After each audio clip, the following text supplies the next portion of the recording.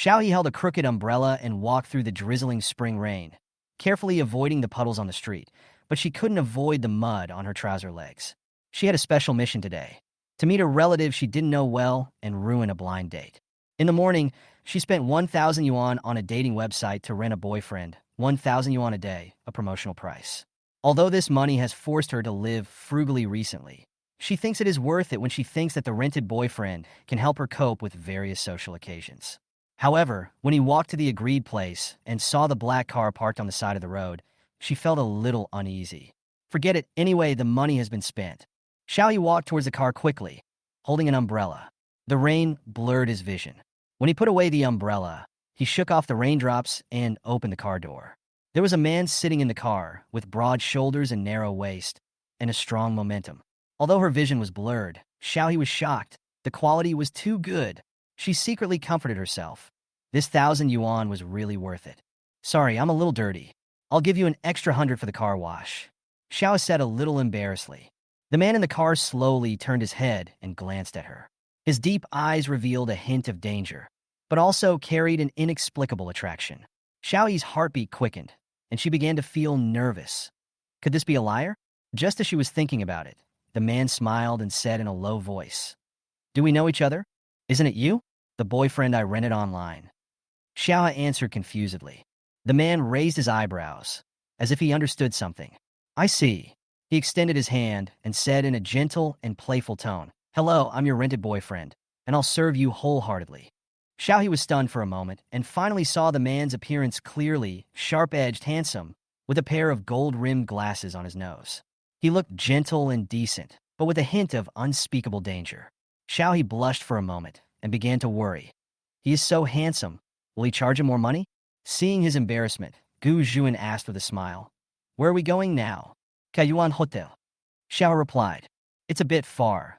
Gu Zhuan adjusted his glasses and said seriously, "You have to add an extra 100 yuan for the fare." Xiaohe was a little depressed when he heard this. "When you guys offer a special price, have you calculated all the minor expenses?" "All businessmen are dishonest." Gu Zhuan smiled even more brightly. "But I am a special offer?" Xiaohe panicked instantly. This man didn't seem to know that he was a special offer, so he quickly tried to smooth things over. Gu Zhuan looked at him with a half-smile and suddenly added, "Are you renting me for a blind date? Or for some other special purpose?" Xiaohe's face flushed instantly, and she quickly explained, "Of course not. I just need you to accompany me to meet a relative." There was a hint of ridicule in Gu Zhuan's eyes, and he chuckled and said, "Free play, right?" The car sped away. However, when they arrived at the Kaiyuan Hotel, everything seemed to become more complicated. In the luxurious hotel lobby, Gu Zhuan's temperament instantly attracted everyone's attention. Xiaohe's heart suddenly sank. He realized that he might have rented a boyfriend who was much more dangerous than expected. At the door of the private room, the waiter came up respectfully and said, "Hello, are you Mr. Xiao? Mr. Zhou has arrived." Chapter 2. The rented fake boyfriend turned out to be a dangerous person. Xiaohe remembered that his cousin Zhou Qingbai appeared only after his mother passed away. That year, Xiaohe was only 11 years old, and a serious illness took away his mother Zhou Jin's life. At the funeral, Xiaohe met his mother's family for the first time, the famous Zhou family in City A. As the eldest grandson of the Zhou family, Zhou Qingbai was cold and serious, and looked like he didn't want to be approached by strangers, which scared Xiaohe at that time. After his mother passed away, the Zhou family moved abroad, and Xiaohe stayed in China to depend on his father. Although he met with the Zhou family through video every year during festivals, Xiaohe had never really gotten close to them. Until recently, the Zhou family returned to City A, and Zhou Qingbai unexpectedly showed great concern for his lifelong event.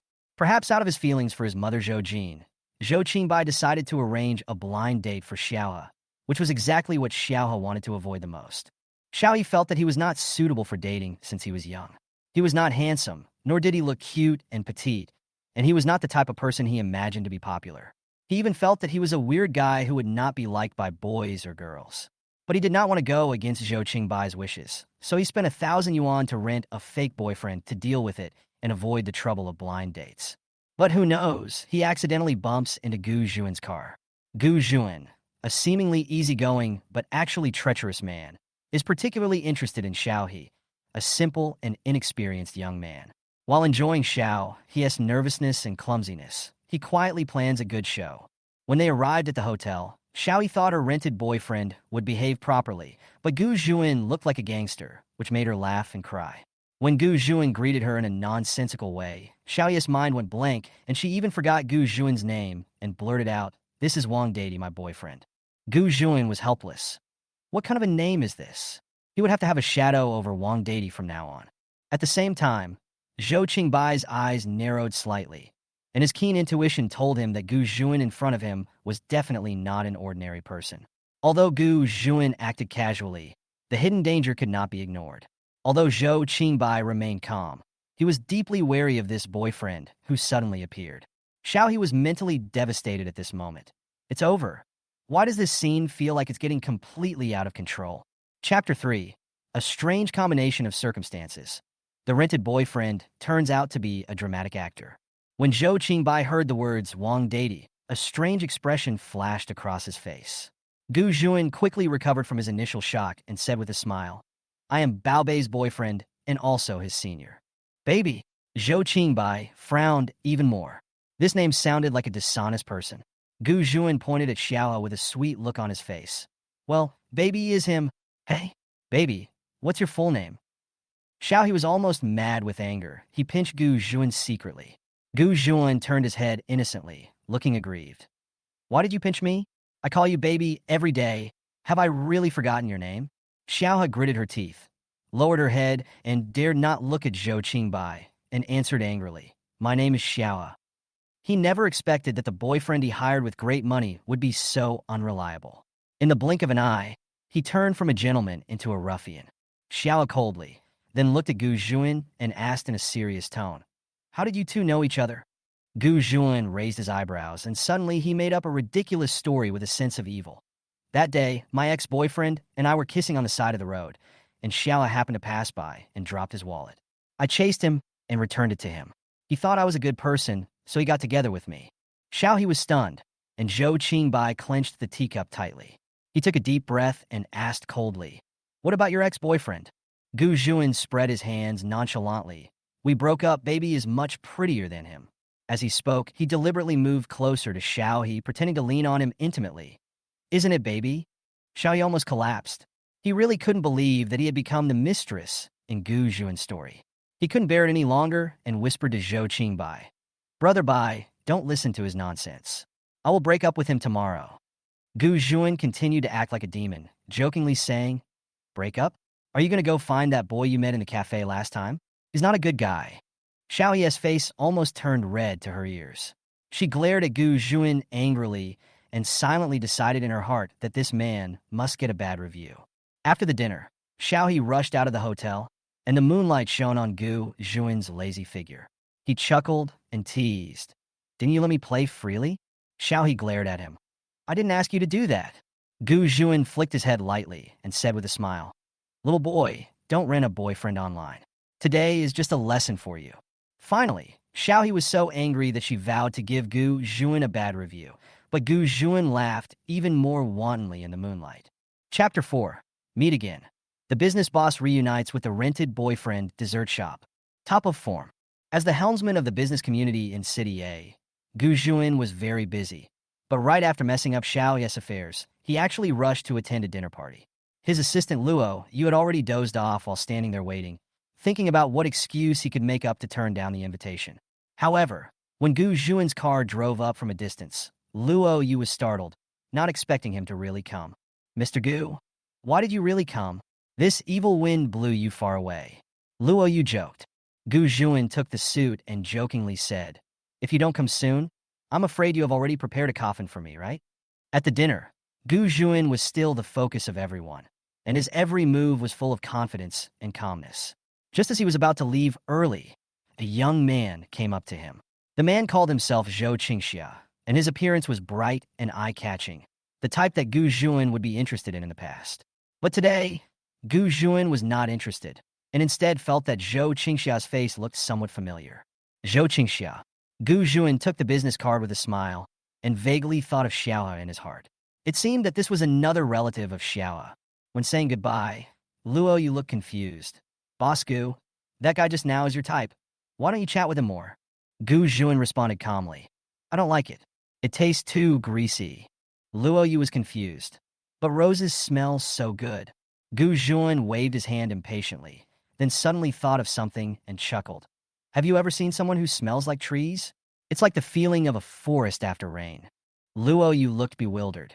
You want to find someone who smells like a tree? Mr. Gu, this is a bit difficult. A few days later, Gu Jun met Xiaohe again. This time, it was in a dessert shop on Shanxian Road. Xiaohe was behind the cashier, greeting customers with a bright smile. The familiar figure immediately made Gu Jun's mouth slightly raised. Oh, isn't this my girlfriend? Gu Jun teased in a nonchalant manner. Xiaohe was speechless. She just felt that Gu Jun was a natural troublemaker.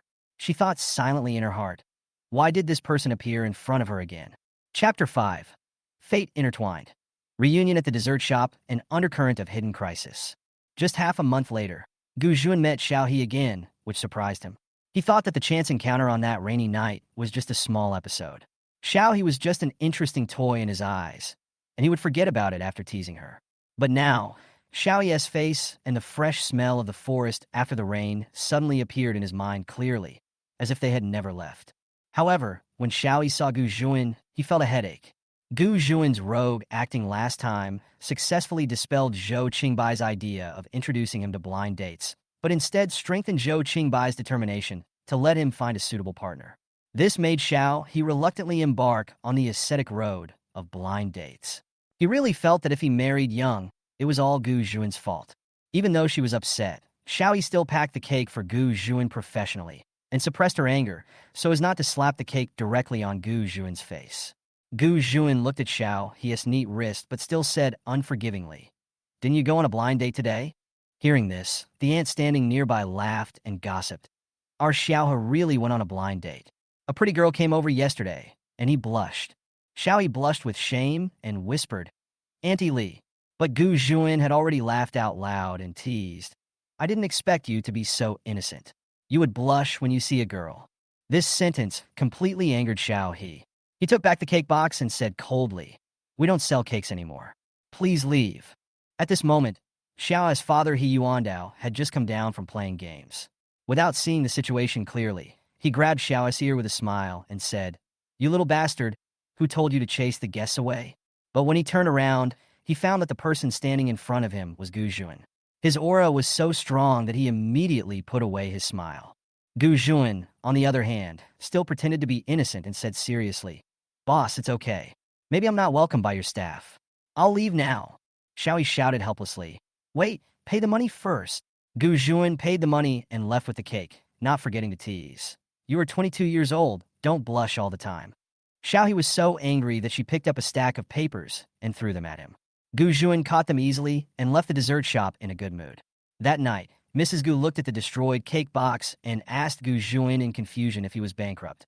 Otherwise, why would he buy such a cake? Gu Jun just smiled and said, I met a fierce kitten on the road, and it scratched the cake. A few days later, Xiaohe was busy in the lab all day and ran to the cafeteria to eat because he was hungry. He ran into an acquaintance, his senior Yin Lingxuan. This senior, Yin, once asked him to help him pursue the school beauty Sang Yin.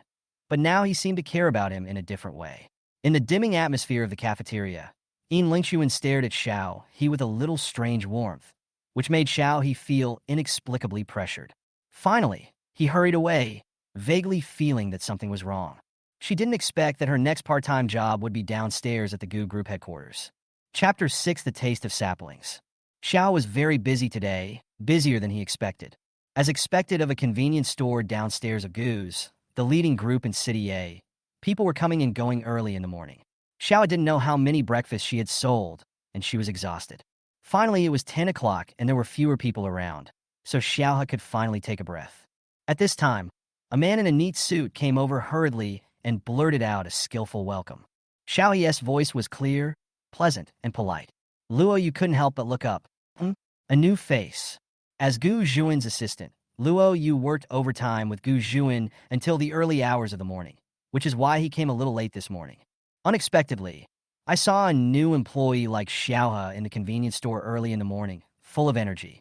Speaking of vitality, Luo Yu thought of Gu Jun's unreasonable request before. Find someone with the smell of small trees. Luo Yu reasonably suspected that Mr. Gu was just making things difficult for himself. By the way, there was a rumor that carrying a marriage talisman in one's pocket could attract romantic luck. Forget it. There happened to be all kinds of colorful cartoon charms in the children's toy section of the convenience store. Luo Yu decided to buy one for Gu Juan and let him attract love on his own. Gu Juan's weird request could only be answered by metaphysics. After scanning the shelves, Luo Yu picked up a pink card of Pretty Cure Warriors, on which was written, "Everyone loves you. Flowers bloom when you see them, and your luck with women is overflowing." The card was already covered in dust, and it was obviously too pink and was disliked by all the customers. When paying with the card, Luo Yu looked at Xiaohe's innocent eyes, which were young but still looked at him without blinking, as if he was looking at a weird old man. Luo Yu was getting more and more embarrassed. The child in front of him looked so young. Was he an adult? No, the convenience store would not accept anyone who was not an adult. Luo Yu gritted his teeth and explained, "I didn't buy this beautiful girl card myself. I bought it for my boss." Xiaohe. Female? Little girl?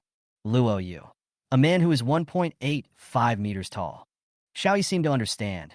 Does he have psychological problems? Luo Yu was embarrassed. To attract him some romantic interest. Xiaohe. She is 1.85 meters tall and has a boss, but she has no romantic relationship? Who is your boss? It's the president of the Gu Group. Xiaohe was even more puzzled. The sisters who work here all say that the boss of Gu's company is a popular person and a lot of people like him. Luo Yu said, "Nonsense. The more peach blossoms, the better. The more, the better." Xiaohe understood. "Oh, I see. Your boss is a scumbag." Luo Yu. Their boss Gu wanted to do something scumbag, but boss Gu has a serious misophobia, and he couldn't bring himself to do it. Although he thought so, Luo Yu still happily agreed with Xiaohe. "Yes, my boss is a scumbag."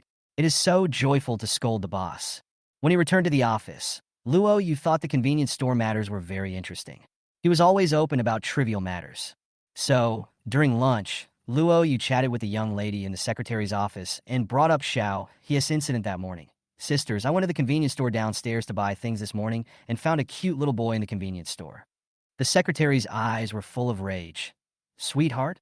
Luo Yu recalled Xiaohe's taste. That boy didn't seem to have much taste. Not sweet.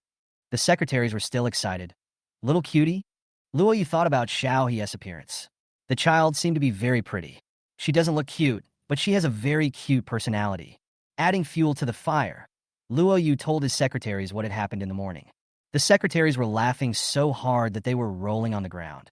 But then they stopped laughing and stared at Luo Yu's back with some horror. Luo Yu turned back tremblingly upon seeing this. And sure enough, Gu Juan was leaning lazily on the table behind him, with his arms folded. "Gu Juan, go on, what's next?" "I'm a scumbag, what's next?" Luo Yu stammered. "After that, I left. Otherwise, boss, could you please be more down-to-earth and go to the convenience store in person to ask what happened?"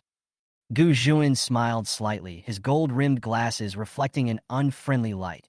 "Zhuozhu continued to work overtime tonight." Luo Yu, he was really broken, Gu Juan, this old fox.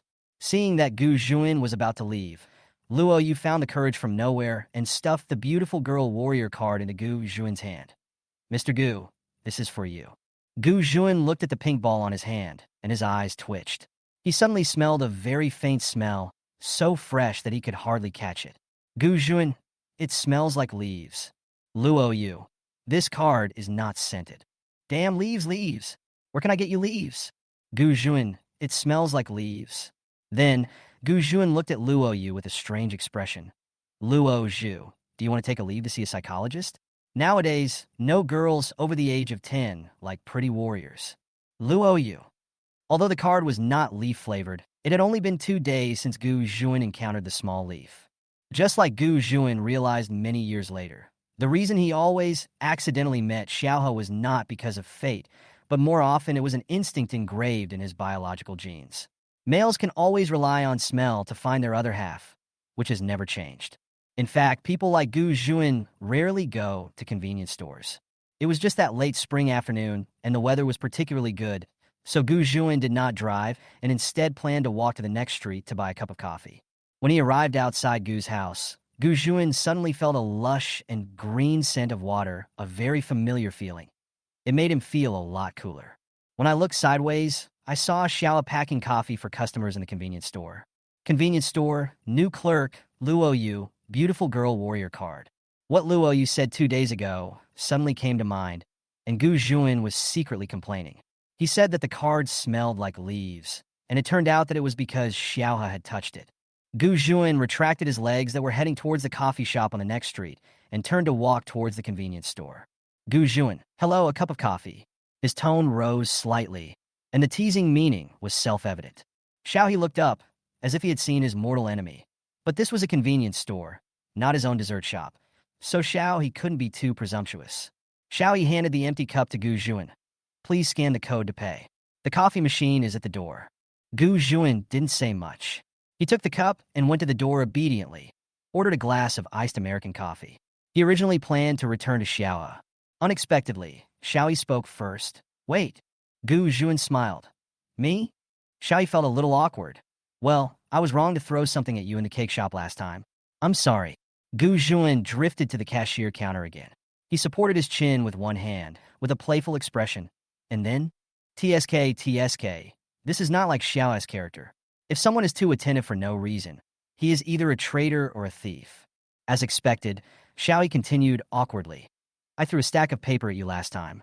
I checked the surveillance and found that you took the paper away. Did you lose it? If not, can you give it back to me?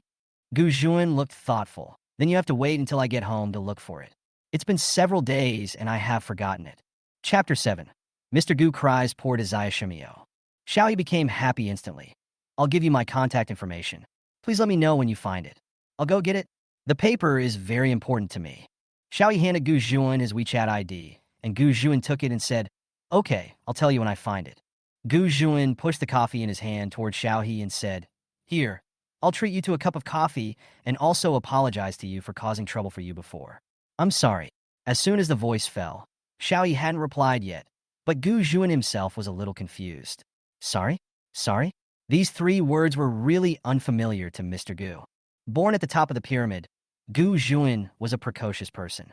His words and deeds would never give people a handle to find fault with him, and he would never apologize to anyone. Now, in this ordinary convenience store, the 3 words, I'm sorry, were said so smoothly that Mr. Gu wanted to slap himself in the face. Seeing Gu Juan's good attitude, Xiaohe felt embarrassed. Hey, it's not all your fault. I have a temper problem too. I want to apologize to you too. I'm sorry. Then, Xiaohe added awkwardly. Then let's just consider it as a reconciliation. Xiaohe is like this. Although he always looks angry, he actually has a very good temper. He loves world peace and likes to be kind to others. Gu Juan suddenly didn't want to slap himself anymore. He had indeed done something wrong, and he should apologize. Otherwise, he would be so narrow-minded, not even half as broad-minded as Xiaohe's. Pushing the coffee in front of Xiaohe, Gu Juan said, Then this cup of coffee is for you. Xiaohe looked at the pitch-black American coffee with a look of disgust. Drink it quickly. It's too bitter. I'll go buy some milk tea after work. Milk tea, milk tea. Xiaohe has already planned to drink all the milk teas around. Gu Juan left work early with a cup of iced American coffee. He drove back to his family home in the suburbs and began rummaging through the drawers. He remembered the stack of papers. Mrs. Gu thought the cake was delicious, so she kept the cake box with the store address on it, and also put the stack of papers together with the box. However, it should be that when the aunt at home was cleaning up, she didn't know where to put the box. When Mr. Gu finally found the stack of papers, the entire Gu family house looked like it had been demolished by Hituchi. Sitting leisurely on the only intact sofa, Mr. Gu drank the lukewarm American coffee while flipping through the paper. Unexpectedly, the paper was full of chemical formulas.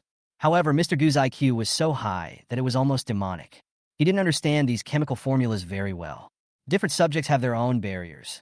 That day, Mr. Gu drove 50 kilometers back and forth and brought a stack of papers back to his home in the city center. It was truly an efficient day. Luo Yu, who worked overtime desperately, would call him excellent if he knew about this. When did you become so idle, Mr. Gu? Mr. Gu, who was free, had been going to the convenience store to buy coffee for several days in a row. Xiaohe had always been curious about why Gu Juan was always around, so one day he finally asked, Do you work around here? Gu Juan, I work in this building. Xiaohe, Then be someone's fake boyfriend online. This building is full of Gu's employees, and the income from working here is considerable. Gu Jun, I forgot about that. He was a fake boyfriend online? and a very cheap one at that. In order to fit his character, Gu Juin began to talk nonsense with reason and evidence. I am a temporary worker here in the logistics team, and I usually repair broken things. Then, Gu Juin began to play the victim. Besides, my mother likes to buy things very much. The money I earn is not enough for her to spend. I can only work part-time at night to supplement the family income. If Mrs. Gu heard what Gu Juin said, she would definitely scold him for talking nonsense. However, Xiao He was very touched. You are really filial. My dad is the same. He loves to buy gaming equipment. I want to learn from you and be someone else's fake boyfriend to earn extra money at night. Anyway, it's not like selling herself. Xiao can accept it. Gu Juin, you better not do it. Just stay in a convenience store. You don't make money by being someone's fake boyfriend. You even lose money if someone complains. Having said that, Gu Juin quickly changed the subject, fearing that Xiao He might have some inappropriate thoughts. Gu Juin said, "What about you? Are you a formal employee of the convenience store? You should still be studying at your age." Gu Juin remembered very clearly that Xiao He was 22 years old, just 4 years younger than himself. Logically, Xiao He was about to graduate. Xiao He obviously didn't want to answer this question, so he started to talk nonsense. My grades were not good, so I dropped out of school. Suddenly, Gu Juin thought of the stack of papers again. The densely packed chemical formulas on them looked like a heavenly book. Seeing Xiao He looking silly, it was probably because her grades were not good and she really couldn't force it. Speaking of school, Xiao He also thought of the stack of papers. Did you find the papers I asked you to help find last time? For some reason, Gu Juin didn't think of giving the stack of papers to Xiao He right now, so he continued to talk nonsense. The stack of papers may be in my hometown. My family lives in a nearby village. It's troublesome to go back, and I have to spend money on the trip. I will find it for you when I go home during the holidays. This is true. The Gu family's main residence is in the suburbs, surrounded by mountains and rivers, and covers a very large area. He just needs some gas money for a trip back. Hearing this, although Xiao He was anxious to get the chemical formulas, he was embarrassed to urge Gu Juin. Then don't forget to help me check when you get home. Alas, Xiao felt that Gu Juin's life was really not easy. Gu Juin was having a hard time and was worried about saying more and making more mistakes. So he took his coffee and went back upstairs to continue the unfinished meeting. Yes, President Gu held a meeting this morning. The plans of his subordinates were completely different and off the mark. If they continue to do things the way they do, the Gu group will go bankrupt sooner or later, and he, Gu Juin, will really have to rely on being someone's fake boyfriend to make a living. Gu Juin gave people in the conference room 1 hour to discuss. During this period, Mr. Gu, who was in a bad mood, went to a convenience store to buy coffee and have some fun. Ever since Xiao came to the convenience store, Gu Juin would go downstairs to buy coffee whenever he was in a bad mood. It had become a habit. Even Luo Yu felt that their CEO, Gu, was in a very happy mood recently. Holding a plastic cup of coffee in one hand and pushing open the door of the conference room with the other, Gu Juin walked elegantly to the main seat and sat down, chuckling and asking, "How is it, everyone? Have you come to a conclusion?" Everyone looked at Gu Juin and couldn't help but break out in a cold sweat. Although Gu Juin was smiling, the smile did not reach his eyes. Especially through the glasses, everyone can see that Gu Juin's eyes are sharp. That is Gu Juin. After all, his methods are chilling. Under Gu Juin's pressure, the meeting finally had a satisfactory result. After everyone left, Luo Yu looked at the coffee on Gu Juin's table and asked casually, "Boss Gu, have you changed your taste recently? Do you drink coffee from convenience stores?" Gu Juin glanced at Luo Yu lightly. "Didn't you ask me to get down to earth?" Luo Yu, ha, if you don't want to say it, then just don't say it. Why are you trying to scare me? Chapter 8. Something is wrong with Mr. Gu. Xiao didn't go to work at the convenience store today because he asked for leave. Today is the Zhou family's family dinner. Zhou Qingbai had invited Xiao to go a few days ago. It was difficult for Xiao to refuse, so he had to get up early, take the subway, and then take the bus, and finally arrived at the Zhou family before noon. Xiao came to Zhou's house. She felt extremely uncomfortable. All the relatives of the Zhou family were always cold and distant towards Xiao. Only those few who smiled at her were mean and mocking. Xiao is Zhou Jin's child. Before Zhou Jin eloped with Xiao's father, she was the Zhou family's old man's most pampered youngest daughter. There were many brothers and sisters in the Zhou family, and none of them were jealous of Zhou Jin. But things are unpredictable, and Zhou Jin fell ill and died, leaving only Xiao he as a child. Over the years, The old man of the Zhou family has ignored Xiaohe. It is said that Xiaohe's father has poor legs and feet and is lame. People always bully the strong and fear the weak. And out of a hidden dark psychology, everyone's attitude toward Xiaohe is not so good, especially Xiaohe's nominal cousin Zhou Qingxia. In the morning, Zhou Qingxia drove her newly bought limited edition sports car to the foot of the mountain near the Zhou family's old residence. She saw Xiaohe, who had just got off the bus and was walking up the mountain with a grunt, and she deliberately honked the horn twice. The car window rolled down, and Zhou Qingxia said with a smile, "Isn't this Xiaohe? It's really unfortunate that this car I just bought is not very convenient to carry you. Thank you for your hard work in climbing up slowly." Having said that, Zhou Qingxia stepped on the accelerator and sped away. Xiaohe silently prayed about harmony and friendliness in his heart. It was his father who abducted his mother, so he must keep a low profile in the Zhou family. But when Xiaohe arrived at Zhou's house, before she could even drink a sip of water, she was once again being treated coldly by Zhou's relatives. Xiaohe felt a little wronged, but also a little relieved for Zhou Jin. Fortunately, Mom met Dad. In Xiaohe's memory, although he Yuandao looked unreliable, he really spoiled Zhou Jin and made her the happiest person in the world. Xiaohe really couldn't imagine how depressing Zhou Jin would feel if he continued to live in such a home. Zhou Qingbai came down from upstairs after finishing his work and saw Xiaohe standing blankly in the corner of the hall, with beads of sweat on his nose. He stood there, looking a little restrained and a little lonely. Looking at the mean faces of the Zhou family members not far from Xiaohe, it was obvious that Xiaohe was being bullied. Walking to Xiaohe's side, Zhou Qingbai ignored the others and patted Xiaohe's shoulder from behind. "Xiaohe, you here. Why didn't you ask me to pick you up? This mountain road is so difficult to walk on." Xiaohe turned around and smiled sweetly.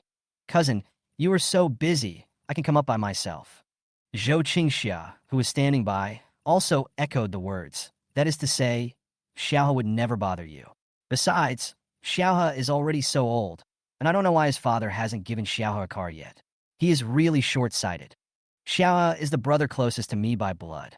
I don't have time to talk to others, but I still have time to talk to Xiaohe. Zhou Qingxia curled his lips quietly, feeling a little indignant. But then he thought of another thing and said with a little pride, "Cousin, can I go and discuss the business with Gu's Entertainment?" Zhou Qingbai. "Why?"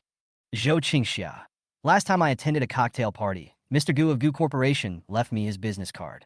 He only gave me his business card that day, and no one else had one." Zhou Qingbai pondered for a moment and said, "Then you will be responsible for this first, but you can't use any dirty tricks." The Zhou family has just returned to China, and Zhou Qingbai has a lot of things to do. He is indeed a little powerless in the field of entertainment. But Zhou Qingxia is happy and has good resources, so it is not a bad idea to hand it over to Zhou Qingxia. Xiaohe, who had been standing beside him, and said, "Come upstairs with me. Grandfather wants to see you." Zhou Qingbai's grandfather, Xiaohe's maternal grandfather. The first time he met the old man of the Zhou family was at Zhou Jin's funeral. Xiaohe didn't expect to meet the old man again after 10 years. The old man, who was still strong and healthy back, then seemed to have shrunk and looked much older in an instant. Xiaohe stood outside the door, thinking that this was her mother's father, and raised the corners of her lips and whispered, "Grandpa." Upon hearing the voice, Mr. Zhou looked towards the door. There was a thin young man whose features resembled his youngest daughter, Zhou Jin. The young man stood there with a pure smile, standing tall like a young pine tree. Mr. Zhou was dazzled for a moment. "Come here, let Grandpa take a look." Xiaohe stepped forward, and Grandpa Zhou took Xiaohe's hand and talked about family matters, asking Xiaohe if she was okay and what she liked, but he definitely didn't ask about Xiaohe's father. Over the years, it's not that Mr. Zhou didn't care about Xiaohe, but he was afraid that Xiaohe would blame him. When he saw Xiaohe, he couldn't help but talk a lot. The topic went around in circles, and finally Zhou Laozi asked, "Son, do you have someone you like?" Xiaohe blushed. No. Zhou Qingbai, who had been waiting on the side, interrupted and said, "Don't worry, grandfather. I have already arranged a blind date for Xiaohe." Mr. Zhou said repeatedly, Okay. You have to find a good one for our Xiaohe." Zhou Qingbai said seriously, "Don't worry, grandfather. I will keep a close eye on it. I won't agree to even a street thug." For example, Zhou Qingbai would definitely not agree to the Wang deity he met last time. Xiaohe seemed to know what Zhou Qingbai was thinking. He stood there in silence. What was there to say? The Wang deity back then was indeed not worth watching. Xiao couldn't refuse Mr. Zhou's request. Although he had a weak relationship with the Zhou family, Grandpa Zhou was his grandfather, and he looked genuinely kind and benevolent, and he always had good intentions for him, both overtly and covertly. Xiao didn't want to go on blind dates. He had lacked elders around him since he was a child, and he was too embarrassed to refuse the kindness of the elders. With no other options, Xiao started dating again. But as the saying goes, there is no wall that is impenetrable. Gu Juan learned about this news on the first day Xiao embarked on her blind date again. That day was a beautiful sunny day. A big project of Gu Corporation was successfully negotiated, and Assistant Luo was happily bragging about it to his secretaries. He just felt a gust of cold wind blowing past from behind. Looking back, I saw Gu Juan walking slowly past me with a cup of coffee and a depressed look on his face.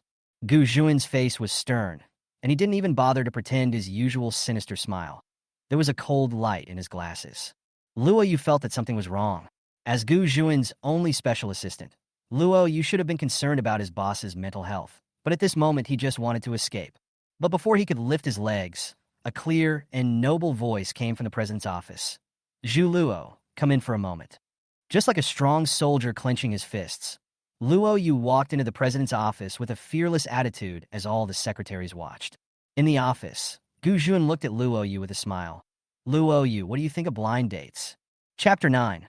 Little Sapling rides a bicycle to carry Mr. Gu. What do you think of blind dates?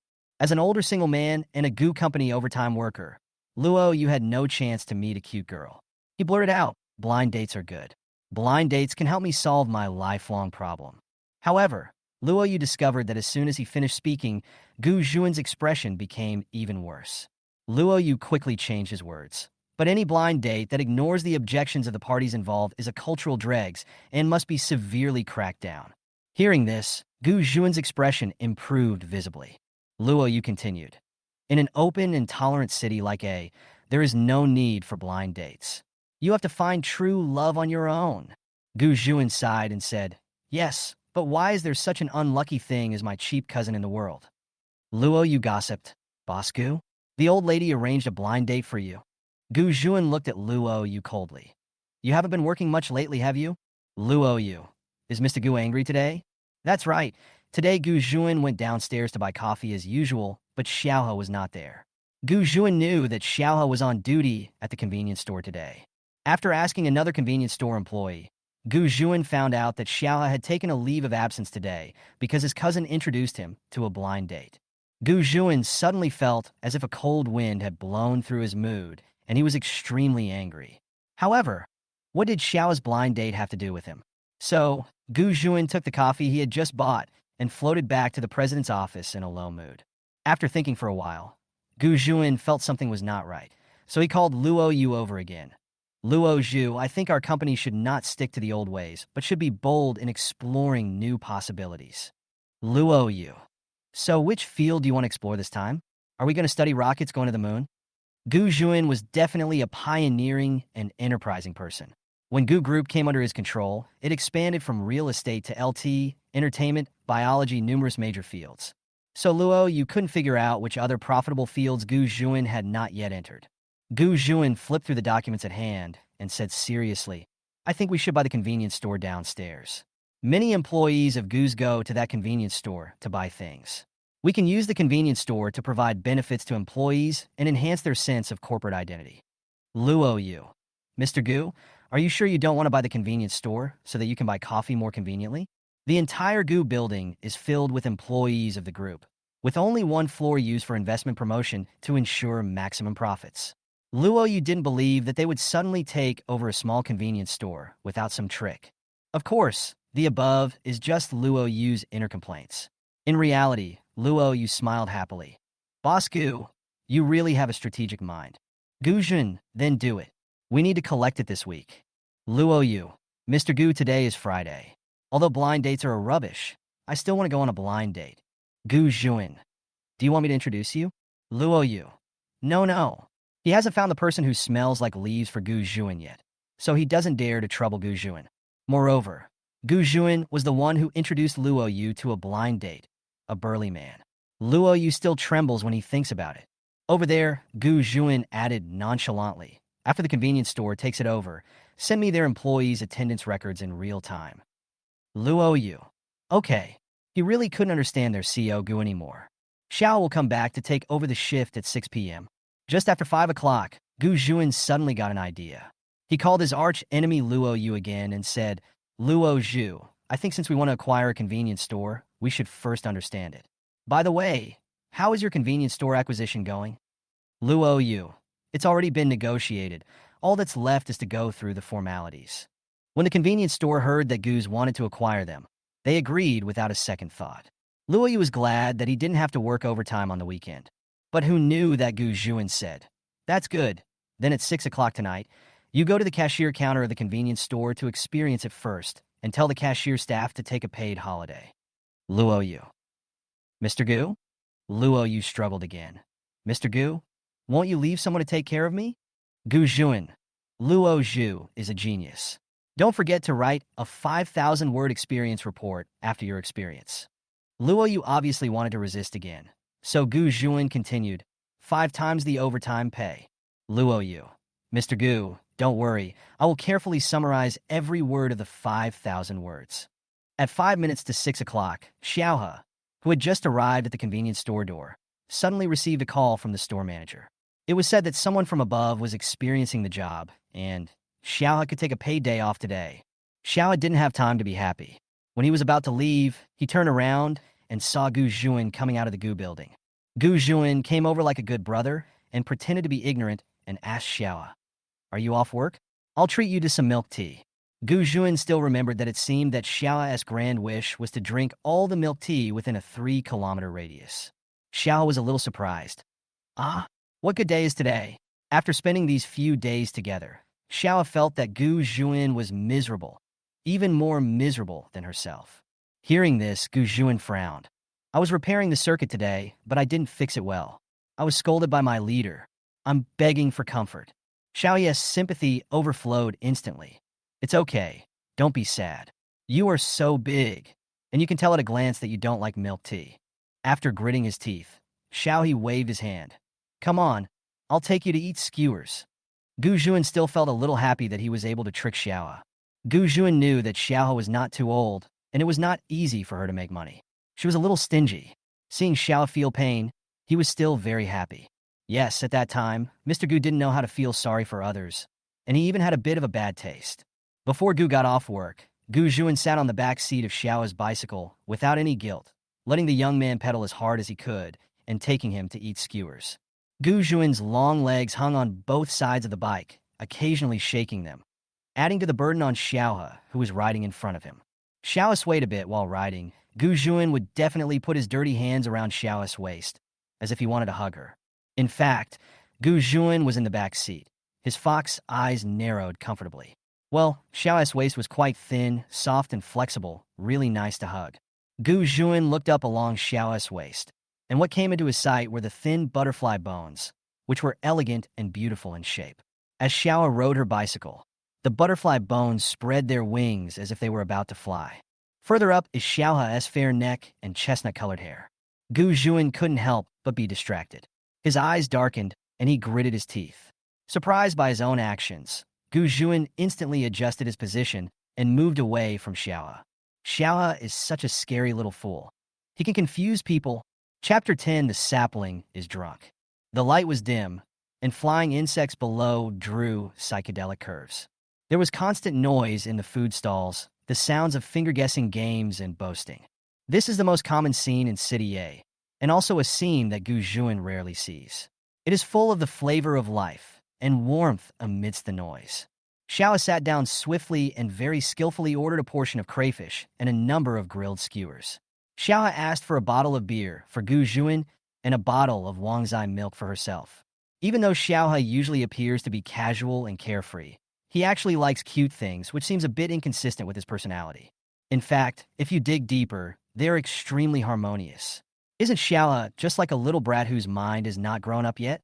In less than 2 minutes, Xiaohe had skillfully placed the order. Mr. Gu looked at the chair that seemed to still be stained with oil.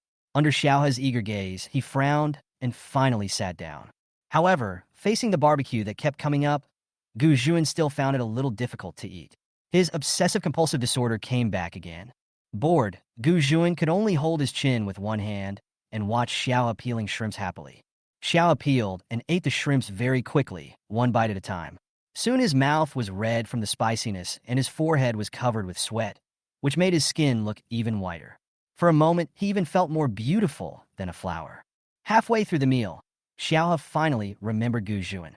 Seeing that Gu Juan hadn't moved his chopsticks, Xiao thought that Gu Juan was letting him eat first, and suddenly he felt a little ashamed. Xiao peeled another crayfish neatly and handed it to Gu Juan without hesitation. Here, don't just look at it. Eat together. Gu Juan looked at the red crayfish and fell into deep thought. It doesn't look very delicious. Xiao urged him. Open your mouth, ah. Gu Juan opened his mouth. Ah. A crayfish was thrown into Gu Juan's mouth, and the fragrance instantly filled his mouth. Xiao was a little bit proud. It tastes good, right? Gu Juan. What happened just now? Was he fed by Xiao? Coming back to his senses, Gu Juan finally asked the question he had been wanting to ask today. I heard from the convenience store employee that you went on a blind date today. How was it? Was it your cousin who introduced you? Hearing this, Xiao became a little depressed. Well, the other party is a LT man, quite good, but we are not quite suitable. Gu Juan raised his eyebrows slightly. Why? Xiao? That's right. When I chat with him, I don't dare to laugh too much. There's an idiom that says, respect each other like guests. Xiao lowered her eyes and said, besides, she may not like me. So why waste both of our time? Gu Juan. How can you be so depressed on your first blind date? Xiao did not look at Gu Juan, but poked the shrimp shells on the table. He whispered, you don't know about my affairs. Perhaps she felt that she was in a bad mood and didn't want to infect Gu Juan with her bad mood. So Xiao raised her head and smiled brightly. I don't feel as comfortable with that person as I do with you. If I were to be rude to you, you wouldn't be too embarrassed. I don't dare to speak loudly to that person. Xiao's words are a bit ambiguous if you think about them carefully. People are like this. The closer they are to someone, the more unscrupulous they become. But Gu Juan knew that Xiao had a simple mind and only regarded himself as a friend. Especially in the past few days, Gu Juan always went downstairs to the convenience store to chat with Xiao. The relationship between the two has improved a lot, and they are really like friends. However, Gu Juan came to his senses and thought carefully about Xiao's words. It seemed that he could be scolded at will. How could this be reasonable? When he looked up again, Gu Juan saw Xiao staring at the beer in his glass, with a look of eagerness to try. Xiao, Gu Juan, is your beer good? Gu Juan, it doesn't taste good. Xiao, liar, stingy guy, the wine is not good. Then why do so many people like to drink it? Gu Juan, you already have the answers. Why are you still asking me?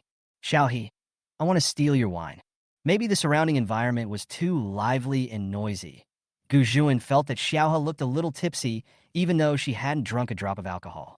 Just when he was about to stop Xiao quickly swung the bottle and blew it at the bottle. Gu Juan was helpless. He wanted to stop it, but he failed, so it was not his fault. The young man in front of me was quite interesting when drinking, like a little hamster, with his mouth puffing up and down. At first, Gu Juan was not too worried. After all, he could not drink, and it was just a bottle of beer, and the alcohol content was not high. However, after only a dozen minutes, Gu Juan found that he had overestimated Xiao's alcohol tolerance. Because Xiao had been quiet for quite a while, he held the wine bottle in both hands. His eyes could not fully focus. He looked confused and innocent, and at first glance, he looked so well-behaved that it made people feel soft-hearted. Gu Juan stood up and carefully poked Xiao's hand with his index finger. Where is your home? I'll take you home. Xiao smacked his lips and said a little aggrievedly, I don't want to go home. Can't I act crazy after drinking? Can I act crazy after drinking? Xiao became more and more obedient. Gu Juan had no choice but to sit down again. He said in a gentle voice, then how are you going to act crazy when drunk? Are you going to hit people or curse at them? Let me tell you first, if you want to hit someone, I will hit you at most 5 times. If you hit more than that, forget it. Gu Juan felt that he was just taking care of a child, and even his own words were too childish. Xiao on the other side didn't hit or curse anyone.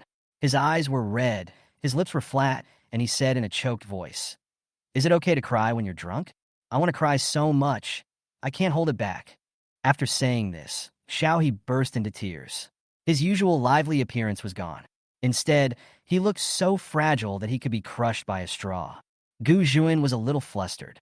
He subconsciously handed Xiaohou a bottle of Wangzai milk and said, "Drinking sweet milk makes you feel better." Seeing Wangzai milk, Xiaohe was puzzled. He held back his tears and said, "Is it not allowed to cry?" Gu Juan sighed. "Go ahead and cry. I'll watch you cry." Alcohol numbed Xiaohe's nerves, and some emotions hidden in her heart suddenly found a breakthrough. "I'm so stupid. I messed up something a year ago." Gu Juan comforted him. "People always make mistakes. Just correct them and make amends." Hearing this, Xiaohe's eyes filled with tears. He cried without making any sound, but his tears fell drop by drop on the table. "It can't be fixed. Can't fix it after a person dies?" Gu Juan felt a little heartbroken when he saw Xiaohe breaking at the slightest touch, but he still couldn't help asking, "Is the person who's not here your lover?" Xiaohe shook her head weakly. "Not a lover, but a stranger who died in front of me." As if she had thought of something, Xiaohe's tears fell even harder. "I don't have a lover. Except for my father and my deceased mother. No one like Xiaohe. Xiaohe is not likable at all." At the end of his speech, Xiaohe was obviously very aggrieved, and he even started sobbing. Gu Juan knew that some things could not be asked out of curiosity, so he could only stand up and walk to Xiaohe, hugging him comfortingly. "You are quite likable sometimes." Xiaohe heard this, and he processed it with his drunken brain. "That is, most of the time, I am still not likable." After saying that, Xiaohe cried even harder, as if a faucet was turned on, and she cried until she hiccuped. For the first time in his life, Gu Juan was at a loss. Help! Although he usually seemed to be a playboy, he had never coaxed anyone before, especially for a little fool like Xiaohe. How could he coax her? Chapter 11, Where to Put the Sapling? The moon is high in the sky, and the sky is full of stars. Gu Juan was carrying Xiaohe on his back and standing in front of Xiaohe's bicycle, feeling a little headache. After thinking for a few seconds, Gu Juan made a prompt decision and called Luo Yu. "Luo Zhu, I'll give you an address. Come and pick me up." Luo Yu, who was working diligently at the convenience store, said, "Boss Gu, I can't leave the convenience store. You don't know how busy the convenience store is right now." As he spoke, Luo Yu was still distracted and greeted the guests. "Wait a moment for the Odin. It will be delicious after cooking for another 5 minutes." Obviously, Luo Yu is very satisfied with his new job. Xiao steadily with one hand and hung up the phone mercilessly with the other hand, then called his good friend Lu Xingyang. At that time, Lu Xingyang was happily dancing in the bar, surrounded by beautiful women, and he was very happy.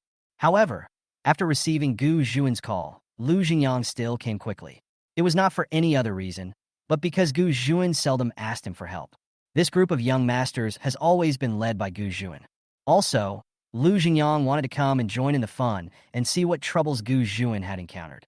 However, once we got there, it was indeed quite troublesome and weird. Under a big willow tree in front of a barbecue stall, there was a young man hanging on Gu Juan's back. The young man had thin arms and legs, and hanging on Gu Juan, he looked like a koala. The koala's eyes were red and swollen from crying, and bubbles were occasionally coming out of his nose. It was obvious that he was crying very sadly. However, the young man did not feel wronged. He even rubbed his snot on Gu Juan's back in a daze. Lu Xingyang was stunned. It's strange. Even in such a situation, Gu Juan, the living devil, didn't throw the man down. Moreover, Gu Juan's misophobia is simply outrageous. Burning with a raging fire of gossip, Lu Xingyang stopped the car in front of Gu Juan. "Hey, isn't this Master Gu? When did you become so miserable?" "Tut tut." Gu Juan kicked Lu Xingyang's car door and said impatiently, "Please help me put the bicycle under the tree in the trunk." Xiao curiously. He teased, "Old Gu, what about the slug on your back? Do you want me to help you pull it off?"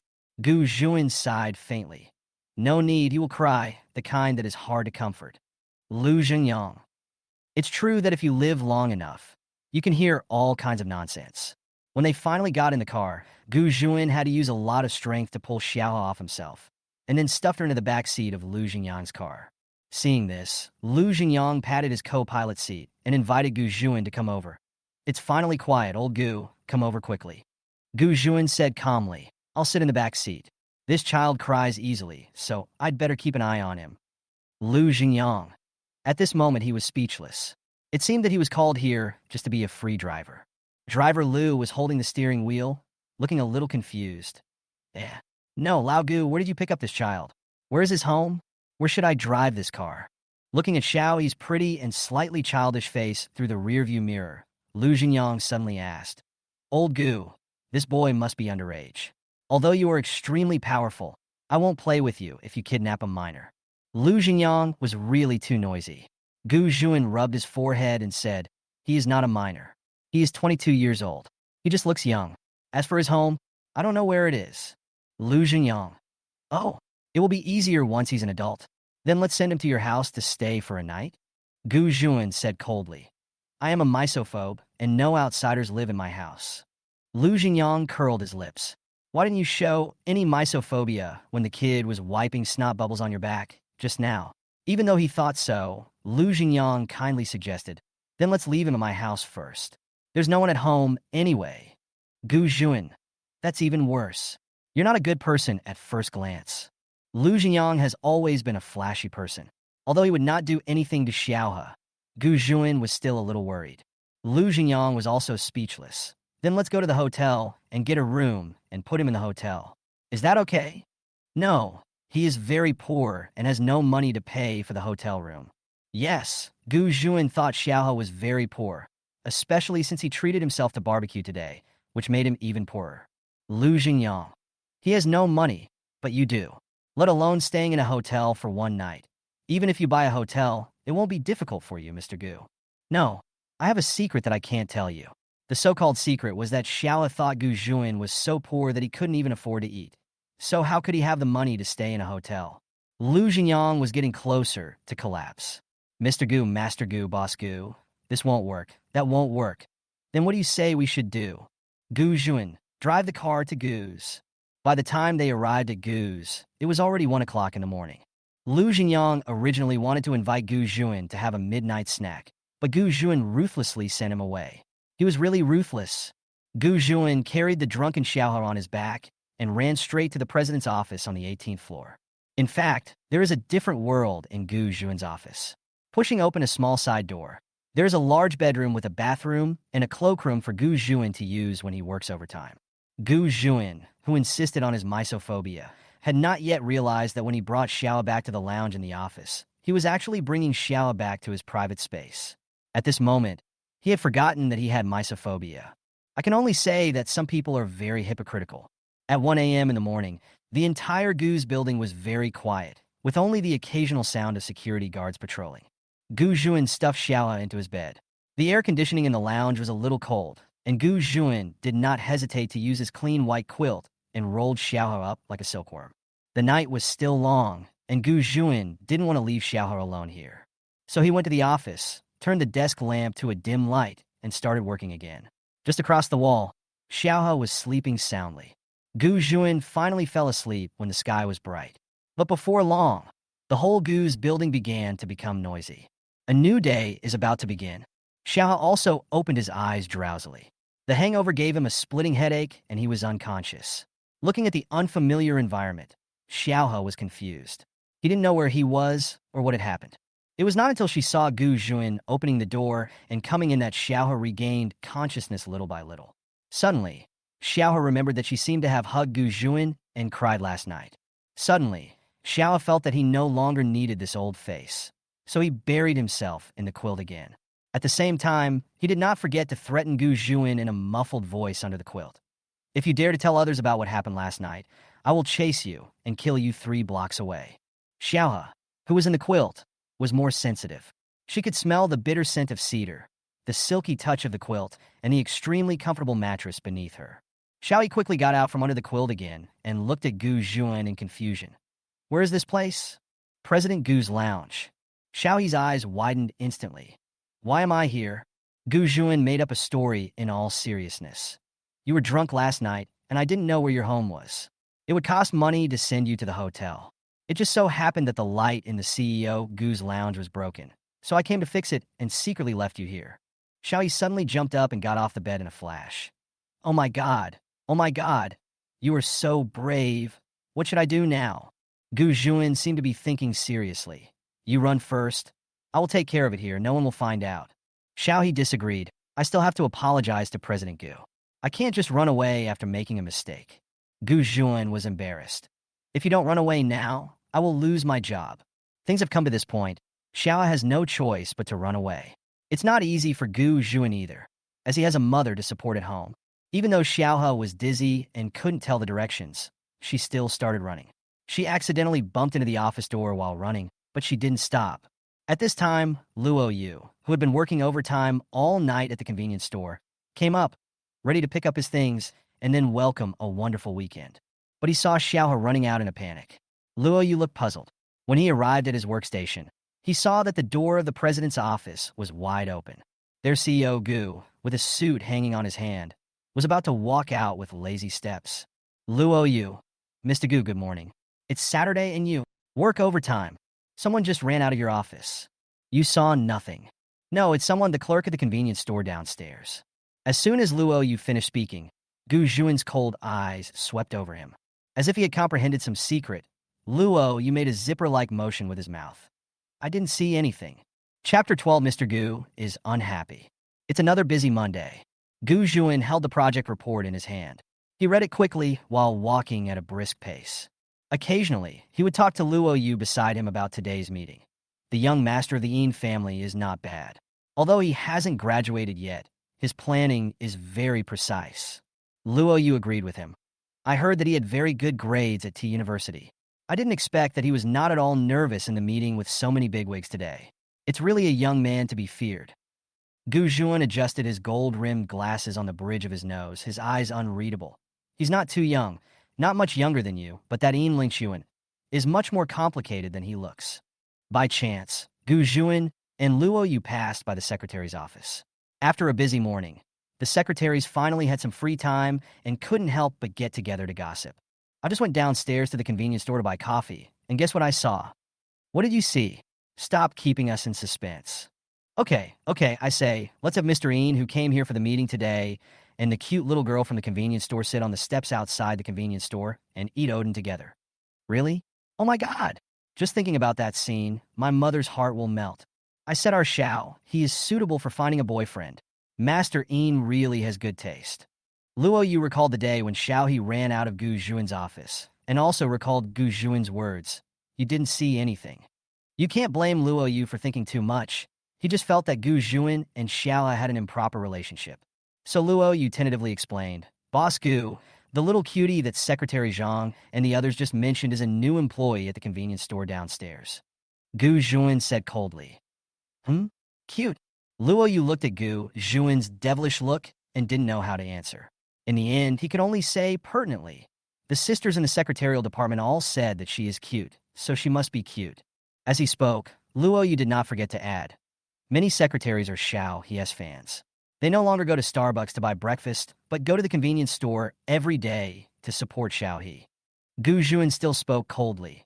Oh, so popular. Luo Yu continued to test. Mr. Gu, you have been drinking coffee from the convenience store downstairs recently, so you should have seen the little cutie. Of course, what Luo Yu didn't dare to say was that the child had fled from your office early in the morning. Gu Juan, I have seen her. I don't think she is very cute. She is skinny and has a head of hair that always sticks up everywhere. She is just a little whiter, has clearer eyes, better skin, and speaks more energetically. There are no other advantages. Luo Yu, you can't insult others like that.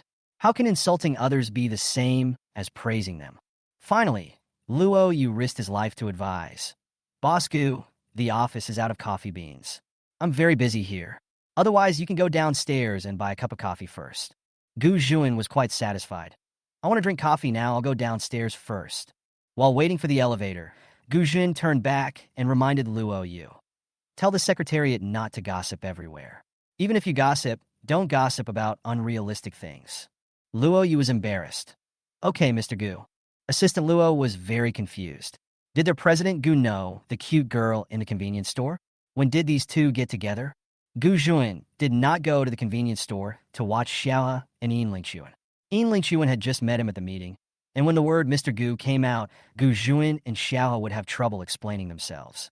At this time, the reception room on the second floor of Gu's house was empty, with only Gu Juan leaning lazily by the window. He poured himself a glass of red wine, which swayed gracefully between his fingertips. But Gu Juan's eyes were fixed on the steps in front of the convenience store, without blinking.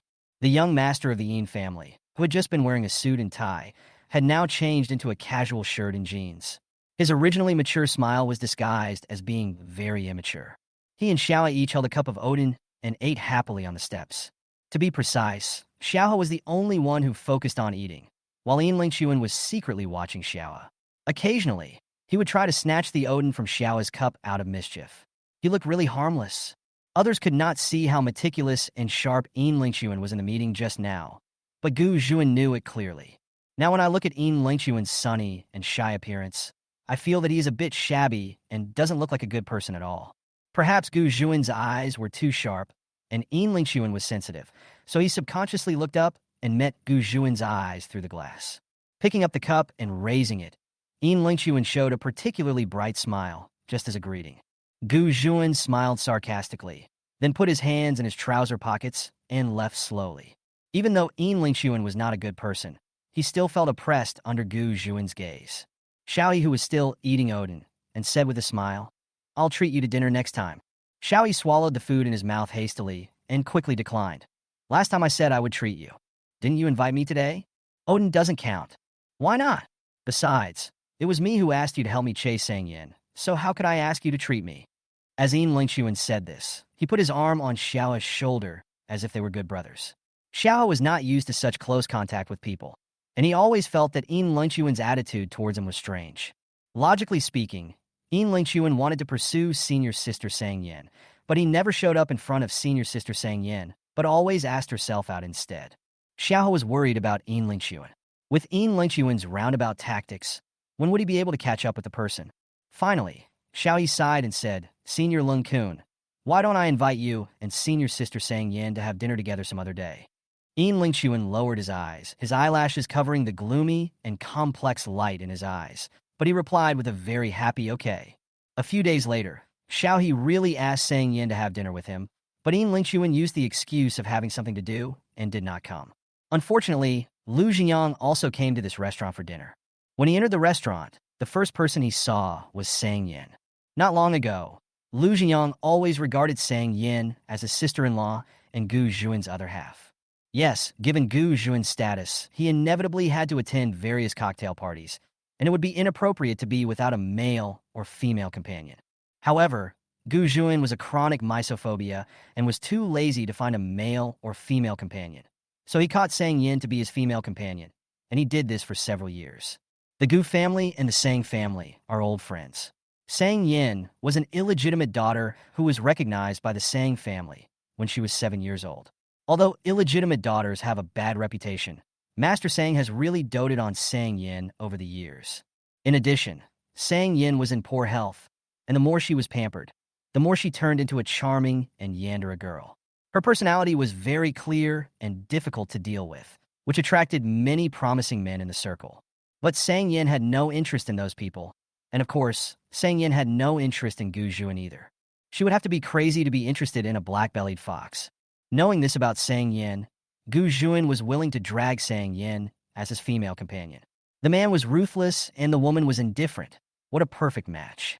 Although this was true, over time, Gu Zhuan and Sang Yin became a real couple through word of mouth. At least that's what Gu Zhuan's buddy Lu Jinyang thinks. Chapter 13. The Little Tree Goes to Fight. At that time, Sang Yin was leaning softly on the sofa, picking rose petals one by one, and staring at Xiao He, occasionally teasing. Our Xiao He is really getting cuter and cuter. Xiao He was flipping through Sang Yin's physical examination report, frowning. "Senior, everyone said you can't eat ice, and you have to go to bed early and get up early." Sang Yin disagreed. "Don't we still have you? My little doctor." Xiao He lowered her eyes and said seriously, "I don't have that ability. It depends mainly on your self-discipline. Otherwise, how can I get my body in good shape?" Sang Yin didn't want to listen to Xiao He's nagging. He was a good child, but due to his physical condition, he was almost turning into a little old man. Sang Yin extended his index finger, lifted Xiao He's chin, and squinted his eyes to look at her. "Xiao He, I heard that your cousin is introducing you to a blind date recently. Don't you want to go on a blind date?" "Yes, I also rented a boyfriend online." Thinking of the unlucky Gu Zhuan, Xiao He said bitterly, but that fake boyfriend didn't perform well that day and failed. Sang Yin looked at Xiao He's face and loved her even more. Our little Xiao He, such a good child, can't let those blind date partners get away with it. Hearing this, Xiaohe also sighed very sadly. Senior sister, what should I do? Sang Yin smiled more charmingly. Look for a senior sister. I will personally be your girlfriend. Xiaohe had stars in her eyes. Senior, is it okay? After a pause, Xiaohe thought of the pursuers behind Sang Yin, so she said disappointedly, forget it. There are so many people chasing after you. What if they ruin your fate? Xiaohe had a head of messy hair. She had just been lecturing her in a fierce manner, but now she looked as lonely as a puppy. Sang Yan's maternal instinct suddenly arose. She stretched out her arms and hugged Xiaohe. Dear Xiaohe, those people are not as important as a Xiaohe. They are not cute at all. Xiaohe fluttered in Sang Yan's arms. Senior sister, please let go. You seem to be blaming Annie. When Lu Jingyang came into the restaurant, he saw this scene. Sang Yan was touching Xiaohe. Sang Yan, that's Gu Juin's. How can Lu Jingyang, the sister-in-law who has sealed his name in his heart, get involved with others? Lu Jingyang quietly changed the angle and continued to monitor secretly. He finally saw the face of Sang Yan's adulterer. It was a very young face with smooth facial lines, but with a sharp coldness. The young man had a pair of peach blossom eyes, and there was a kind of ignorant affection when he looked at people. When he smiles, he looks bright and energetic. To be honest, the young man is not the type to be stunning at first sight. You need to look at him slowly. The more you look at him, the more attractive he becomes. He is a good-looking little puppy, the type that Sang Yin would like. Lu Jingyang is already worried about his brother Gu Juin. Gu Juin is that sinister and foxy look, and he is hard to understand behind his glasses. His competitiveness is a bit weak. Then Lu Jingyang thought again. Why does the young man opposite Sang Yin look so familiar? After thinking about it, damn, isn't this the man that Gu Juin was hanging on that night? He was also the one who wiped snot bubbles on Gu Juin's back. Xiao's eyes were red and swollen from crying that night, and she had been sleeping with her eyes closed that Lu Jingyang did not recognize her at first sight. At this moment, Lu Jingyang recognized that 1,000 alpaca horses were galloping in his mind. Who can tell him what's going on? Lu Jingyang pondered it carefully with his usually dissolute mind and finally found an unreliable answer. Gu Juin is not a human being. This thing is amazing. He really has feelings for Sang Yin. He was able to even discover Sang Yan's secret of adultery. And after discovering it, he was able to remain calm and secretly trap Sang Yan's adulterer. Yes, Lu Jingyang has automatically substituted Xiao for Sang Yan's adulterer. In a fit of excitement, Lu Jingyang secretly took a photo of Zhang Xiaohe and Sang Yin and sent it directly to Gu Juin via WeChat with the caption, Gu Juin, you are really a piece of shit. You even deceived such a simple boy. At that time, Gu Juin was watering the saplings in his office. His cell phone vibrated. He opened it and saw Xiaohe and Sang Yan's faces clearly printed on the screen. The old witch Sang Yin clearly treated Xiaohe's face as dough. She stretched out her hands and pinched her face unhappily. Xiaohe's brows were almost wrinkled to the corners of her mouth. Gu Juin continued to water his saplings and did not forget to reply to Lu Jingyang with a question mark. Lu Jingyang typed away quickly, stating all his guesses, and finally concluded. Boss Gu, you really love Sang Yin, but Sang Yin doesn't like you as much as her little puppy. Gu Juin replied. Otherwise, your eyesight is not very good. Which eye of yours saw that I was interested in Sang Yin? But speaking of little puppies, Gu Juin thought of Yin Lingxuan again, who took off his suit and put on casual clothes, pretending to be harmless. Gu Juin couldn't help but ask again, are puppies more popular now? Lu Jingyang was excited. Yes, Gu Juin. I'm telling you, you have to hurry up, Sang Yin. Gu Juin tapped on the screen nonchalantly. Sang Yin and that little puppy can't be a couple. At most, Sang Yin treats the little puppy as his son. Also, Lao Lu, you should watch less melodramatic dramas. It lowers your intelligence. Lu Jingyang. Oh, Sang Yin treats the little puppy as his son. Gu Juin and Sang Yin are a couple. Lu Jingyang understood. It turns out that Gu Juin wants to be the little puppy's father. No matter what Gu Juin wants to be for Xiaohe, Xiaohe cannot escape the fate of blind dates. Sang Yin had something to do here. And before he could take up the job of being Gu Juin's fake boyfriend, Zhou Qingbai arranged another blind date for Xiaohe. Helplessly, Xiaohe could only go alone again, but this time he was unlucky and actually met a scumbag guy. In the thunderous evening, Xiaohe sat in a coffee shop, his head hung, stirring the coffee in the cup with a casual attitude. In fact, Xiaohe doesn't like coffee very much. If she has to say what she likes, then Xiao likes milk tea the most. It's sweet, warm, and non-aggressive. The coffee spoon hit the wall of the cup, making an indecent sound. Xiao looked up at the blind date opposite her. Sure enough, the man opposite her looked at the coffee spoon in Xiao's hand, frowned, and looked a little disgusted. The blind date partner was wearing a black, old-fashioned suit, with his hair tied up behind his back.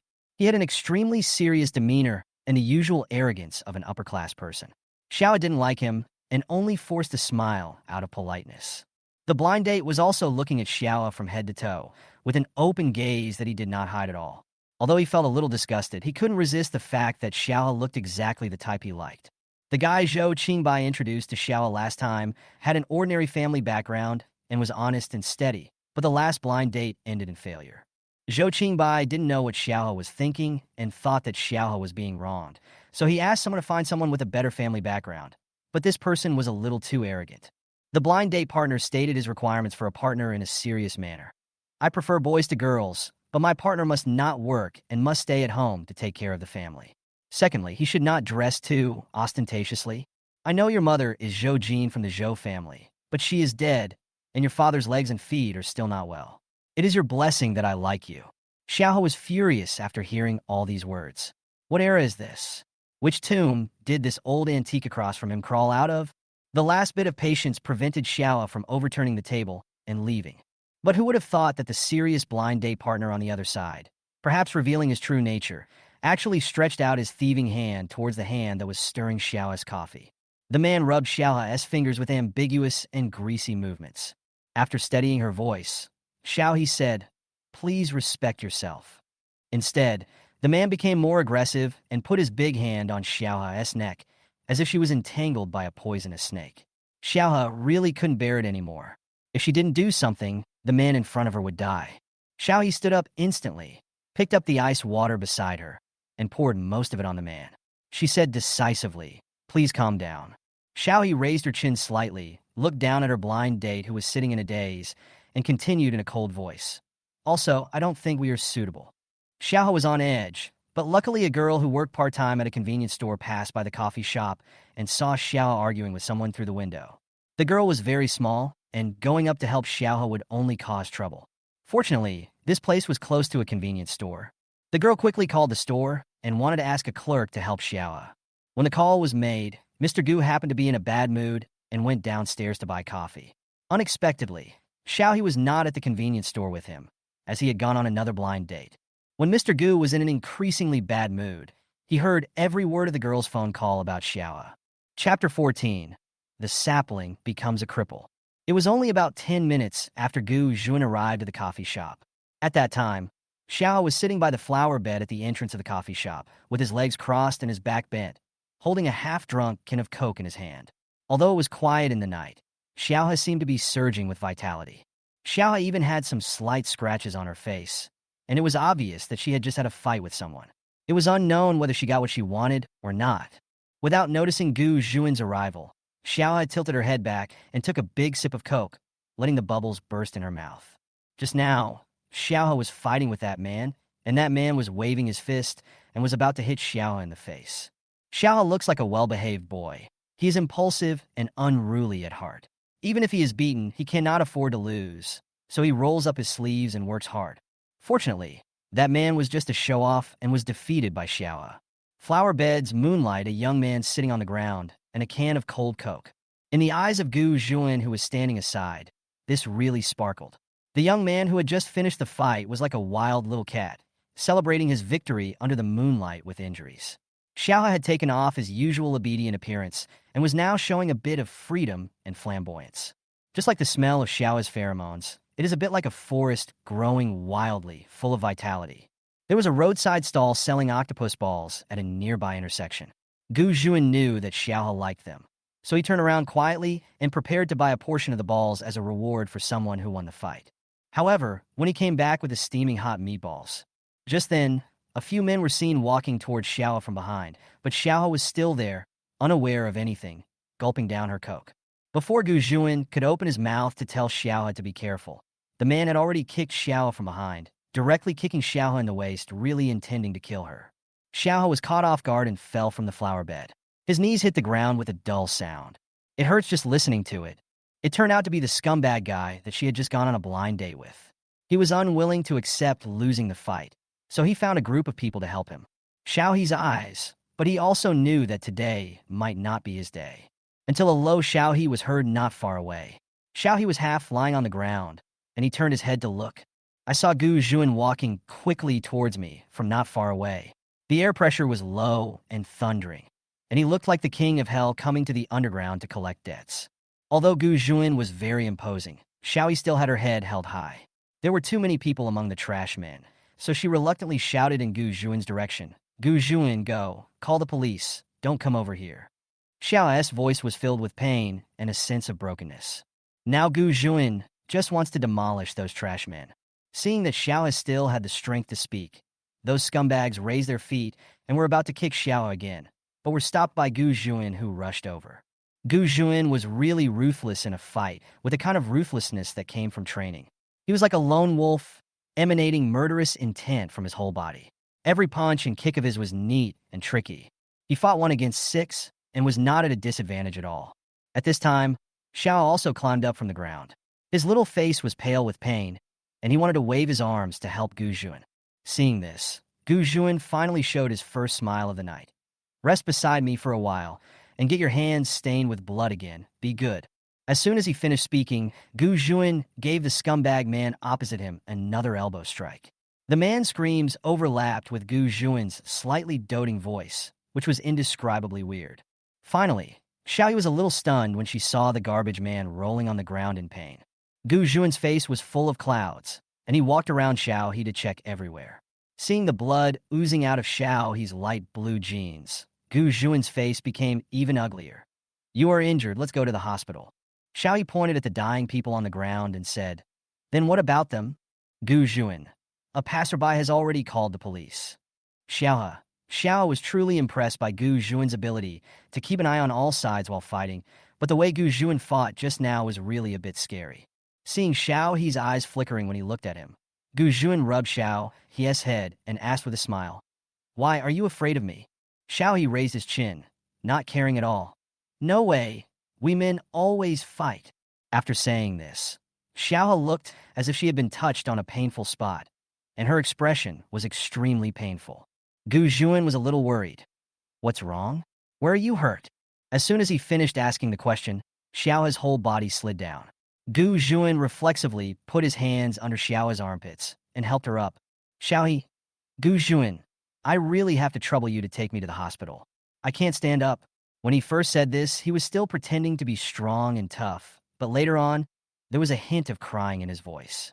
Gu Juan was really a little anxious. "What's wrong?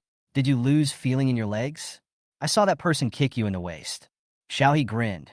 "It's okay, the nerve was not hit. It was just the bone that hit the ground. I think the inner ankle was fractured, and the soft tissue was abraded." Xiaohe didn't even look at herself, but confidently uttered some relatively professional medical terms. Gu Juan was a little curious, but he didn't have time to think too much about it, because Xiaohe, who he was supporting, was almost as soft as noodles. Fortunately, there is a hospital near the cafe, only 500 meters away. Picked up Xiaohe and prepared to take her directly to the hospital. Xiaohe hunched over in pain, breathing weakly. "Gu Juan, does it hurt?" "It hurts so much. You deserve it. How could you, with your skinny arms and legs, be the first to start a fight?" Xiaohe couldn't help but retort, "Then I can't let him bully me." Gu Juan could already guess what the so-called bullying was like, as Xiaohe was so angry. It was probably that person had done something to Xiaohe. Gu Juan couldn't help but slow down his tone. "Next time this happens, you should give in and call me, and I will help you fight." Xiaohe smiled weakly.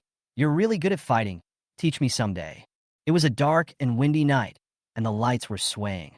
Gu Juan carried Xiaohe to the hospital. He also thought the hospital would be deserted. Unexpectedly, the hospital is always busy with so many people: birth, aging, sickness, and death. Gu Juan originally wanted to make a phone call and ask Luo Yu to make some arrangements secretly, but he noticed from the corner of his eye that Xiaohe's fingers were pressing on his ankle. Gu Juan turned around and wanted to tell Xiaohe not to move. But with a click sound, Xiaohe's dislocated bones were straightened out by him. Xiaohe didn't shout or cry out, but just groaned.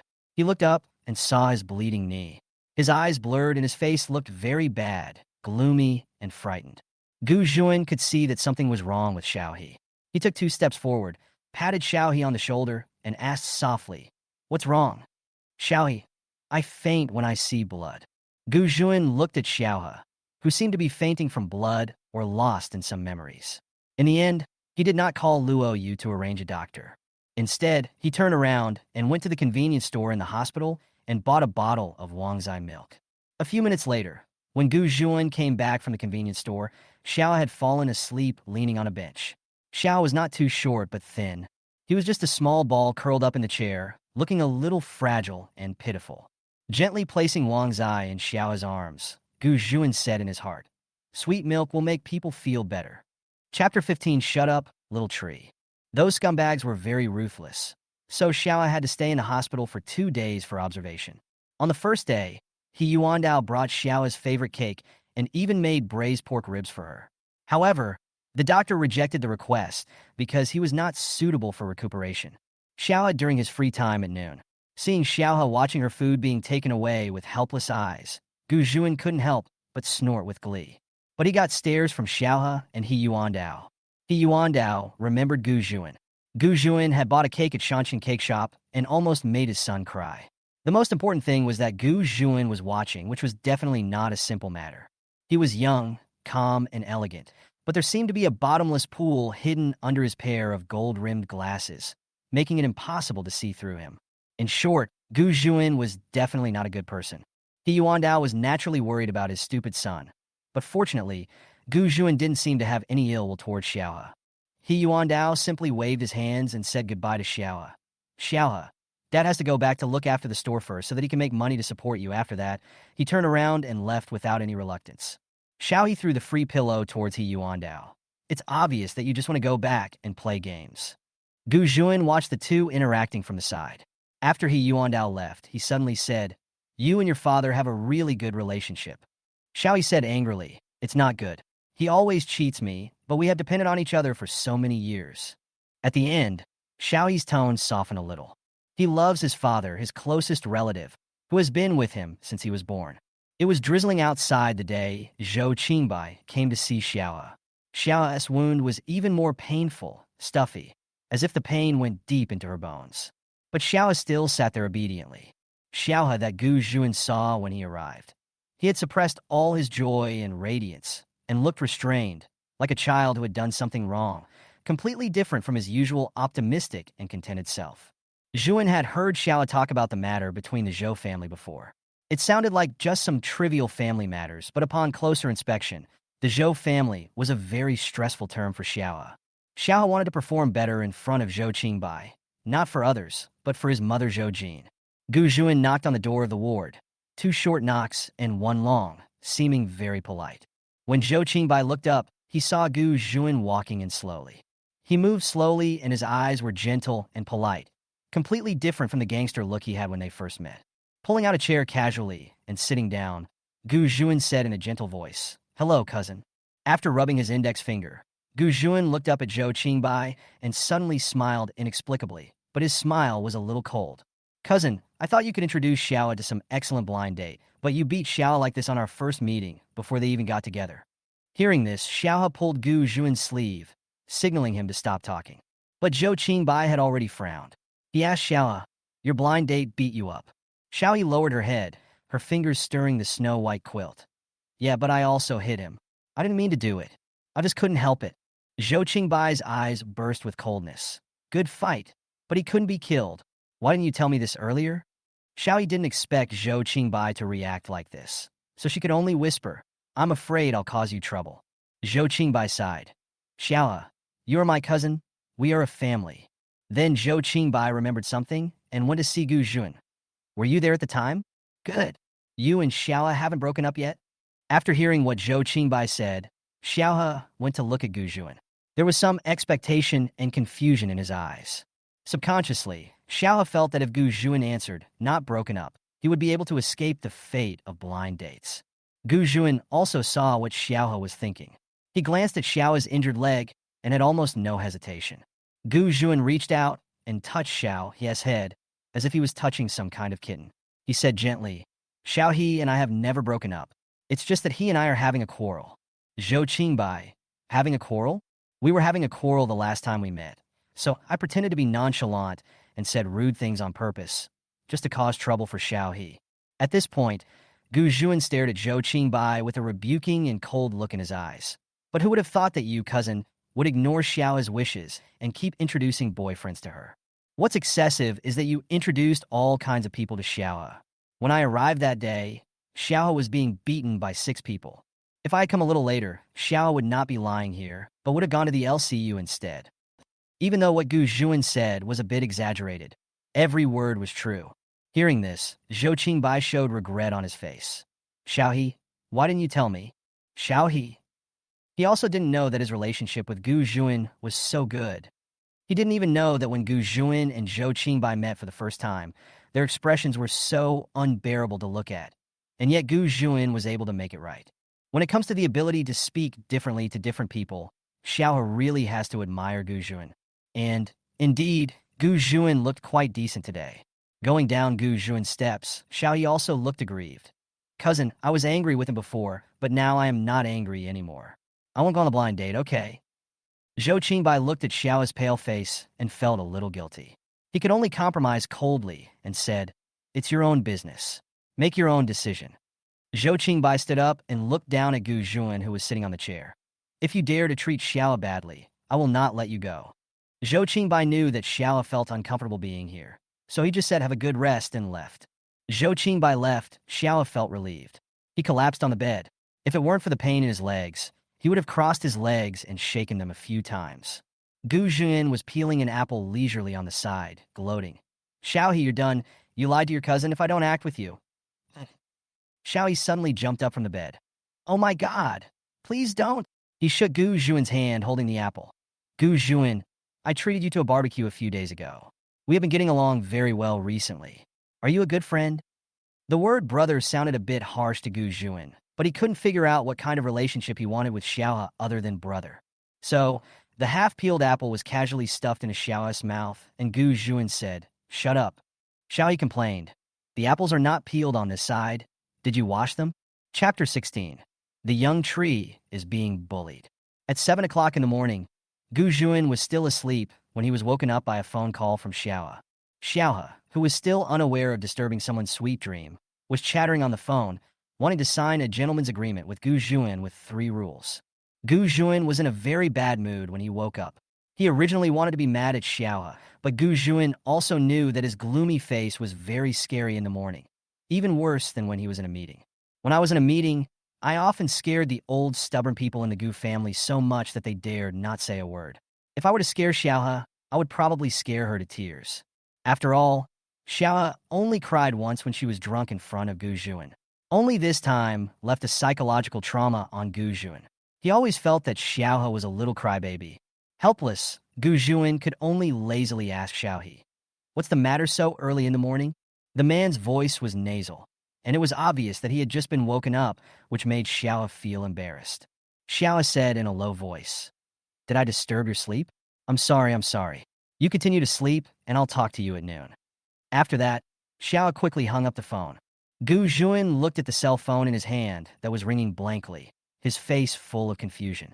He didn't do anything mean to Xiaohe, so why did he act like he had done something unforgivable? TSK. Young boys are really troublesome, even though Gu Zhuan is only 5 years older than Xiaohe.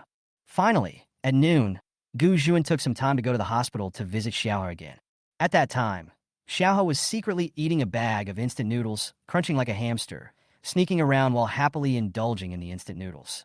Gu Zhuan entered the ward, took a chair, and sat down with ease. Xiaohe was still eating instant noodles in big mouthfuls, fearing that the doctor would confiscate his snacks during rounds later. Xiaohe ate. Gu Zhuan asked, Why did you get up so early in the morning? Xiaohe pointed to his injured leg and said nonchalantly, My leg hurts and I can't sleep. Then why did you call me this morning? Ask me to rub your legs? I dare not trouble you. Xiaohe finished the last bite of instant noodles and took out 2 pieces of paper from behind the pillow. On the paper was a cooperation agreement handwritten by Xiaohe, the content of which was nothing more than inviting Gu Zhuan to play the role of her fake boyfriend for 800 yuan per performance. When Gu Zhuan saw the agreement, he was amused. Oh, the division is so clear? Xiaohe hugged his knees and curled himself up into a ball. He analyzed seriously, although we are friends now, brothers still have to settle accounts. It's your job to pretend to be someone's boyfriend. You can't not make money, and don't you have a mother who loves shopping? Only then did Gu Juin realize that Xiao had remembered every word of his nonsense. Gu Juin couldn't help but joked. My appearance fee was 1,000 before. Why is it 800 now? Xiao he was a little embarrassed. Isn't it because I'm poor? Besides, we are a long-term cooperation, so I can give you a 20% discount. Xiao he raised 3 fingers and swore. But I can often steal small cakes from my house and give them to you. My small cakes are delicious. Xiao's eyes lit up when he mentioned the cake, like a little fool. Gu Juin couldn't help but hold his forehead and laugh. Okay, I'm poor anyway. 800 yuan is a waste, sign it. Xiao he wrote with great vigor and energy, and his characters were very beautiful, but he insisted on drawing an ugly smiley face after his name. Gu Juin followed suit and drew a smiley face behind his name. At the same time, he reminded Xiao, make 2 copies and sign one. That day, Xiao and Gu Juin reached a friendly strategic cooperation.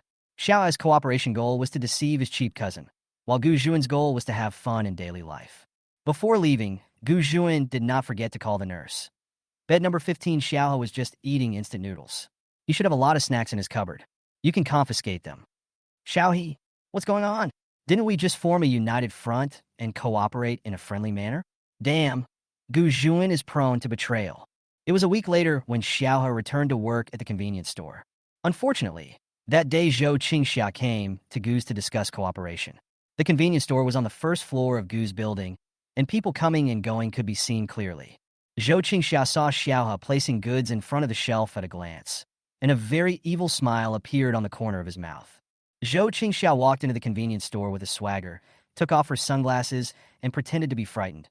Hey, Xiao, why are you here? Xiao knew that Zhou Qingxia looked down on him and even had ill will towards him. So even though Zhou Qingxia was his distant cousin, Xiao still didn't have a good face towards him. I'm at work. Can't you see that? Zhou Qingxia laughed even harder. Hey, Xiao, if you want to go to work, then go to work. Why do you have to work in a convenience store? It's not easy to work here. You might as well ask Brother Qingbai to arrange for you to work in the company at home. Although you look stupid, it's just an easy job. I guess Brother Qingbai won't mind it too much. Xiao didn't react, but just whispered, shut up. Zhou Qingxia narrowed her eyes. Who are you calling noisy? Xiao looked directly at Zhou Qingxia. I was talking about the cicadas outside, chirping nonstop. Could it be that, cousin, do you think I was talking about you? Zhou Qingxia. You feeling a little angry, Zhou Qingxia decided to make things difficult for Xiao. It just so happened that it was Chinese Valentine's Day recently, and convenience stores had a lot of big boxes of chocolates. With a hypocritical smile, Zhou Qingxia whispered, Xiao, I came here on behalf of Zhou Corporation to discuss cooperation. The cooperation was rushed, and I didn't have time to prepare gifts. It's Chinese Valentine's Day, so see if you can help. Xiao, just tell me what you want to do. No need to beat around the bush. Zhou Qingxia said sarcastically. I want to order 300 boxes of chocolates to give to Gu's employees. With so many boxes, could you please send them to the convenience store? Before Xiao could answer, Zhou Qingxia added, logically speaking, this is also within your scope of responsibility. Xiao, you won't refuse me, right? It was indeed within Xiao's scope of responsibility. Zhou Qingxia ordered 300 boxes of chocolates, which met the standards for home delivery. Xiao, okay, which floor should the chocolate be delivered to? Zhou Qingxia smiled even more happily. Gu's has 24 floors in total. Just send 10 boxes to each floor, and the rest will be sent to the 18th floor. The 18th floor is the stronghold of the president's office and some of Gu's senior executives. Considering Zhou Qingxia's love of showing off and making connections, she really needs to send more gifts. 300 boxes of chocolates, delivered to each floor of the 24-story building. This is really difficult for Xiao, a little cripple. But Xiao is a bit stubborn. Work is work, and personal matters are personal matters. Even though she knows that Zhou Qingxia is deliberately making things difficult for her, Xiao cannot just give up her work. After Zhou Qingbai settled the bill, he left.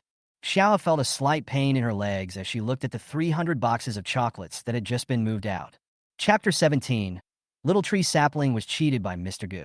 In fact, as early as the first day Xiao returned to work at the convenience store, the news spread in the secretarial department. The little cutie in the convenience store downstairs had turned into a little cripple. Watching the little cripple has become the most interesting activity in the secretarial department recently. It is said that Gu's secretaries have unique preferences. These women are very strong and decisive in doing things. Compared with the delicate and weak young white flowers, they prefer energetic young men like Xiao. Unfortunately, most of the men in the entire Gu building are cold and unromantic. Only the convenience store has a lively person like Xiao, so the secretariat treats Xiao like a giant panda. When the giant panda, oh no, when Xiao was carrying a large box of chocolates and limping to the 18th floor, he unexpectedly saw many familiar faces, all of whom were the sisters who liked to form groups to tease him. Xiao immediately greeted the sisters happily. "So you work on this floor?" When everyone in the secretarial department saw Xiao for the first time, they were happy. Then they wondered why this child was carrying such a big box. And the third time, they felt that their little cripple looked so pitiful as he was shaky and about to fall. The two girls who were closest to Xiao took the box from Xiao and asked, "Why are you here?" "Xiao, the convenience store received a large order to deliver chocolates to your goose. Are you just sending us to this floor?" All 24 floors are delivered. Everyone in the secretarial department was immediately annoyed. "My dear, Xiao, you are still a little cripple now." "Yes, but don't try to show off. If you don't take good care of your legs now, you will be a cripple for the rest of your life." Xiao had touched her legs in horror and felt as if her legs were moving away from her. There was so much chatter outside that the sound had already reached Gu Zhuan's office as president, where he was holding a video conference. He adjusted his glasses and came out with a sinister smile before I could ask any questions. He saw that the woman surrounded by the group of women was Xiao. While Xiao didn't see him, Gu Zhuan dodged and quickly hid back in the CEO's office, not forgetting to lock the door. It was a close call. How did Xiao get up here? Gu Zhuan sat back in his chair with lingering fear. The partner in the meeting couldn't help but ask, "Boss Gu, what are you doing?" Gu Zhuan smiled and said, "It's okay." The little wildcat downstairs in the company ran up and rolled around outside to act like a spoiled brat. At this time, a certain wildcat outside was still worried about his legs. A secretary patted Xiao on the shoulder and said, "Xiao, it's okay, don't worry. I'll call Lao Luo and ask him to help." Xiao was confused. "Ah?" But the secretary had already called Luo Yu. Lao Luo asked the two security guys to help Xiao move the chocolates. Yes, Xiao is already lame like that. If he climbs up to the 24th floor a few more times, he will definitely kill our Gu group. Lao Luo, hurry up, hurry up. I'll take that as your agreement. Either you find someone to help you move, or you move it yourself. Luo Yu, who was preparing to entertain Zhou Qingxia on the 17th floor. Zhou Qingxia, who had just walked out of the elevator, saw Luo Yu holding his phone at the elevator entrance with a troubled look on his face, and asked considerately, "Assistant Luo, is there something wrong?" Luo Yu apologized. "Mr. Zhou, wait a minute, I'll make a call." Zhou Qingbai, "It doesn't matter." Luo Yu called Gu's property management and said, "Please find 2 security guards to help move the chocolates from the convenience store downstairs." Yes, there is only one lame guy on duty at the convenience store downstairs today. I don't know which unlucky person ordered 300 boxes of chocolates at once and asked for them to be delivered to every 24 floors of Gu's. Zhou, unlucky. Qingxia, damn, how did Xiao file a complaint with Luo Yu? Luo Yu continued to complain on the phone. Who said it wasn't true? Xiao is already lame like that. Isn't this embarrassing for the child? The people in the secretarial department are going to explode. I have to entertain the young master of the Zhou family. Can I ask 2 security brothers to help me? Zhou Qingxia, Xiaohe is really capable, and he seems to be able to get along with everyone, just like his mother Zhou Jin. In secret, Zhou Qingxia's eyes flashed with ferocity, but when Luo Yu hung up the phone, he immediately smiled and said, "Assistant Luo, what happened to Mr. Gu today?" "Boss Gu has something to do today, so he sent me to receive you." Luo Yu had long been accustomed to it. There were really too many people who were self-righteous. At that time, Zhou Qingxia only received a business card from Mr. Gu. Did he really think that Mr. Gu had any feelings for him? Luo Yu has been with Gu Zhuan for many years and has some understanding of him. Gu Zhuan was born to be in a superior position. He is cold-hearted and unkind to the point of being inhuman. He is extremely indifferent to feelings and never gets involved in the world. Although I don't know what kind of person Gu Zhuan likes, it's definitely not someone like Zhou Qingxia. Zhou Qingxia had a very depressing day today. She wanted to play a trick on Xiao but failed, and she wanted to see Gu Zhuan but failed. But Zhou Qingxia was confident. He firmly believed that Gu Juin was playing hard to get with him. He had to stay calm. There was still a long way to go. Half a month later, Xiao's leg finally healed. It happened to be the weekend, and Xiao was drinking milk tea and enjoying the air conditioning at home. He was bored and suddenly thought of the time when he and Gu Juin were hostile to each other. He threw a stack of papers at Gu Juin. The stack of papers was very important to Xiao. Gu Juin said that the stack of papers was in his hometown in the village, and he could only get it when he returned home on the weekend.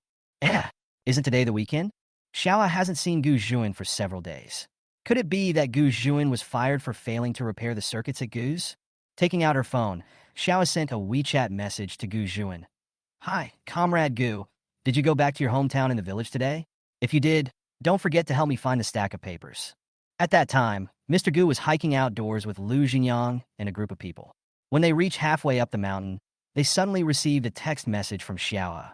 Gu Juin looked around and saw that there was indeed a small village at the foot of the mountain. Gu Juin has never been a good person. In the business world, he is profit-driven and deceitful. But when it comes to Xiao, he is calculating and teasing.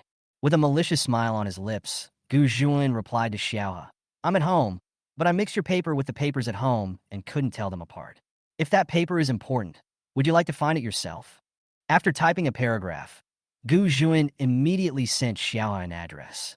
Xiao looked at the address, then lay on the bed and looked at the cloudy sky, and returned to, okay, I'll find you. Seeing Xiao going out with an umbrella, Yuan Dao, who was playing games, did not forget to stop her. Xiao, where are you going? It's going to rain soon. I also cooked pork ribs for you. Don't you want to eat it? Xiao waved her hand. Leave some for me. I'll come back to eat in the evening. After thinking about the address Gu Juin gave, Xiao added, it might be a little late. You don't have to wait for me for dinner. Save the ribs for me.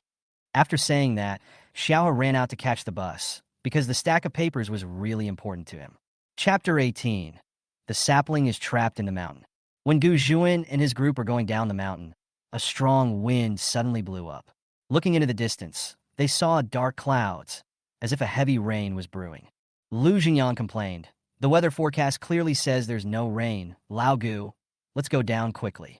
When Gu Juin thought of Xiao, he felt a little uneasy. At the same time, he felt that Xiao would definitely find a place to shelter from the rain. Besides, it was summer and raining was a very common thing.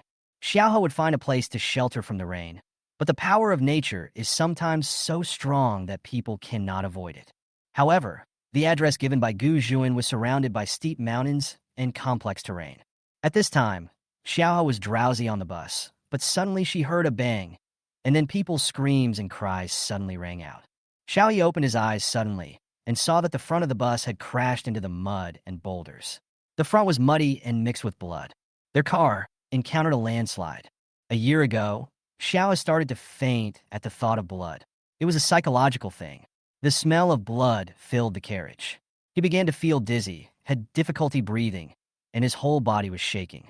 But when I looked at the front of the car, I saw the driver slumped in his seat, his breathing weakly, so he could still be saved.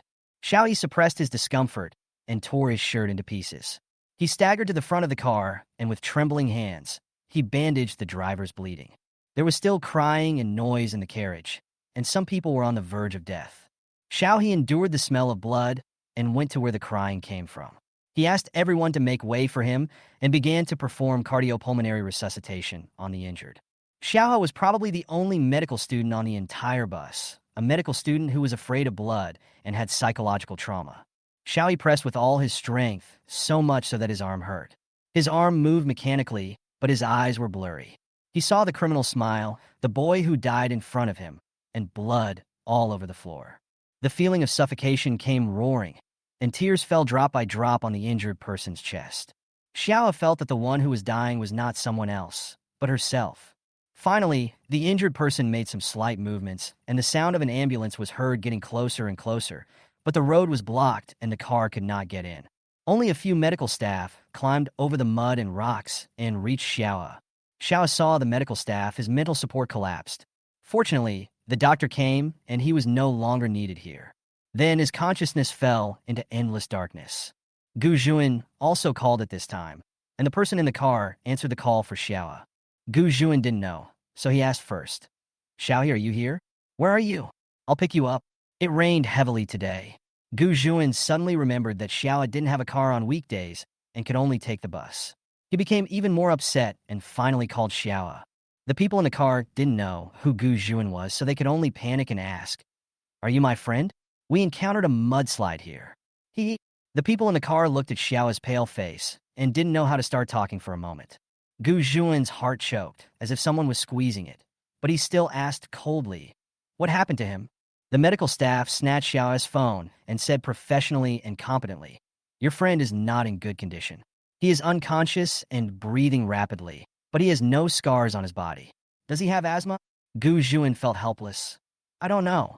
He seemed to know nothing about Xiao. It seemed that he just thought Xiao was interesting, so he kept in touch with Xiao.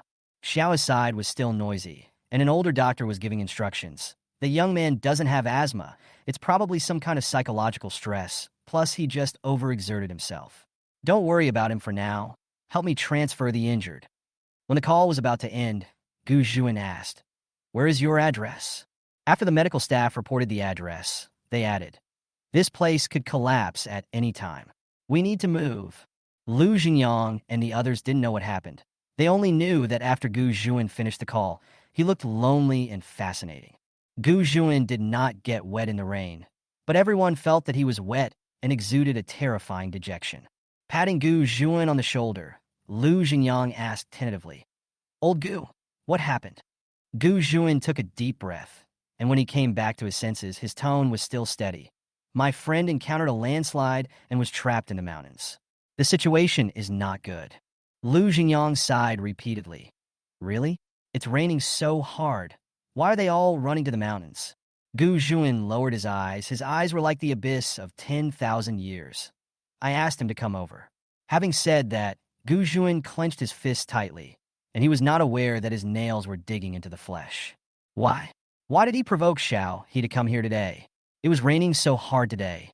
Xiao only has this one day of rest a week, so why did they trick Xiao into traveling a long distance into the mountains? When Lu Xingyang heard Gu Juan's words, he didn't know what to say for a moment. Seeing that Gu Juan's reaction was very abnormal, Lu Xingyang felt that the person who encountered the landslide must be a very good friend. He was also anxious. "Oh, Lao Gu, you haven't told me who was trapped in the mountains? Sang Yin? Lao Shin? Or who else?" Gu Juan, "Do you still remember the boy in front of the barbecue stall that day?" After Gu Juan finished speaking, Lu Xingyang suddenly remembered Xiao's face, which was full of vitality. He really didn't know how depressed she must have been when trapped in the mountains. He felt bad too. Subconsciously, he also felt that Gu Juan treated Xiao very differently, just as Gu Juan would not let others cry on his back. Just like now, it was the first time that Lu Xingyang saw Gu Juan distracted. He was always calm and composed. Just as he was thinking, Gu Juan had already turned around and was about to drive away. As he walked, he said to the people who came with him, "You go back to the city first. I have something to do." The people who were a little far away just now looked at each other, not knowing what had happened. Lu Xingyang followed Gu Juan and said to everyone, "You guys go back first. I'll accompany old Gu to do something here." Before Gu Juan and Lu Xingyang reached the site of the mountain collapse, they were stopped by someone who said that there was danger ahead and passage was prohibited. Gu Juan became more and more uneasy. Fortunately, the local villagers organized a rescue. Gu Juan's physique has always been outstanding, and he has had relevant rescue experience in the past. So they took Lu Xingyang with them and followed the local rescue team into the mountains. Along the way, Gu Juan was uneasy. He walked for several hours and saw devastation everywhere, but he didn't find anyone. Gu Juan felt that all the worries and fears in his life had been used up on this day. By the time they found Xiaohe and his group, it was already dark. It was a flat forest, safe enough. Xiao was caught in the rain and used his coat to bandage someone else's wound. At this moment, he had a high fever and had not woken up yet. Even so, Xiaohe was still considered good among the group, and the doctor did not pay much attention to Xiaohe. At that time, Xiaohe was leaning against a tree trunk with his eyes closed and his face flushed with a sickly color. Because of the fever, he was breathing rapidly and looked extremely uncomfortable. This also made Gu Juan frightened. He always felt that Xiaohe was so weak that she looked like she could die in the next second. Gu Juan quickly came to Xiaohe's side, so fast that even Lu Xingyang didn't react. "Hey, old Gu." Gu Juan gently touched Xiaohe's hand. The hand was icy cold and stained with a little blood, which was left by Xiaohe when she gave it to Bazaar. This frightened Gu Juan greatly. The medical staff standing by couldn't bear to watch and reminded him, "Don't make a fuss. That's not his blood." Hearing this, Lu Jingyang felt ashamed for his brother Gu Juan. Nowadays, Mr. Gu has also started to make a fuss about nothing. Taking off his sports jacket, Gu Juan rolled up Xiaohe like a silkworm cocoon. He held Xiaohe sideways in his arms, intending to take Xiaohe out of the mountain first. But he was stopped by the medical staff. "Please wait a little longer.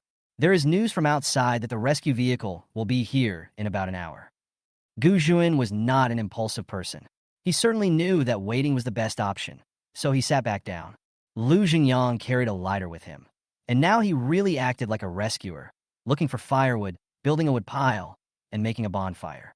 The dark clouds dispersed, and the moon and stars were sparse. The air was especially fresh after the rainy night, and everyone gathered around the bonfires, no longer feeling nervous. Gu Juan just sat there holding Xiaohe, not saying a word. Lu Jingyang couldn't understand what Gu Juan was thinking. At this time, He Yuandao, who was far away in City A, finally couldn't help but call Xiaohe. Gu Juan picked up the phone, and He Yuandao was yelling at him. "Xiaohe, where are you? You said you'd come back later, but you can't be this late. If you don't come back, I'll eat all the ribs you asked for." Gu Juan's throat was a little dry. "Uncle, I am Xiaohe's friend Gu Juan. We encountered a landslide here, but don't worry, it's all right. We are waiting to get out of the mountain."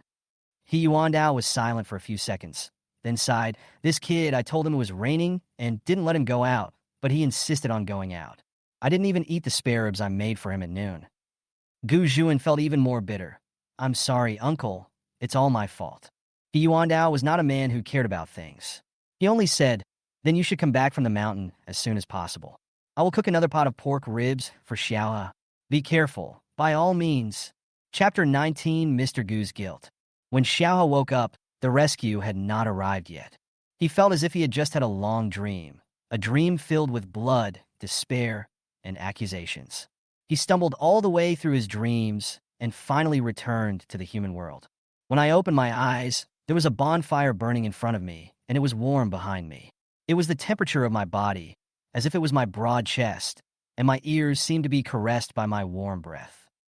People? Xiaohe turned around suddenly and unexpectedly met Gu Juan's dark and deep eyes. Xiaohe was a little stunned. "Huh? Why am I here?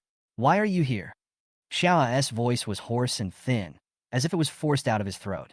But after hearing Xiaohe's voice, Gu Juan's restless heart finally came to a point. He also had the idea to joke. "I kidnapped you to the mountains. Now you can't run away. From now on, you have to listen to me. Are you afraid?" Xiaohe really reacted seriously for a few seconds, and her memory, before fainting slowly, came back to her, and she realized that Gu Juan was teasing her. Xiaohe couldn't resist the urge to punch Gu Juan on the chest, just like a playful boy. But Xiaohe had no strength at the moment, and although the action was fierce, it was soft like fluffing cotton. Lu Jingyang turned around and happened to see this scene, and almost dropped his jaw in shock. Gu Juan's coldness and sternness were ingrained in his bones, and others generally did not dare to play around with him so unscrupulously. I didn't expect Xiaohe to punch him so casually, and Gu Juan was still laughing. What was he laughing at? "Boss Gu, don't you care about your face anymore?" Lu Jingyang quickly turned around and pretended he saw nothing. Xiaohe here finally woke up completely. He quickly asked Gu Juan what happened to the other people in the car. Told Xiaohe everything he knew about what happened after Xiaohe fainted. Finally, he touched Xiaohe's head and praised her. "The doctor said that you treated it in time, otherwise the driver and the seriously injured passenger would not have been saved." Xiaohe obviously didn't want to talk about this issue. He laughed and said, "It's good that you're okay. It's good that you're okay. I'm so hungry. I don't know when I can leave this place." Lu Jingyang's pointed ears immediately appeared again, and he took out 2 compressed biscuits, a piece of beef jerky, a chicken breast, and 2 lollipops from his backpack. Xiaohe looked at Lu Jingyang's stored food and really didn't want to eat it. He wanted to eat the spare ribs cooked by his father. Although Lu Jingyang had met Xiaohe twice, Xiaohe had never met Lu Jingyang once. Xiaohe was not the kind of person who would take other people's food casually. Realizing that Lu Jingyang might be Gu Juan's friend, Xiaohe glanced at Gu Juan as if asking for his consent. Gu Juan smiled and said, "It's okay, eat it. You can eat whatever Lao Lu eats." Lu Jingyang. Hey, Mr. Gu, you are really rude. Although he thought so in his heart, Lu Jingyang still said to Xiaohe in a kind voice, eat whatever you want.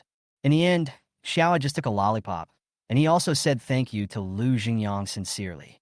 Lu Jingyang replied sternly, you're welcome. It turned out that the child was quite polite. Gu Zhuan looked at the lollipop in Xiaohe's hand and thought to himself that children are quite picky eaters. However, not long after, Xiaohe fell asleep again with a lollipop in her mouth. His physical condition was not particularly good to begin with, and he slept particularly deeply after being caught in the rain and frightened.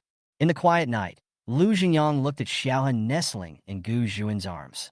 Xiaohe was not short, but a little thin, and she looked tiny in the arms of the tall Gu Zhuan. Lu Jingyang actually felt that the years were peaceful, and he even vaguely saw a kind of pampering permeating the air. Therefore, he was a little worried. It's not that Xiao was not good, but Gu Zhuan was really too outstanding. If placed in the entertainment industry, Lu Jingyang would be a kind of toxic fan of Gu Zhuan. He feels that no one is worthy of his brother. Besides, can a kid like Xiaohe, who came out of nowhere, really hold Gu Zhuan under control? On the other hand, Lu Jingyang also knew deeply that his brother Gu Zhuan was really not a good person. He was as treacherous and sinister as he could be. Gu Zhuan could really say something like, the weather is getting cold. The Wang family will go bankrupt. The most important thing is that Xiaohe is obviously a naive, innocent, and sincere child. If she is really deceived by Gu Zhuan, and Gu Zhuan gets tired of her by then, how sad Xiaohe will be. Yes, Lu Jingyang is such a worrier. Before Gu Zhuan realized that he liked Xiaohe, Lu Jingyang was already worried about Gu Zhuan and Xiaohe's relationship. When Gu Zhuan and Xiaohe were not together yet, Lu Jingyang was already worried about their separation. He was almost worried about how Gu Zhuan would chase his wife to the crematorium. At 2 a.m., the rescue vehicle finally drove in. Gu Zhuan and Xiaohe were sitting in a row. Xiaohe was still sleeping soundly, with her little head shaking from side to side. Finally, Gu Zhuan stretched out his hand and let Xiaohe's head rest on his shoulder. Lu Jingyang, who got on the bus later, curled his lips and said, Old Gu, as my good friend, shouldn't you sit in the same row with me? Gu Zhuan said in a cool tone, she is still sick. Old Lu, don't compete with the kid for favors, be good. Lu Jingyang. Their old Gu is really getting more and more disgusting. We shook all the way, and it was already early morning when we arrived in the city. He Yuandao had been waiting at the rescue vehicle parking spot for 2 hours. Although He Yuandao was lame, he didn't look awkward or weak at all. At this moment, he was leaning against a pillar in front of a building, holding a cigarette in one hand. The flame was faint and scarlet, and as he puffed and exhaled amid the smoke, he actually looked unrestrained and unrestrained, a kind of calmness that can only be achieved after going through great storms. Seeing Gu Zhuan and Xiaohe coming over, He Yuandao flicked the cigarette ash from his fingertips and turned into that unreliable elder again. Xiaohe had just been woken up by Gu Zhuan, and he was dazed when he got off the car, but when he saw his father, he instantly became much more energetic. He rushed over happily. Xiaohe grows. She is still a child in He Yuandao's eyes. As a child, she always becomes particularly aggrieved when she sees people close to her. Xiaohe complained to He Yuandao noisily. Dad, it's so cold in the mountains, and there's nothing to eat. My legs are weak now. He Yuandao patted Xiaohe's head with his hand. I told you to stay at home quietly, but you refused and had to run out on a rainy day. Xiaohe, don't be so mean to me. Did you save the ribs for me? Did you eat them all? He Yuan said, I cooked a new pot for you. It's kept warm in the pot at home. Come home quickly, eat, take a bath, and go to bed. Xiaohe patted He Yuandao on the shoulder and said, Comrade, he is really a decent guy. He Yuandao has been a good father for many years, open-minded and humorous, and never puts pressure on Xiaohe. Therefore, Xiaohe developed such a simple and carefree personality. Although Zhou Jin is gone, leaving only Xiao He and Lao He, but Xiao He and Lao He still live the most warm life. Gu Zhuan was watching the conversation between the He father and son from a distance. He wanted to go up and say goodbye, and then leave. However, Xiao He obviously thought of something, and he trotted towards Gu Zhuan again. Gu Zhuan, where are my papers? Did you not find them? Gu Zhuan thought of the stack of papers. It was because of that stack of papers that he had the opportunity to play a trick on Xiaohe, making Xiaohe's day so busy and hard. Thinking of this, Gu Zhuan felt upset. I found the stack of papers. I'll send it to you at the convenience store next time. Xiaohe just ran over. He still had a little fever, so he panted and said, then don't forget it. Gu Zhuan wanted to reach out and touch Xiaoyi's messy hair, but finally put his hand down. I can't forget it. Go back and rest. Bye. Xiaoyi went back to find He Yuandao and prepared to go home. But He Yuandao looked at Gu Zhuan from a distance, testing and worried. After all, the person He Yuandao cares about most for the rest of his life is Xiaohe. On the way back that day, Lu Jingyang asked Gu Zhuan a question. How do you feel about Xiaohe? Gu Zhuan knew what Lu Jingyang meant.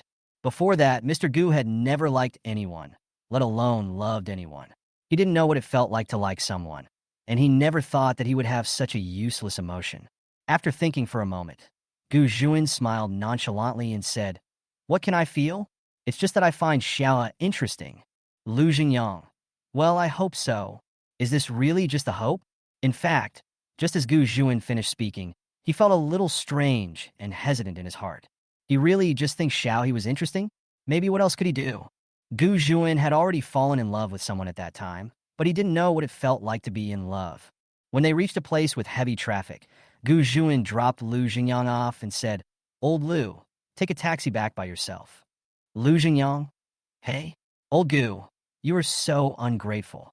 Why couldn't you just take me home so early in the morning? I'm going to drive back to my old house in the suburbs. Are you sure you want to go back with me? Yeah. No, what's wrong with you? Why are you driving so far back to the old house instead of going back to sleep? Get the paper. Yes, take the stack of papers that is very important to Xiaohe, the stack of papers that caused Xiaohe to catch a cold, have a fever, and faint. Mr. Gu was determined to get that unfortunate stack of papers back. In fact, Mr. Gu felt really guilty about what happened tonight. He still felt guilty when he thought about it again after a long time. Chapter 20. Who is Xiao Shuimiao's boyfriend? Ever since Lu Jingyang asked Gu Zhuan, How do you feel about Xiaohe last time? Gu Zhuan began to intentionally or unintentionally avoid visiting Xiaohe. The most obvious thing was that Gu Zhuan used to go to the convenience store to buy coffee every day, but now he only bought it 4 times a week. But there may really be some kind of bad fate between Gu Zhuan and Xiaohe, and the entanglement is getting deeper and deeper. On this day, the Gu group was going to hold a meeting, and the secretary who was in charge of the meeting made a mistake. The tea break supplier she found was unreliable. The supplier only provided snacks and drinks for tea breaks, but did not provide any service staff to provide guidance. Although this is not a big deal, details can also affect people's impressions. The secretary was running around anxiously outside the Gu group. The meeting was about to start, and she didn't know where to find someone. Fortunately, at this time, Xiaohe, who was working the night shift, was about to get off work.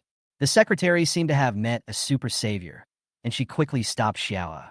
Just where Xiaohe is standing, like a little poplar, she can definitely serve as the face of a tea break. The secretary clasped her hands together and said, Xiaohe, my little cutie, I'm not always nice to you. You have to help me. Xiaohe? What happened?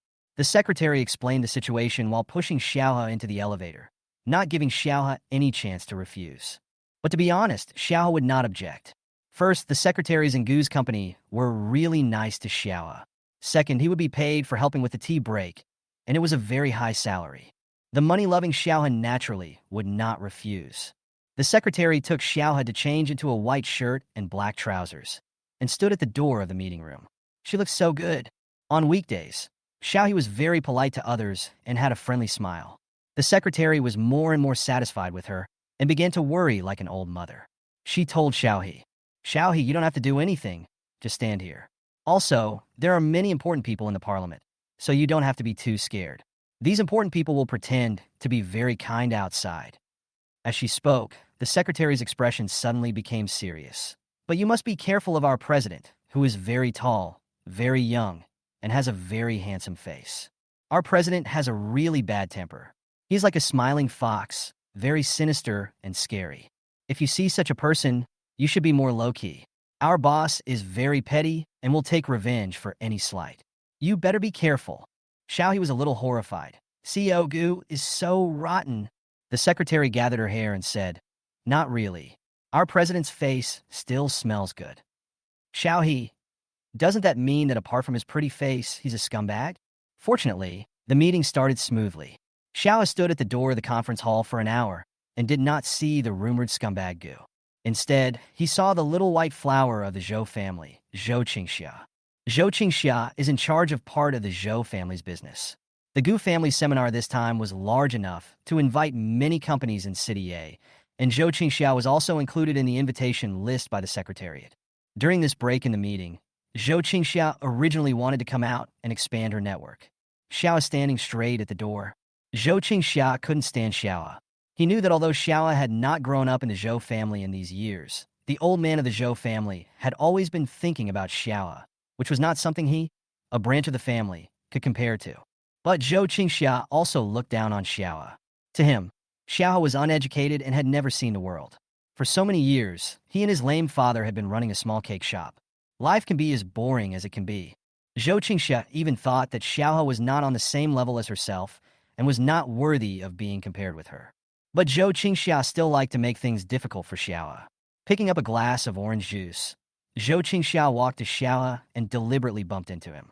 The orange juice spilled all over Xiao He, but Zhou Qingxia scolded him. Don't you have eyes? Do you know how much my clothes cost? Fortunately, the orange juice spilled on you. Otherwise, how could you afford to pay for my clothes?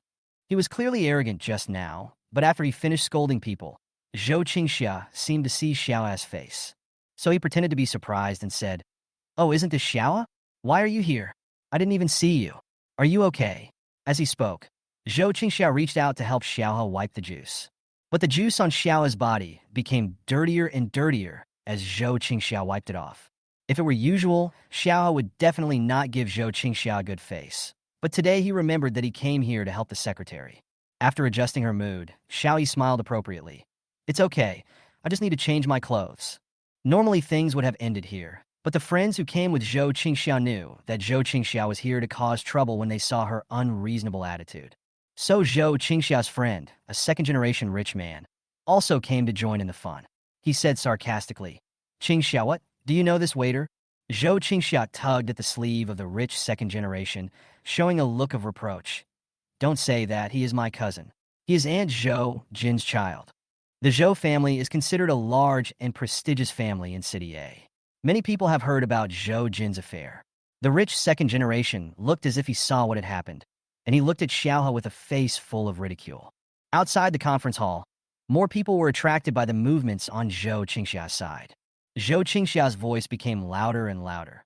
"Xiaohe, I heard that you went on a blind date before, but the other person didn't like you. So you found a boyfriend?"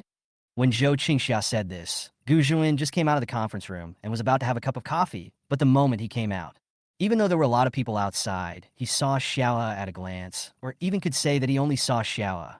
Xiaohe stood there, her previous bright smile gone, her brows cold, her eyes drooping, and even having a kind of cold and beautiful color, which was really a little too beautiful.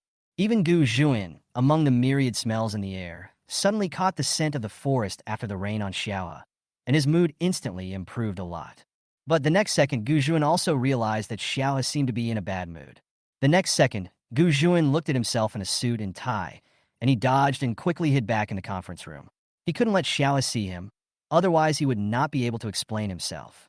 Gu Zhuan, hiding behind the wall, relied on his amazing memory to recall what he had just heard. It seemed that someone told Xiaohe that she had found a boyfriend. Indeed, Gu Zhuan leaned against the wall with his arms folded as he thought. Xiaohe had found herself a boyfriend, a fake boyfriend, and that fake boyfriend was called Gu Zhuan. Outside the wall, Zhou Qingxia continued to embarrass Xiaohe. "Cousin, I haven't met your fake boyfriend yet. What does your fake boyfriend do?" Xiaohe did not hide it. "A plumber, right?" Xiaohe remembered that Gu Zhuan once said that he was in Gu's logistics team, repairing water and electricity pipes and the like. "Isn't that a plumber?" Chapter 21, The Young Tree, is about to be smothered by Mr. Gu. Zhou Qingxia's tone became even more mocking. "Oh, plumber, you might as well ask Brother Qingbai to help you find a boyfriend. At least you can find a better one." Xiaohe didn't like the blatant sarcasm. It would have been fine if he was just being talked about, but Gu Zhuan was his friend, and he didn't want to be talked about like that as well. So, Xiaohe retorted coldly, "I like my current boyfriend very much. He earns money through his own hard work and has a part-time job at night. Why should I look for someone else?" Zhou Qingxia snorted coldly. "You really have no ambition." Gu Zhuan, who was separated by a wall, felt inexplicably happy when he heard Xiaohe defending him in this way. But he also knew that the part-time job Xiaohe mentioned at night was probably not a good one, and it might be something like being someone's fake boyfriend. After years of experience, Mr. Gu no longer takes things to heart and never shows his emotions. But today, when he saw Xiaohe being ridiculed, he felt a little unhappy for the first time in a long time. Xiaohe is a kid who is always smiling.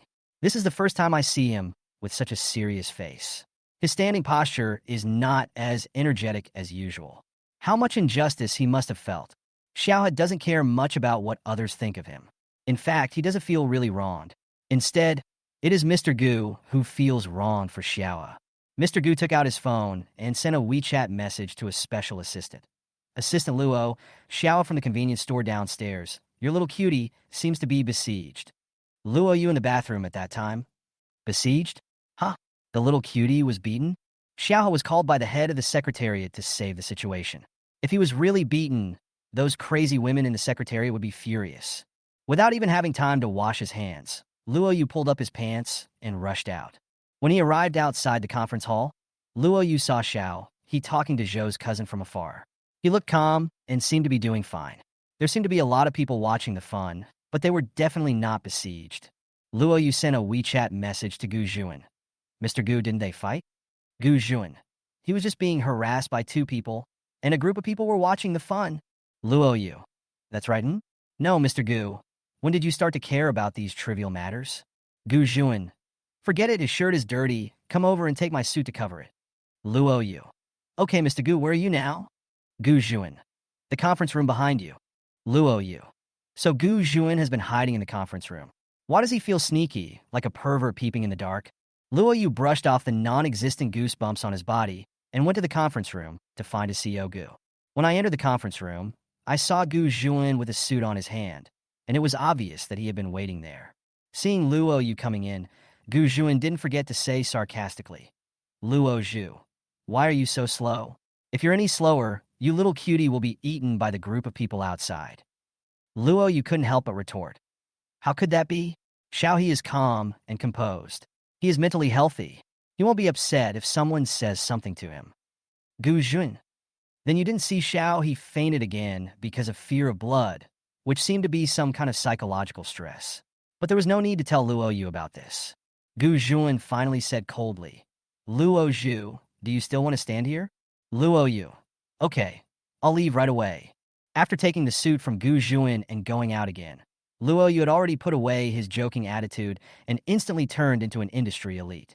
With a decent smile on his face, Luo Yu came to Xiaohe. At that time, Xiaohe felt a little drowsy listening to Zhou Qingxia and his friends making fun of him. When she looked up, she saw Luo Yu, a regular customer of the convenience store, walking towards her with a serious smile on his face. Xiao was a little uncomfortable. Why was he so serious? Luo Yu. Xiaohe, your clothes are dirty. Mr. Gu asked me to give you his coat to cover them. It was a light sentence, but Luo Yu deliberately emphasized the word Mr. Gu. Upon hearing this, everyone looked at the suit on Luo Yu's arm. It was as black as night, of fine quality, with dark sapphire cufflinks at the cuffs that looked low-key and luxurious. A faint Gu character could be seen on the silver sleeves at the collar. It was indeed Gu Zhuan's thing. Gu Zhuan's territorial consciousness was outrageous. Let alone a suit, even a handkerchief or a strand of hair. As long as it was his personal property, Gu Zhuan would definitely not let others use it. Everyone looked at Xiaohe with some strange eyes. Even Zhou Qingxiao looked at Xiaohe with a hint of jealousy. How did Xiaohe know Mr. Gu? Xiaohe is so shameless that she even dares to associate with Mr. Gu. Complex emotions flowed in the quiet air. The next second, the silence collapsed. Everyone talked and laughed again, but everyone couldn't help but look at Xiaohe sideways. Xiaohe didn't have as many thoughts as others. He was just a little curious. Which Mr. Gu? Is he also a customer of the convenience store? Luo Yu smiled slightly. The president of Gu Group. Luo Yu is actually a very insightful person. He only needs to say half of the words. Seeing Gu Zhuan staying in the conference room just now, Luo Yu can guess that Gu Zhuan knows Xiaohe, but Gu Zhuan doesn't want Xiaohe to know that he is President Gu.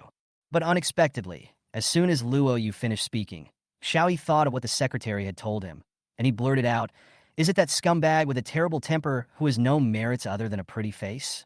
Of course, the above are not the secretary's original words, but Xiaohe's own interpretation. After saying this, Xiaohe realized that his voice was too loud, and he had said the wrong thing again. Now he finally understood and quickly covered his mouth. then looked at Luo Yu with an awkward smile. Luo Yu responded with Xiao He's awkward smile. If you say that, I really don't know how to refute you. Gu Juan, who was standing on the other side of the wall, raised his left eyebrow. It turned out that he had such a bad reputation in Gu's family, but this was not important. The main thing is that these subordinates of his are really bored and have the time to talk nonsense to a kid. The key is that the kid believes whatever others say. At this time, Xiaohe, who was holding Gu Juan's coat outside, seemed to be holding a time bomb in her hand. Fortunately, the coat faintly exuded a bitter cedar scent. Xiaohe was very familiar with the scent. It seemed that someone around her had this scent recently. Who was it? Xiaohe looked at Luo Yu and said, I'll give you the clothes back. It's okay. I have more clothes in my bag. Luo Yu pushed Xiaohe's outstretched hand back. Take it, otherwise I won't be able to report to you. Just at this moment, Zhou Qingxiao interrupted and said, Xiaohe, you should go back. Mr. Gu's formal suits are very expensive. You can't afford one even if you don't eat or drink for a year while working. Luo Yu really wanted to reach out and hit Zhou Qingxia. This simply made his job more difficult. He really was going to fail in his mission. Okay, Xiaohe, Luo Yu said, Master Zhou, please don't say that. It is our president's honor to give the clothes to Xiaohe. After all, Xiaohe is handsome, and the clothes will definitely look good on him. Xiaohe looked at the clothes in her hand and felt that the clothes were so big that she could wear them as a skirt. It really didn't look good at all. This scene seems a bit tense. Xiaohe, this dress doesn't look as good on me as it does on your CEO. Ah, bah. Xiaohe was worried. What was he talking about? Xiaohe changed the topic. It's okay. It's okay for me not to wear clothes. Damn. The more you talk, the more confusing it becomes. Xiaohe felt that her mouth was no longer her own mouth, and she was feeling distressed. A darkness came over the whole sky, and the scent of cedar became stronger. In addition, Xiaohe felt that her breathing was not so smooth. 2 seconds passed. Huh? Xiaohe suddenly realized that he was wrapped in a piece of clothing and couldn't see the road. Someone said to him through his clothes, This dress looks good on you, but not as good on me. The voice was low and carried a teasing smile with a magnetic aura. It sounds familiar, but it can't be heard clearly through the clothes. After that, Xiaohe heard Mr. Gu coming from the crowd one after another. Damn, what's going on? The air inside the clothes is thin, breathing is difficult, and most importantly, vision is limited. Xiaohe wanted to pull open her clothes to show her head, but she found a pair of large hands tightly holding the edge of her clothes. The man continued, Be good, don't come out, it's cold outside. Xiaohe, what the hell, he's almost suffocating. Mr. Gu, who has been exercising and keeping fit for many years and has a better physique than ordinary people, captured Xiaohe like a chick. No matter how Xiaohe struggled, she couldn't even get her head out. Just now, Gu Juan couldn't help himself in the conference room and took another suit hanging on his chair. He came behind Xiaohe and covered Xiaohe with the suit. Zhu Jun held Xiao, he half confined in his arms. After discussing with Xiao, he who looked better in the clothes, he adjusted his glasses and looked at everyone with a smile. Everyone is gathered here. It seems that this tea break is delicious. Gu Juan's tone was teasing and extremely dangerous, and his eyes were even colder under his glasses. Everyone shuddered. Zhou Qingxia still thought that Gu Juan was interested in her, so she approached him pitifully and said, Mr. Gu, long time no see. Gu Juan, have we met before? Xiaohe, who was covered by Gu Juan's clothes, and said without thinking, Mr. Gu, my cousin is in your clothes. You almost suffocated him to death. Hearing this, Gu Juan couldn't help but pull the hair that Xiaohe had exposed from his clothes and said with a smile, Don't worry, you won't be killed by covering yourself up. Xiaohe, Chapter 22, Little Tree Starts School. Finally, everyone dispersed under Gu Juan's cool and smiling gaze. Zhou Qingxia also went to the bathroom with a look of grievance on his face. He could hear faint sobbing sounds from inside, but no one cared about him. And Xiaohe, under Luo Yu's sympathetic gaze, was covered by Gu Juan and half carried away by him, stumbling like a disobedient carrot. Gu Juan dragged Xiaohe all the way to the stairwell. Xiaohe wanted to get out of her clothes, but Gu Juan held her down with one hand and concentrated on buttoning up his suit with the other. Xiaohe really felt like he was trapped in a condom. He said angrily, What are you doing? Let me out now. Gu Juan said slowly, I'm afraid you'll feel ashamed of yourself when you see how beautiful I am, so it's better for you not to come out. Xiaohe? No one told him that President Gu was a narcissist. Gu Juan. After all, I am a scumbag with no advantages except my good-looking face. Of course I am beautiful. Xiaohe. Mr. Gu heard what I just said to him. What a stingy guy. Gu Zhuan. How do you thank me? I just pulled you out of the crowd. Thank you for nothing. If you hadn't come, everyone would have dispersed immediately. Oh, then I really did that for no reason? Yes, let me out now. Gu Zhuan grabbed Xiao's shoulders, turned her around, and tied a knot around her waist with the sleeve of his suit. Xiao's waist was very thin, so the knot was tied very tightly. Gu Zhuan, just stay here and slowly dig yourself out. I'm leaving first. Xiaohe's eyes were filled with black cloth, and he was completely blinded. He shouted, Hey, don't leave. Let me out first. Xiaohe, who looked like a black dumpling, and said, Come on, by the way, be careful. There is a staircase 2 meters away from you. Xiao twisted and turned like a worm for a long time, and finally twisted the suit off. Xiao had messy hair, was wearing a shirt stained with orange juice, and was holding a suit belonging to some scumbag in his hand. Standing in the empty corridor and looking around blankly is so pitiful. Poor Xiao, he complained to her good friend, fake boyfriend Gu Zhuan, while working at a convenience store the next day. I met a pervert yesterday. I was so mad at him. Gu Zhuan, don't be angry, look what I brought you. A paper tube appeared from his sleeve, which was the stack of paper Xiao had been looking for. Xiao, he was instantly delighted, and he bumped fists with Gu Zhuan. Gu Zhuan, you are so awesome. Gu Zhuan, he was clearly calling me a pervert just now. Xiaohe, what are all those things on this paper? It's not that Gu Zhuan was uneducated and couldn't understand it. It's that as a business student, he really had a gap with chemical formulas. Xiaohe, oh, just a few chemical formulas of medicines, but I guess they are useless. Gu Zhuan, what's wrong? Xiaohe, I'm the only senior student, and she has been sick for a long time. I really want to help her, but I am unable to do so. As she spoke, Xiaohe raised her head and smiled. Let's not talk about her anymore. I brought you a gift. Zhuan looked at Xiaohe in confusion. At this time, Xiaohe had already run to the convenience store's warehouse. He ran out with a small coffee machine and a large bag of coffee beans. The coffee beans are packed in a cloth bag, and even though the rope is tied tightly, you can still smell the rich coffee aroma. Gu Zhuan, this is... Xiaohe narrowed her eyes and smiled like a cat that had stolen some fish. These are the beans roasted by my husband, Lao He. He treasures them like nothing else. I secretly brought some out to you. I also bought a coffee machine online, so you don't have to run down to buy coffee all the time. Gu Zhuan sensed something unusual, and he just joked, Oh, what's wrong? You dislike me and don't want me to come and play with you. Xiaohe waved her hands quickly. No, it's just that I'm leaving now. I probably won't come to the convenience store to work part-time in the future. Hearing this, Gu Zhuan felt uncomfortable for a moment, but he still joked. Why? You want to be successful. Xiaohe held her chin with one hand, her face full of worry. I was thinking, actually I lied to you before, I'm still a student. September is coming soon. I have to go back to school. Gu Zhuan was not surprised at all about this. Xiaohe had a strong student spirit and was even more immature than many other students. However, Gu Zhuan was puzzled. You are already 22 years old, so it is time for you to graduate? Xiaohe, sorry, I study medicine. That is indeed difficult. Medical students have to complete 5 years of undergraduate study and then go on to graduate school. Gu Zhuan, so you work part-time all day and you don't feel that your studies are stressful? Xiaohe waved her hand. I'm just escaping reality. Let's not talk about this anymore. Keep the coffee machine and coffee beans. You can save a lot of money on coffee every month. After that, Xiaohe leaned over to look in the cabinet below him. He took out a bag of sealed small cakes and handed it to Gu Zhuan. Here, this is for you too. I remember you said that your mother likes to eat the small cakes in our house. I got these from Lao He. Looking at the pile of gifts that came his way, Gu Zhuan felt really bad.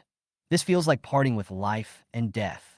Xiaohe, I'll invite you to my house to eat cake some other day when you have time. Gu Zhuan, well, I am still your fake boyfriend. Xiaohe, yes, after discount, the fake boyfriend will be 800 per session, so he has to be on duty at any time. After saying that, Xiaohe and Gu Zhuan smiled at each other, and the air instantly became relaxed. Returned to the 18th floor with a heavy face, holding the coffee machine, coffee beans, and small cakes that Xiao left for him. I saw that the secretariat was also shrouded in gloom. As everyone knows, the secretariat is the happiest department on the 18th floor. But Gu Zhuan was too lazy to care about what happened now. He first had to put the coffee machine and coffee beans in his arms in place. At this moment, Luo Yu walked out of the secretariat dejectedly. Gu Juan was also in a bad mood. He said coldly, "You look so sad. Is Gu's going to collapse?" Luo Yu. "Gu's will never fall, but the little cutie is leaving." "No, the little cutie has been promoted to a little angel." Gu Juan. "What are you talking about?" Luo Yu couldn't restrain his emotion and confessed. "Boss Gu, Xiao will not come to the convenience store to work part-time in the future. Today, he even prepared gifts for the crazy women in the secretarial department, colorful candies and small cakes. The crazy ladies were so moved that Xiao had transformed from a cute little girl into an angel. Now the crazy women are missing the little angel." After saying that, Luo Yu suddenly saw the coffee machine in Gu Juan's hand and asked in surprise, "Boss Gu, is this prepared for us?" There was a very luxurious coffee machine in Gu Juan's office. Luo Yu naturally thought that what he was holding in his arms was prepared for his colleagues, so he reached out to take it. Seeing this, Gu Juan said coldly, "Let go, it's mine." Haha. Gu Juan was also unhappy now. He thought he was the only one who had Xiao's gift, but it turned out that everyone had one. Ignoring Luo Yu, Gu Juan returned to the office with his new coffee machine and placed it in the most conspicuous position. It was so conspicuous that when partners came to visit Mr. Gu, they would ask him flatteringly, "Mr. Gu, what brand is your coffee machine? It's very special." And Mr. Gu always replied calmly, "Little Angel brand." Not only did Gu Juan find a good feng shui location for the coffee machine in his office, but he also made a video call to his mother who was traveling abroad that day. "Mom, someone sent you a cake." Mother Gu was very happy. "I said I am so popular. Wherever I go, people always miss me. Please freeze it in the refrigerator for me. I will eat it when I get home." Gu Juan. "Mom, let me help you eat." Ignoring his mother's obstruction, Gu Juan ate the cake bite by bite in the video. Mother Gu. At hashtag you and hashtag you dead child. Don't you dislike sweets? Chapter 23, The Rumored Sapling. After working at the convenience store for 3 months, Xiao packed up a box of personal belongings on the day she left. There wasn't much stuff, so he could move it all back home by taking the subway. However, Yinlichuan got the news from somewhere that day. In the evening, he drove and waited in front of the convenience store. The premeditated encounter and the gentle and pleasing smile made Yinlichuan take Xiaohe into the car without any hindrance. On the second floor of Gu's house, Gu Juan watched everything coldly. His indifferent look was a little frightening. It happened that Luo Yu was delivering information to Gu Juan. Gu Juan's figure was about to blend into the dusk, and he exuded a hint of coldness. Luo Yu couldn't help but ask, "Boss Gu, what's wrong?" Gu Juan sneered. "I was just thinking, what if the fish that got hooked runs away?" Luo Yu. "Then just release the fish. Even if you catch one, you may not be able to keep it." Those involved are often confused, while those who are not involved can see things clearly. Luo Yu's words have a meaningful meaning. But Gu Juan obviously didn't notice Luo Yu's subtext, or he simply ignored Luo Yu's subtext. "It doesn't matter whether I raise the fish or not. The main thing is that the fish must be in my fish tank." Luo Yu frowned. "Mr. Gu." Gu Juan turned around, his eyes smiling wickedly. "The main thing is that some self-righteous young people recently are really a bit annoying, with the smell of green tea bitches and White Lotus." Luo Yu was puzzled. "Boss Gu, are you going to enforce justice and eliminate the green tea bitch who smells like White Lotus?"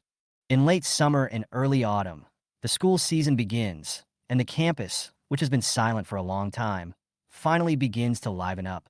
Xiao was wearing a white shirt, jeans, and had curved eyebrows, looking no different from a freshman. Xiao is particularly pale in complexion, with fair skin, light eyes, and light hair. A wisp of hair occasionally sticks up on top of her light chestnut hair, making her look as immature as can be. He looked non-aggressive, but his eyes were full of life. Some new students have already asked for Xiao's phone number. However, Xiao knew nothing about this. He was just a little confused about where to go. Should she firmly choose to be a doctor? But Xiao knew that there was a hurdle in her heart that she couldn't get over. Will he be able to hold a scalpel firmly in the future? Will his hands tremble? Will he be afraid of blood? These were like a shadow that had been hanging over Xiao's heart for a year. Xiao was walking into school in a trance and didn't notice at all that a bright red sports car just passed by him. Sitting in the sports car was Gu Juan's close friend Lu Jinyang. Lu Jinyang caught a glimpse of Xiao out of the corner of his eye, and the steering wheel slipped, almost hitting a roadside tree. The co-pilot, Lu Jingyang's new boyfriend, held his heart tightly and couldn't calm down for a long time. Mr. Lu? What's wrong? Lu Jingyang. A man just walked past. Is he from your school? After saying that, Lu Jingyang felt that his question was a bit stupid. It was such a big university with so many students. How could they all know each other?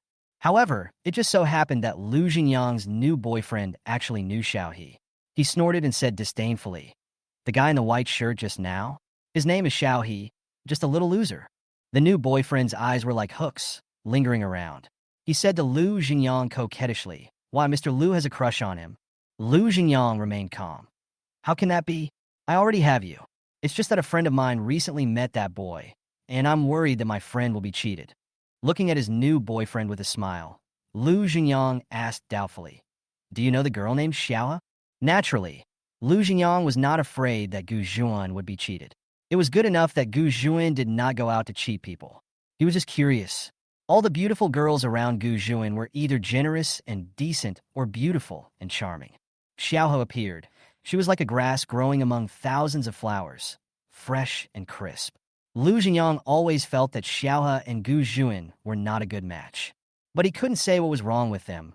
Lu Jingyang thought his brother Gu Juan was a very capable person, so it must be that Xiaohe was not worthy of Gu Juan.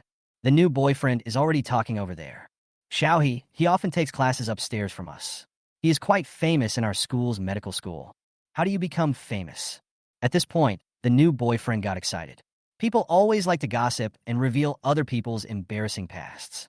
"Master Lu, you said Xiaohe is a medical student and he should save the dying and the wounded, but he couldn't save anyone. Once a hijacking incident occurred in our city. A gangster took revenge on society and kidnapped a teenage boy, holding a knife to his neck. Xiaohe happened to pass by nearby and happened to be there to watch the fun. The criminal was really a bad guy, and he actually had the guts to attack an innocent person. It was said that the criminal's knife had already stabbed into the boy's body.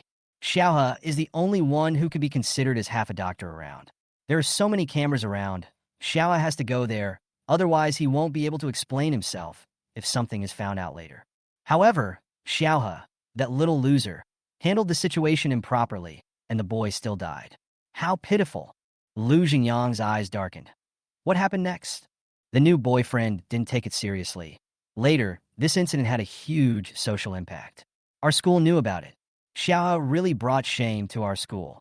Really, he is also a student of T University, but he couldn't even save one person. It is said that the person died right under his nose. Lu Jingyang. We can't blame him entirely for this, right? The new boyfriend smiled and hugged Lu Jingyang. Let's not talk about that unlucky guy. I guess he won't even dare to hold a scalpel in the future. Why mention him? In this society, bystanders always stand at the highest moral point to criticize, correct, and preach. If a real actor succeeds, he will be praised. If he fails, he will be criticized by everyone. Xiao by chance at T University for long. It was only during a gathering with Gu Juan, Sang Yin, and others that he remembered it again.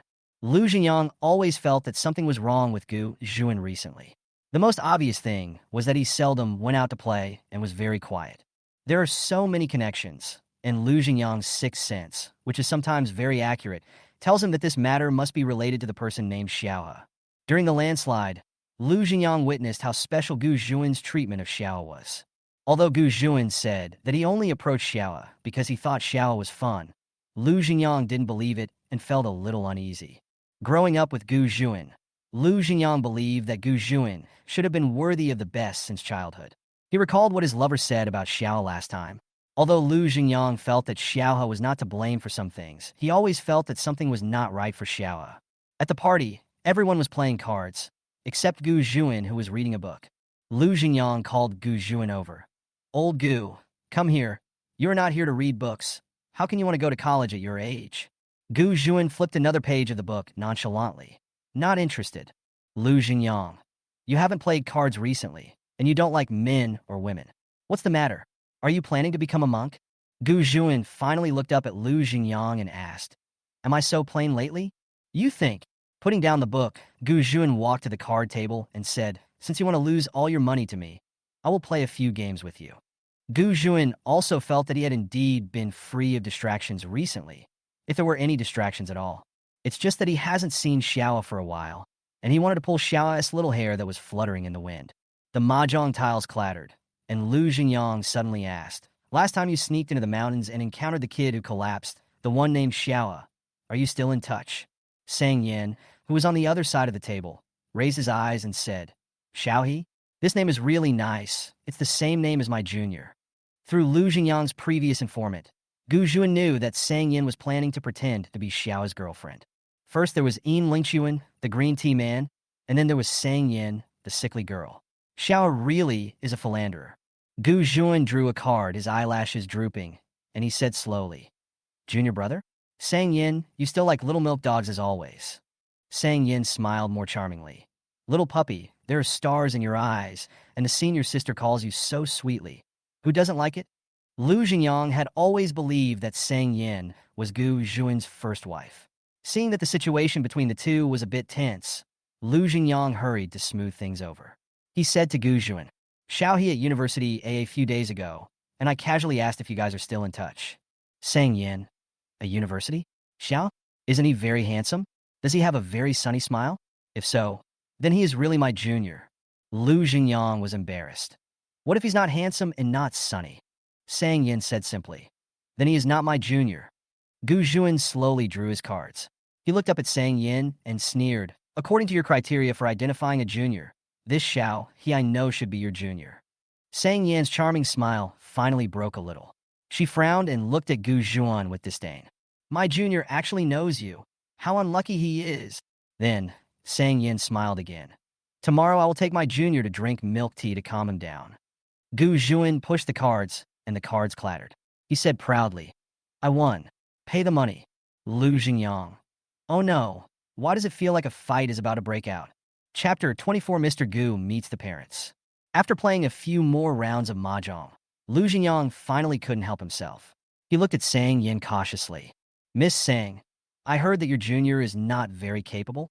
Sang Yin understood what Lu Jingyang meant. This idiot must have heard some gossip about Xiao. However, Sang Yin wanted to interrupt.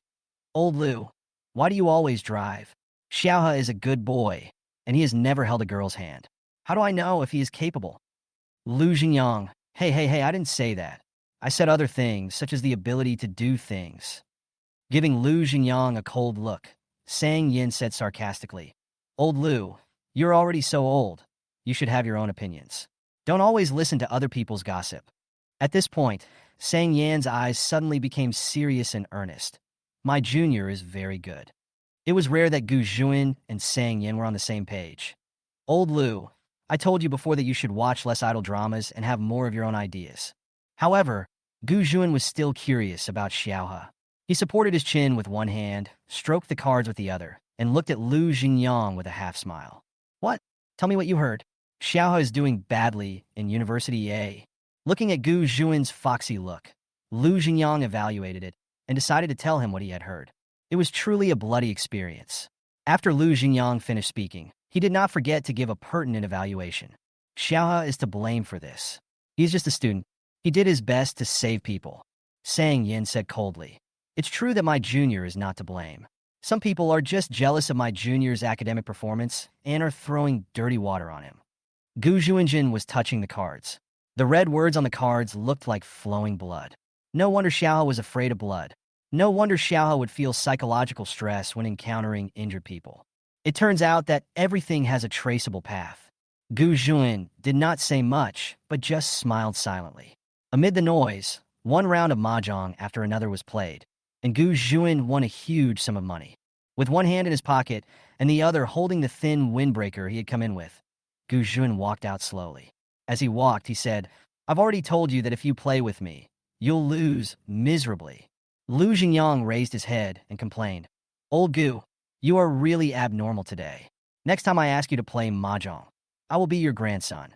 Gu Juan, "Hey grandson, call me grandpa now." Lu Jingyang, retreat, retreat. Why is Gu Juan so sarcastic today? On the other side, Xiaohe was in a dilemma. He was dragged by the Zhou family to attend a family dinner. Now that Xiaohe has a boyfriend, she has become the focus of everyone's attention, especially Zhou Qingxia. In the Zhou family, he was restrained, well-behaved, and considerate, but his consideration was not in the right place. During the meal, he He kept picking up food for Xiaohe and did not forget to turn the topic to Xiaohe's boyfriend. Cousin Xiaohe, when are you going to bring your boyfriend back for dinner? Xiaohe smiled faintly. He is busy. I will bring him back to meet Grandpa and Cousin Qingbai when I have time. Haha, Gu Juan's appearance fee is only 800 yuan, so it's better to ask Gu Juan to appear less often.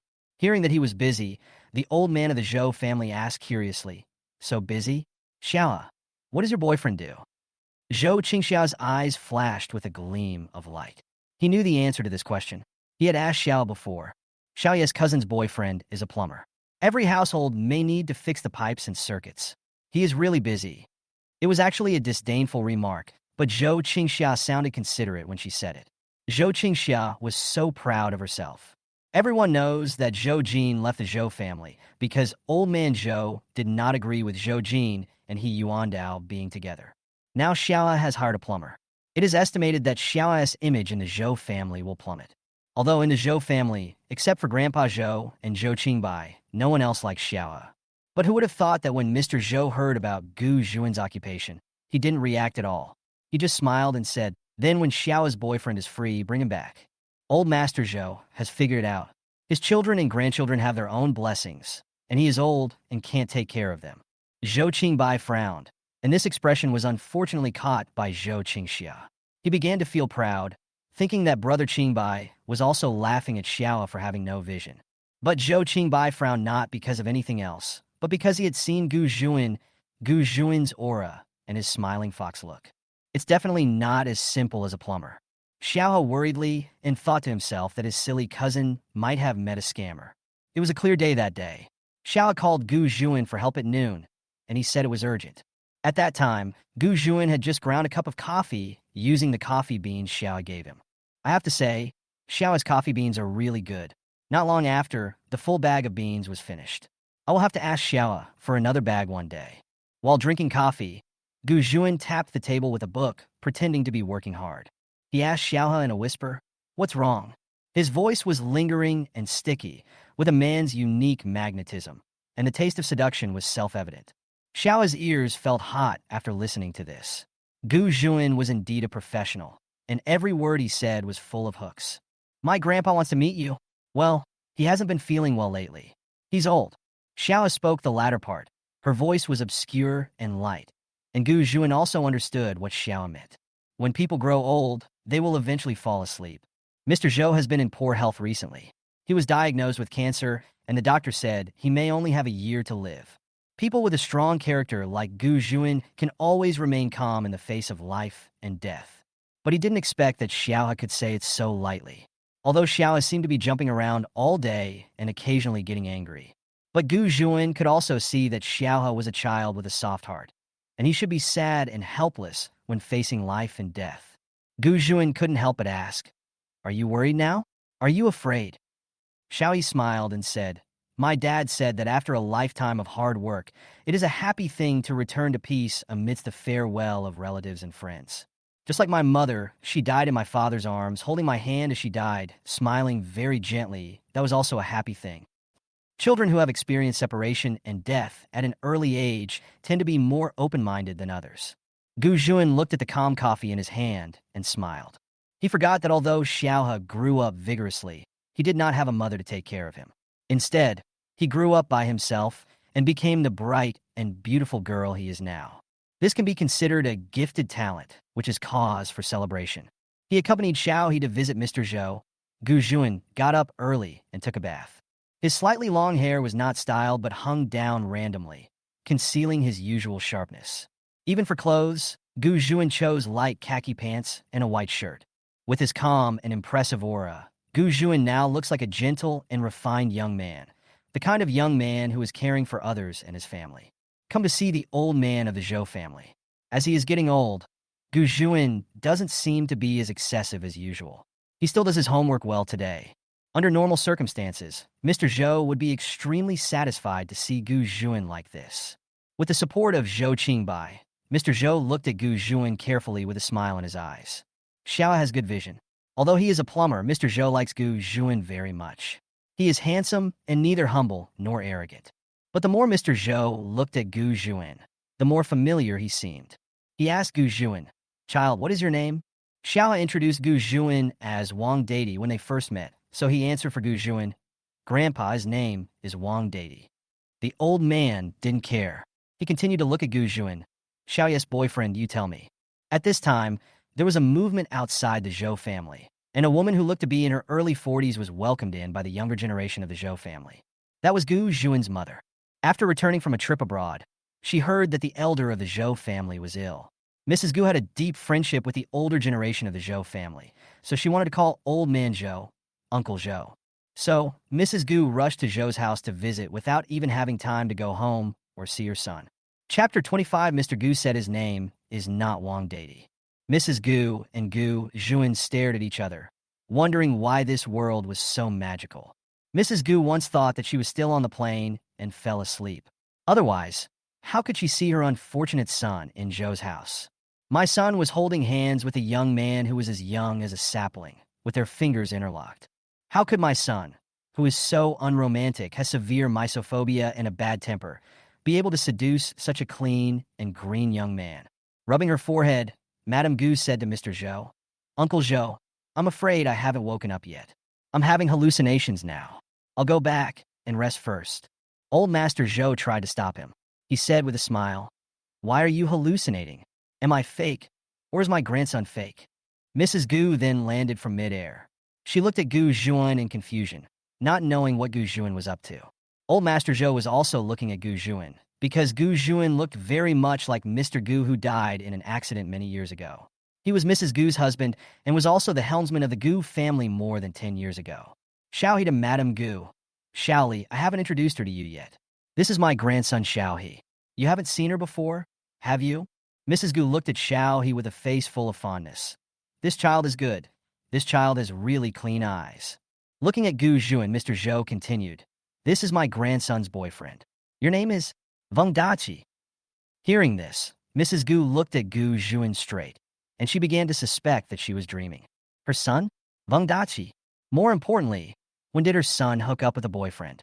Mrs. Gu was a little dizzy. She pointed at Gu Juan with trembling fingertips. She almost cursed his unfilial descendants for changing his surname. She asked in disbelief, No, your name is Wang Deidi? Gu Juan's face didn't look good either. He disliked the name Wang Deidi even more, okay? After studying Xiaoye's expression for a while, Gu Juan said gently, Wang Deidi is just a nickname Xiaohe gave me. My real name is Gu Juan. It doesn't matter what Gu Juan's name is. Even if he is called Gu Deidi, the key is that Gu Juan's surname is Gu. He looks very similar to a member of the Gu family of the A clan. Mr. Zhou couldn't help but think too much about people with the surname Gu. Besides, the old man could still see that Gu Juan was restraining his aura. After brushing his hands, Master Zhou sighed and said, Xiaohe, I don't agree with you and Gu Juan being together.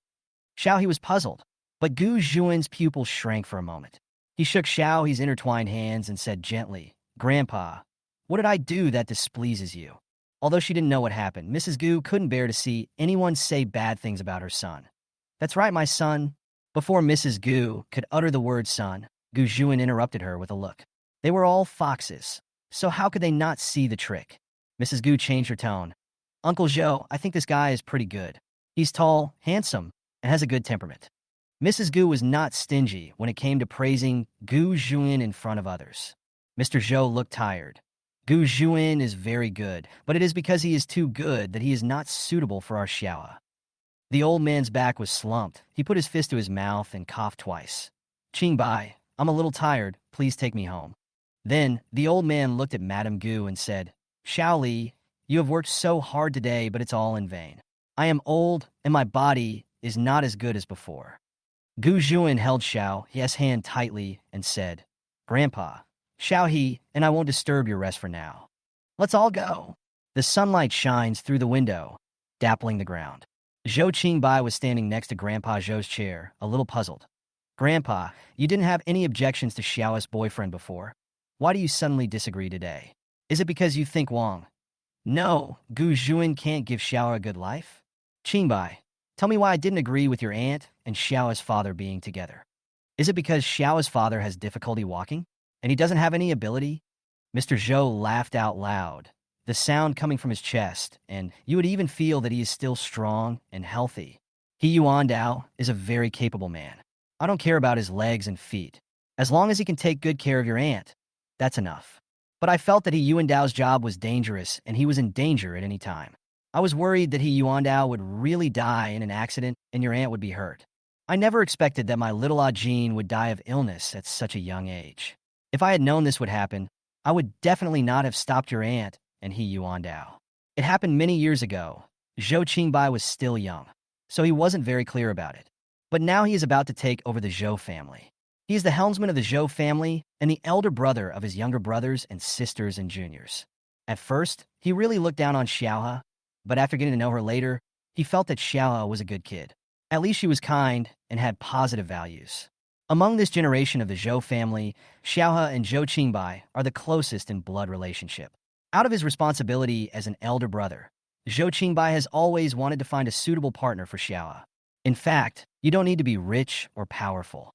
It's enough if you like Xiaohe, can help each other when you encounter difficulties, and can accompany each other all the way. Although he didn't want to admit it, Zhou Qingbai knew very well that although Xiaohe was a boy, he was protected too well by He Yuan Dao.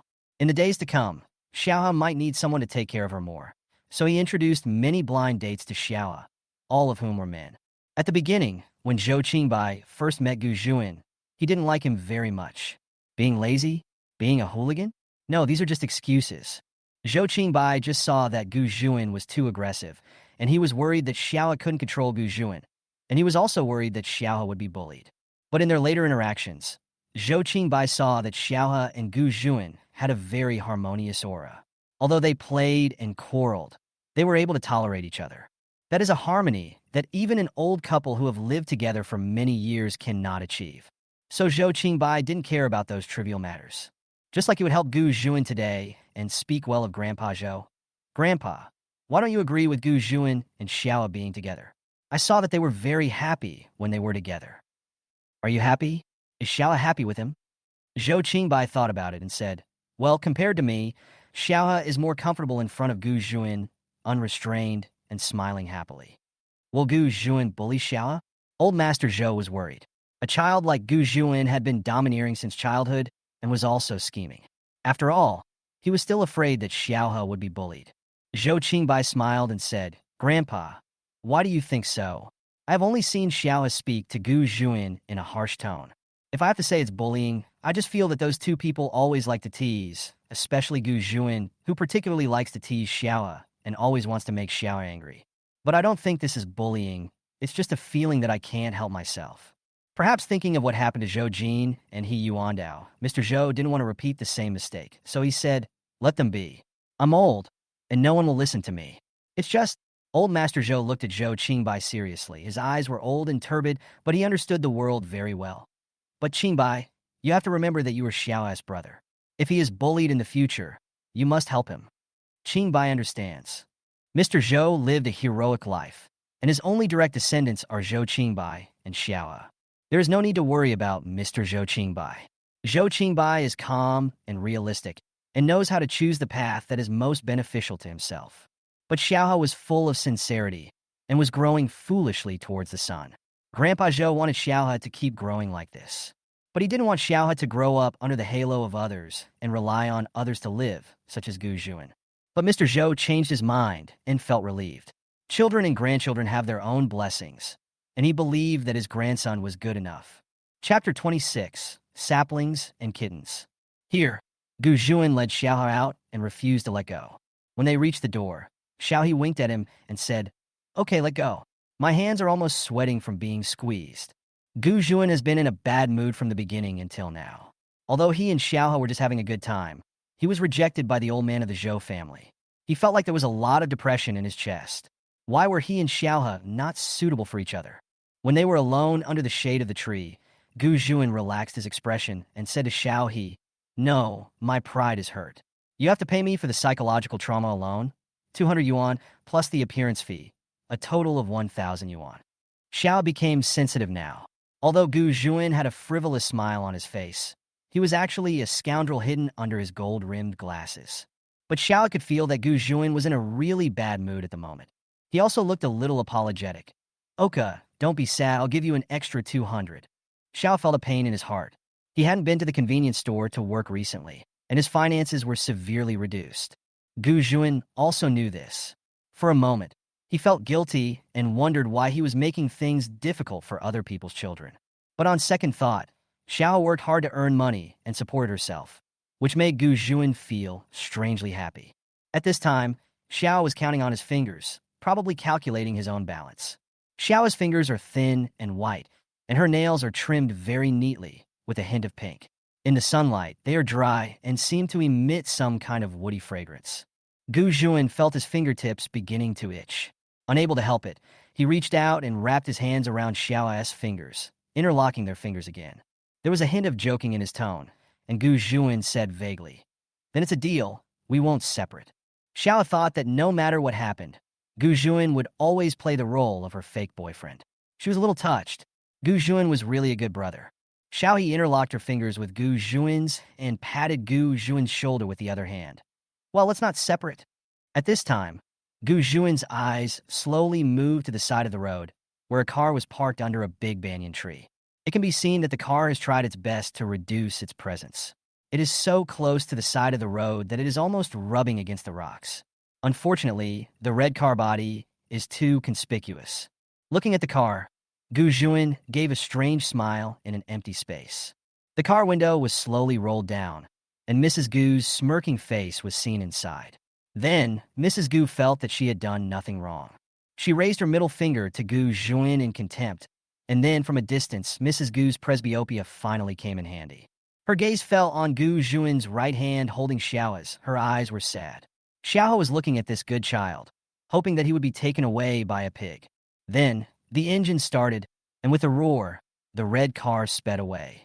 In the Gu family's old house, beside the dining table, Mrs. Gu and Gu Juan sat facing each other in silence. It was Mrs. Gu who asked first. "You video chatted with me before and said someone sent me a cake, and then you ate it." Gu Juan didn't care. "I have eaten the cake. If you blame me, I can't spit it out.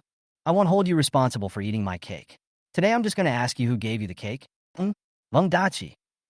Gu Juan frowned and said, "You were the one who gave me the name Gu Juan. Are you dissatisfied? Please don't call me Wang Dati." Madame Gu slapped the table and said, "Don't talk nonsense. Tell me the truth. What was your relationship with Xiao He at Zhou's house today?" "Partnership." Gu Juan looked at his mother and said frankly, "Mom, you don't know that boy's name is Xiao He. He's quite pitiful. The Zhou family asked him to go on a blind date, but they only found rubbish for him. He kept begging me, and I felt sorry for him, so I had no choice but to pretend to be his boyfriend." After hearing what Gu Juan said, Mrs. Gu sighed. "Alas, I was so happy for nothing. I thought you took away someone's cabbage." After thinking about it, Mrs. Gu felt something was wrong. "Gu Juan, you are a scoundrel who is always dishonest in business. How can you be so kind?" "No. How did you two know each other?" Gu Juan stepped forward and kneaded Mrs. Gu's shoulders. "Mom, it doesn't matter how we met. The main thing is that Xiao needs my help. I can't just sit there and do nothing." Mrs. Gu frowned and thought, "Indeed, I actually like that child very much. It would be great if the pig could really eat the cabbage." Turning her head to look at Gu Juan's hypocritical smile, Mrs. Gu felt annoyed. "Forget it. I can't count on you." Gu Juan. Autumn has arrived in the blink of an eye, and the weather is a little cool. In the eyes of the Zhou family, Xiaohe is in a passionate period of love. Mr. Zhou's health was getting worse, and Xiaohe always took Gu Juan to visit him.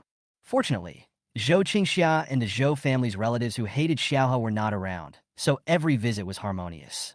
However, Zhou Qingxia was still arranging for the whole family to have a meal with Xiaohe's boyfriend.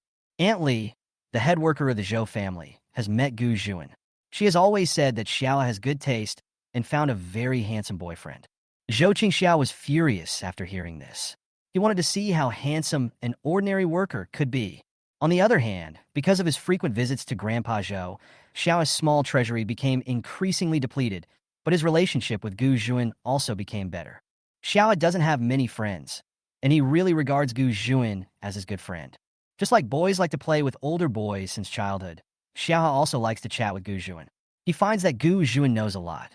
Gu Juan could analyze the domestic and international economic situation with him, and he could also tell him some interesting stories about humanities. Gu Juan also had his own opinions on many things. All this opened Xiao's eyes. It turned out that the world was so colorful.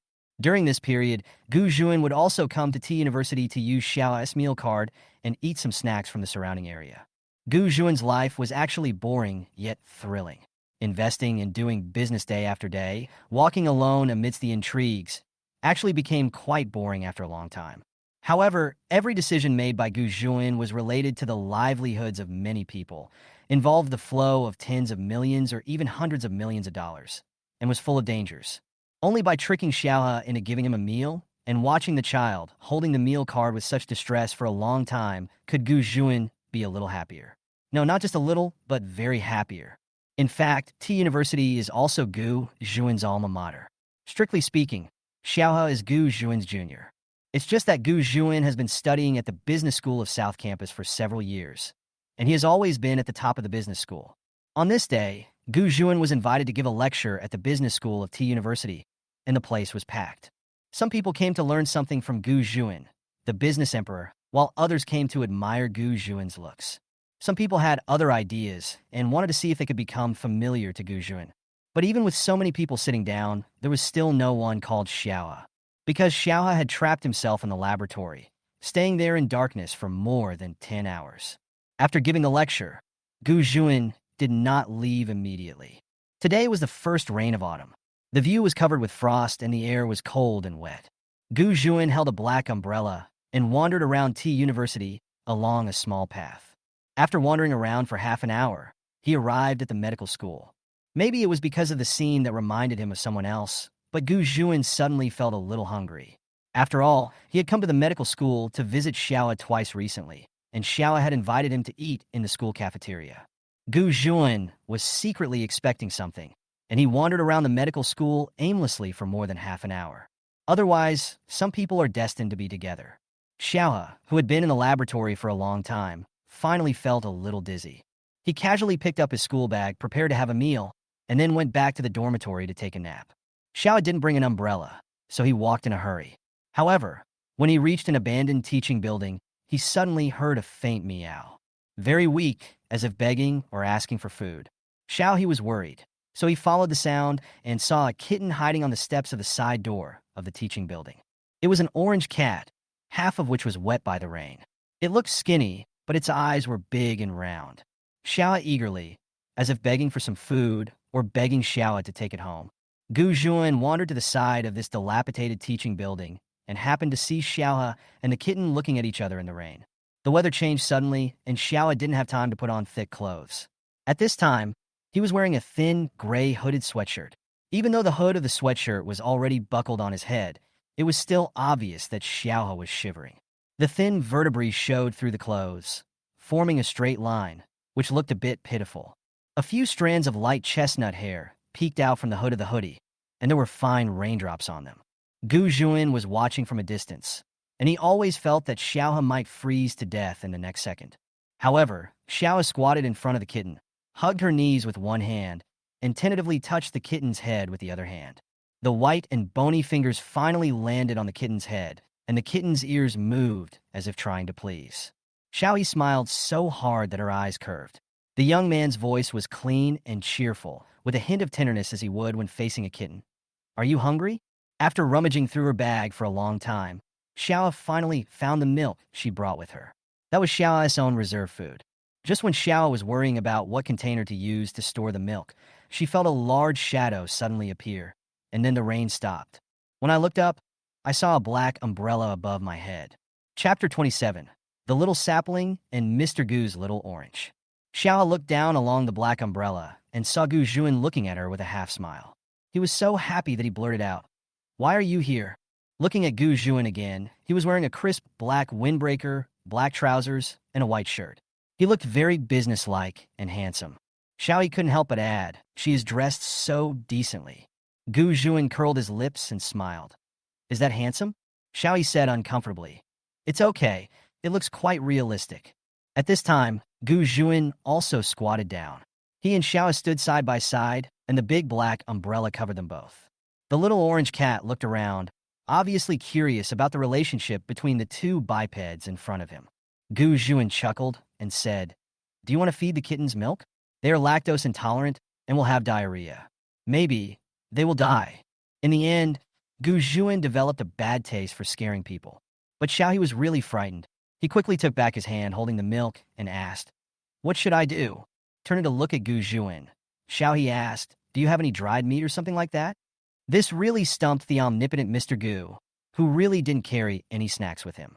Shaking his head, Gu Juan said as a matter of course, "No." Xiao stroked the kitten's head. The kitten squinted its eyes, stretched its neck, and rubbed Xiao's hand very affectionately. Xiao's eyes were full of confusion. He really wanted to take the kitten home. The kitten was so small, and without its mother, it might die this winter. However, cats are not allowed in the dormitory, and Comrade Lao, he is allergic to cats at home and has adopted stray cats before. Every time, Lao he would break out in rashes all over his body, have difficulty breathing, and eventually be taken to the hospital. Seeing what Xiao he was thinking, Gu Juan asked, "Do you want to adopt this kitten?" Xiao he replied gloomily, "Yeah. It looks like your dad wouldn't stop you from getting a cat. So why do you look so conflicted?" Gu Juan could see that he Yuandao was a very open-minded person. Even if Xiao removed the roof, as long as there were legitimate reasons, he Yuandao would not object too much. But who would have thought that after hearing this, Xiao became even more resentful? It's just that Comrade Lao, he is not doing his best. He is allergic to cats, otherwise my dessert shop could have become a cat cafe. Xiao stroked the kitten, her eyes full of reluctance and even a little sadness. Gu Juan thought that a boy of Xiao's age should not have any regrets. It's just a kitten, why can't he keep it? If you can't keep it, I can adopt it. Hearing this, Xiaohe straightened up at once. He turned his head to look at Gu Juan, his eyes twinkling with joy that was beyond words. "Really? Gu Juan, you are such a good person." After saying that, Xiao squatted down and gave Gu Juan a big hug. In the rain, under a black umbrella, witnessed by a little kitten, Xiao hugged Gu Juan. Gu Juan held an umbrella with one hand and stared blankly at Xiao as she hugged him. Along with it came the smell of the forest after the rain, which was so pleasant that it gradually penetrated into every pore of Gu Juan. Xiao was shorter than Gu Juan. Just now, due to inertia, the hat on his head fell off, and now the soft top of his hair was caressing Gu Juan's chin. Gu Juan also felt a soft touch in his heart, as if he had another little kitten at this moment. At that time, Gu Juan thought, maybe he liked Xiao a little. After all, compared with the people around Gu Juan, Xiao is so different and as lively as a little son. However, Gu Juan felt that as for love, he probably had not yet reached the level of loving Xiao. Gu Juan was very unfamiliar with the word emotion. Oftentimes, even Gu, who was always insightful in terms of emotions, could not figure out what he was thinking. Although it is raining, you still need to take the kitten to the pet hospital for cleaning first. The rain gradually got heavier.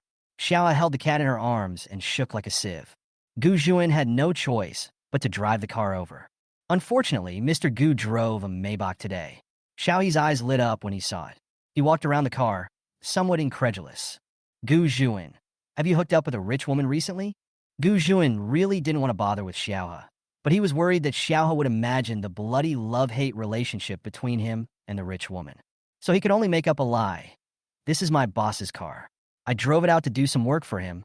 "Which boss?" "The president's." Hearing this, Xiaohe suddenly took a step back. He looked at the car with a look of resistance. "The CEO of Gu Corporation? I don't think he's that good. How did our president offend you?" Xiaohe waved his fist, indignant. "He put me in a suit and left me in a deserted stairwell." Gu Juan, he admitted it. He didn't expect that the kid was so vindictive.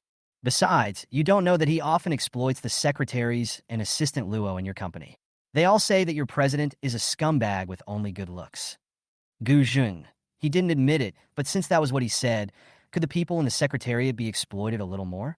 Finally, Gu Juan teased Xiaohe. "Then do you think our president Gu eats children?" But Xiaohe actually thought about it seriously and said, "I wouldn't dare to eat a child, and I don't think your General Gu would dare to do that either." Gu Juan smiled and leaned close to Xiaohe's ear. He whispered softly, "Our Gu Juan really eats children. You have to be careful." Xiao felt his ears going numb, and half of his body went numb as well. Was he scared by Gu Juan?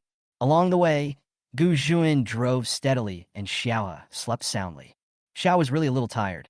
He hadn't slept for almost 20 hours and hadn't even eaten. Now he was soaked in the rain. It was really cold and tiring.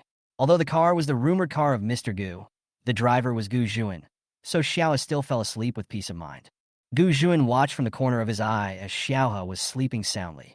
The kitten was also snoring in Xiaohe's arms, looking exactly the same. Gu Juan couldn't help but laugh out loud. He muttered softly, "You are so careless. You didn't even know I sold you out." Gu Juan slowed down the car and drove more steadily, so that they arrived at the pet hospital an hour later.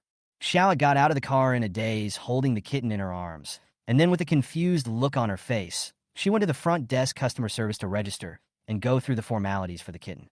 Yes, although it was Mr. Gu who wanted to raise the cat, Xiaohe had to do everything for him. Xiaohe was also happily busying around, like the cat's real father. The kitten is very healthy, just a little skinny and needs more nutrition. Xiaohe patted Gu Juan on the shoulder and earnestly advised, "You have to feed it more delicious food so that it can grow into a fat boy. It's okay if you feed it less, but you have to give it more dried fish." Gu Juan, so he can just eat bran and vegetables? A kitten should be worshipped as a little emperor. What kind of logic is this? Seeing Xiao, he was also skinny, Gu Juan teased him. "Eat until you become a little fat man first. Look at how skinny you have become." Xiao acted like a bodybuilder. "What do you know? I am well-proportioned." Well-proportioned. Gu Juan glanced at Xiao from head to toe, from her hair to her shoes. Well, she was indeed well-proportioned, with a nice waist, a nice butt, and long and straight legs. Xiao felt uncomfortable when being seen by Gu Juan. He said fiercely, "What are you looking at? Have you never seen a handsome guy before?" Gu Juan, "I have seen him, but I have never seen anyone so handsome." Xiao, "What a scumbag, what a scumbag."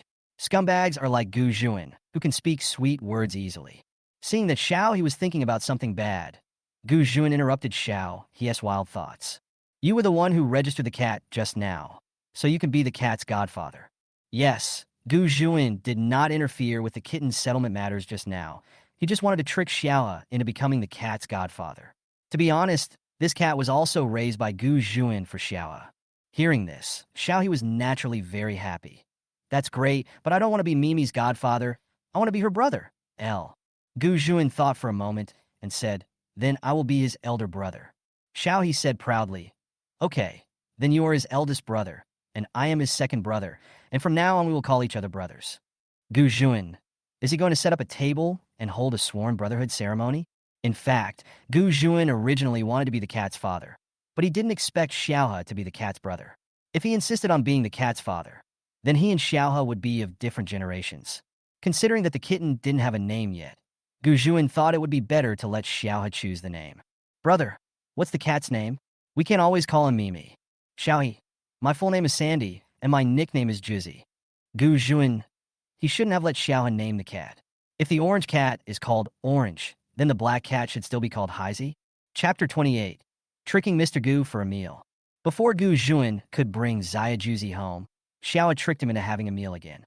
When coming out of the pet hospital, Xiaohe collapsed like a noodle.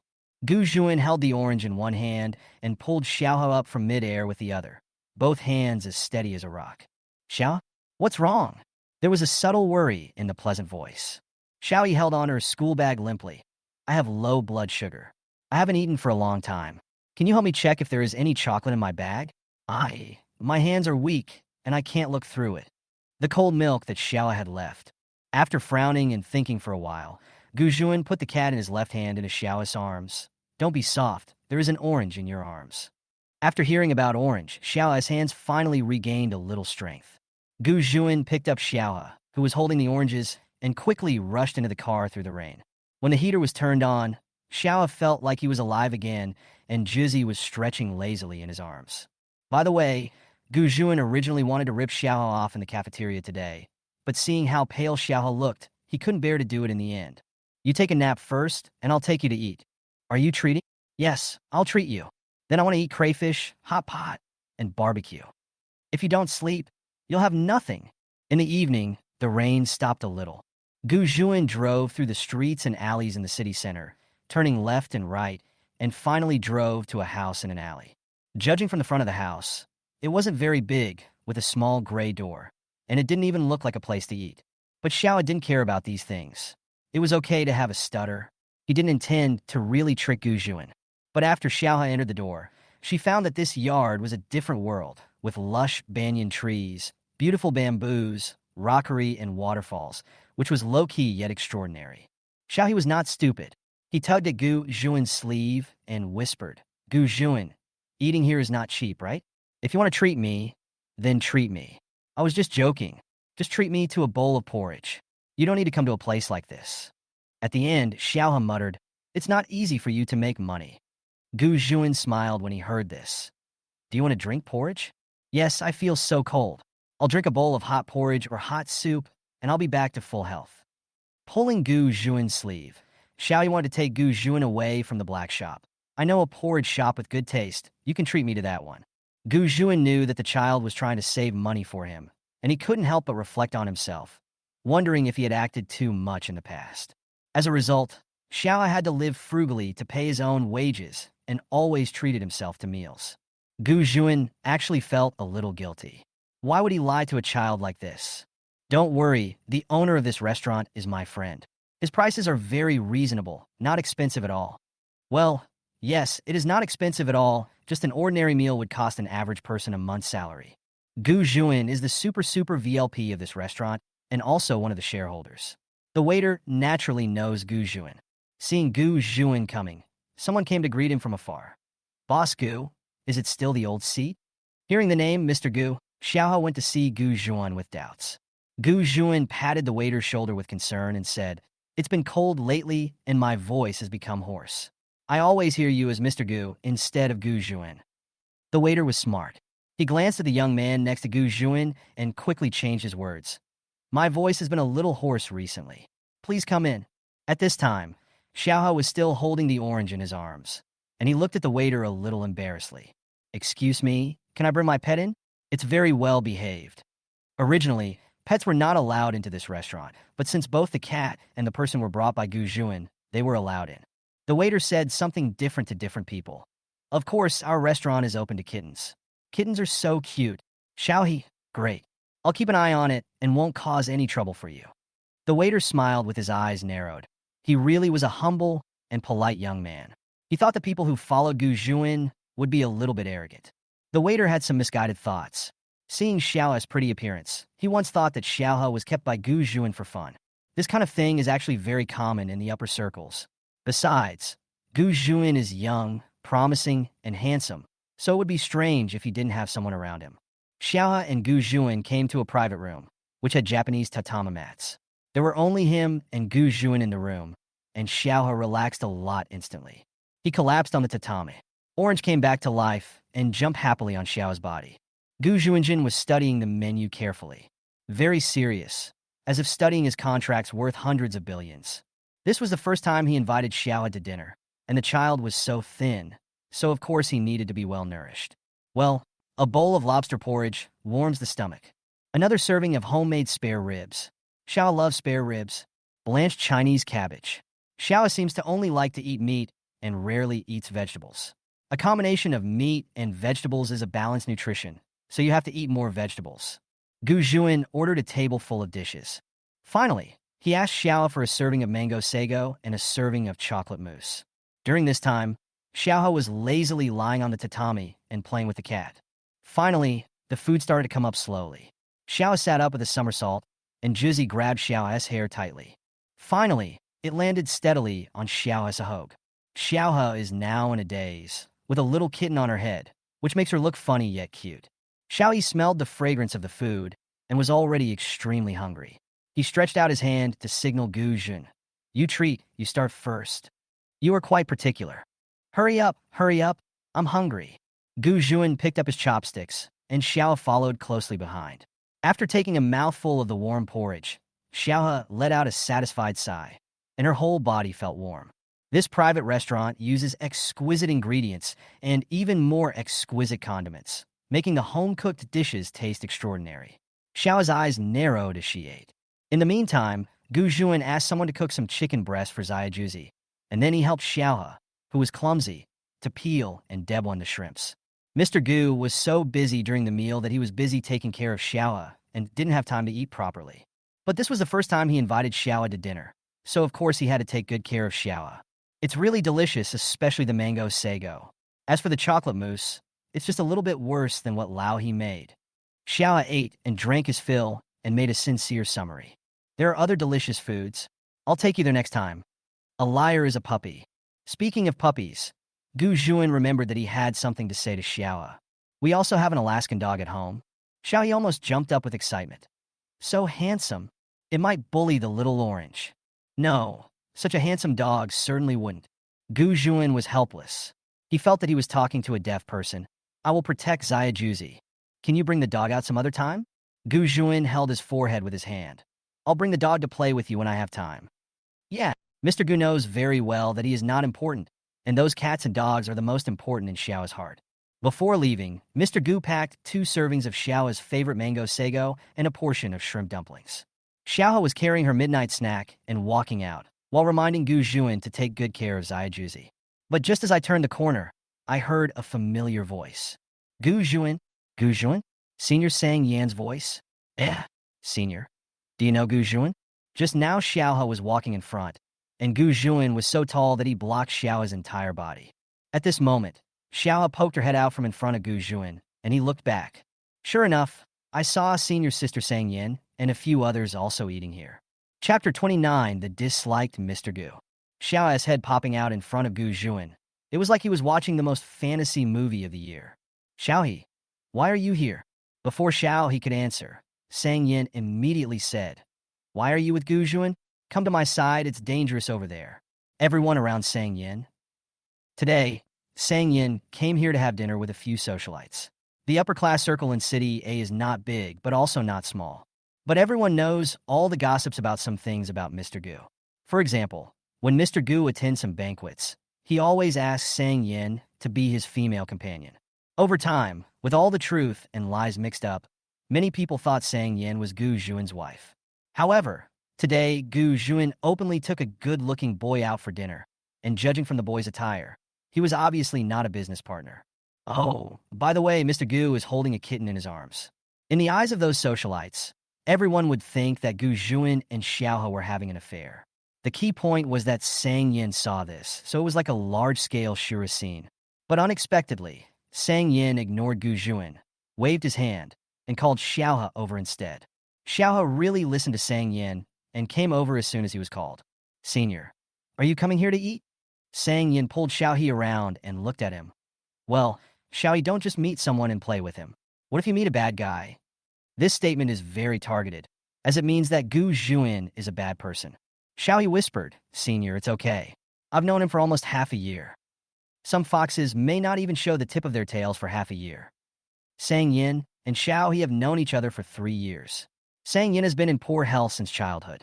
Once he fainted at T University, and it was Xiao who passed by and saved him. At that time, Xiao was a very ambitious child. He had a great talent for studying medicine and was passionate about it, as if he was glowing. Sang Yan loved sweets. When she was in the hospital, Xiao always brought sweets from home to visit her. At that time, many people came and went to visit Sang Yan, but Xiao was the only one who was sincere. After visiting Sang Yan several times, Xiao discovered that this beautiful and gentle senior sister was actually covered with thorns. The thorn is Sang Yan's weapon to protect himself. At the same time, under the gentle smile, Sang Yan feels extremely lonely. Xiao was born with a compassionate nature as a doctor. He visited Sang Yan more and more diligently. He also took Sang Yan's illness to heart. Congenital heart disease is best treated with surgery in recent years. Sang Yan and Xiao have always had a good relationship, so good that Yin Lingxuan would use the excuse of pursuing Sang Yan to get close to Xiao. Sang Yan felt that Xiao's IQ was not a problem in terms of studying. On the contrary, it was very high. But this child has a treacherous mind and very little experience, so sometimes he is too naive. Previously, Lu Jingyang said that Xiao and Gu Juan had some intersections, but Sang Yan didn't take it too seriously. No matter how big of an intersection they had, how big could it be? However, today it seems that is not the case. Just look at the little orange cat in Gu Juan's arms and the distance between Gu Juan and Xiao when they walk. It was enough to make Sang Yan feel uneasy. Pulling Xiao to look at him again, Sang Yan asked, Have you eaten? I ate a lot. Oh, you haven't eaten yet. Then have another meal with senior sister. Xiao to the sisters who were traveling with her. This is Xiao, my dearest junior. He is such a good kid. Please don't scare him. The surest scene that the socialites thought was going to happen did not happen. Instead, the situation suddenly changed, and it became a family reunion scene. Although the socialites were concerned about Gu Juin's existence, they all knew that Gu Juin would not embarrass himself over such a small matter. They and Sang Yin belonged to the same circle. Besides, these socialites have had bad luck recently, always meeting some greasy men. It is a very happy thing for them to suddenly have a refreshing boy like Xiao to accompany them for dinner. Then, in an instant, Xiao seemed to have entered the spider cave, and he was dragged away by a group of sisters, leaving him no chance to fight back. Finally, when Xiao turned around, she saw Sang Yin and Gu Juin facing each other where they had just stood, and the atmosphere was extremely weird. Xiao originally wanted to act as a peace ambassador. Both sides were his friends, and if a quarrel really broke out, he could still mediate and watch the fun with a plate of melon seeds. However, he was dragged into the private room by those socialites. Outside the private room, Sang Yin looked at her newly done rose-red nails and smiled beautifully. "Mr. Gu, it's only been a few days, and you don't like me anymore, and you're flirting with my junior instead?" Gu Juin said in a gentle and elegant manner. "Look at what you said. It seems as if we are having an affair. When did I not give you a benefit when you accompanied me to a banquet?" Yes, the red wine that Gu Juin had treasured for a long time was looted by Sang Yin. Sang Yin smiled even more beautifully. "You should give me benefits, but you should never play with my junior." "Why, these days, is there still a limit to the freedom of making friends?" Sang Yin suddenly became cold. "I don't care if you make friends with others, but you'd better not mess with me, my junior." As soon as she finished speaking, Sang Yin turned and left, the big waves leaving a charming afterimage, and her whole aura became very cool. Gu Juin looked at Sang Yan's back and sneered. "Oh, Yandera, you ignored me a long time ago. I provoked you for half a year before you showed up. Don't you think it's too late?" What responded to Gu Juin was the sound of a door closing with a bang. Logically speaking, although Sang Yin is favored at home, she is also an illegitimate daughter, and the Gu family is superior to the Sang family. Sang Yin should not dare to be so presumptuous in front of Gu Juin. However, putting aside the fact that Sang Yin and Gu Juin have been friends for many years, Sang Yin has had a bad heart since she was a child, and she lives every day as if it were her last day. She has never been afraid of anyone, so why should she give in to others? It is said that the strongest people in this world are those who do not care about their lives. Sang Yin belongs to that group of people. Under her charming appearance, she is actually very crazy. That night, after eating Gu Juin and Sang Yin, Xiao successfully ate herself into a ball. In the evening, he still took a ride back with Sang Yin. On the way, Sang Yin did not mention much about Gu Juin, so he still had some moral integrity. At the same time, that night, Gu Juin brought his third brother Jizzy back home. A grayish-white figure rushed over quickly, then wagged its tail happily at Gu Juin. This Alaskan dog was named David. Gu Juin raised it for 4 years. It was a very handsome dog, but he successfully raised it to look like the silly son of a landlord. David followed the scent and clearly sensed other creatures invading its territory. Before he could find the source of the smell, an orange fur ball broke free from Gu Juin's arms and landed on David's head with great precision. Orange squatted on David's head, staring at Gu Juin with cat's eyes without blinking, as if he was the king of the mountain. "Yo, you little kitty has 2 faces." Gu Juin squatted in front of David, pointed at the orange, and began to introduce. "David, this is my third brother whom I just recognized. His name is Orange. Someone picked him up, and he is also raising him for someone else. You two should live in peace with each other." As soon as Gu Juin finished speaking, the orange on David's head gave David a cat punch. After thinking for a moment, Gu Juin touched David and said, "Although we have to coexist peacefully, you can also fight back if you are bullied." Before going to bed, Gu Juin looked at the skinny kitten, then went online to research cat food, canned cat food, and dried fish. After all, I'm raising a cat for someone else, so I want to raise it into a big fat cat. Chapter 30. Tenderness exclusive to saplings. On the eve of National Day, a business evening party in City A was crowded with people. As always, Gu Juin is low-key, but still the most important person on the field. Gu Juin has been a little worried about his work recently. At today's meeting, he simply tapped the table lightly with his pen, and with a smile suggested to some old stubborn people in the company that a rice bag cannot bear moths. Those veteran figures were horrified as if the sky had fallen. Gu Juin deeply doubted whether he was really that terrible. After dealing with several groups of people who came to flatter him, Gu Juin retreated to the balcony. He lazily took out a cigarette from his suit, the leather lighter tumbling between his fingertips, emitting sparks. Fire and tobacco collide, and smoke fills the air. Gu Juin held a cigarette between his fingertips, looking lazy and dignified, which gave off an air of someone who could only be admired from afar and not touched. However, there were still handsome men and beautiful women who kept coming to Gu Juin to flirt with him and make themselves familiar with him. Gu Juin was too lazy to deal with it. He just lowered his eyes and gave a slow glance, which was enough to make people feel scared. The person who came to chat with him didn't say a word and hurried away. "Hello, Mr. Gu, I am."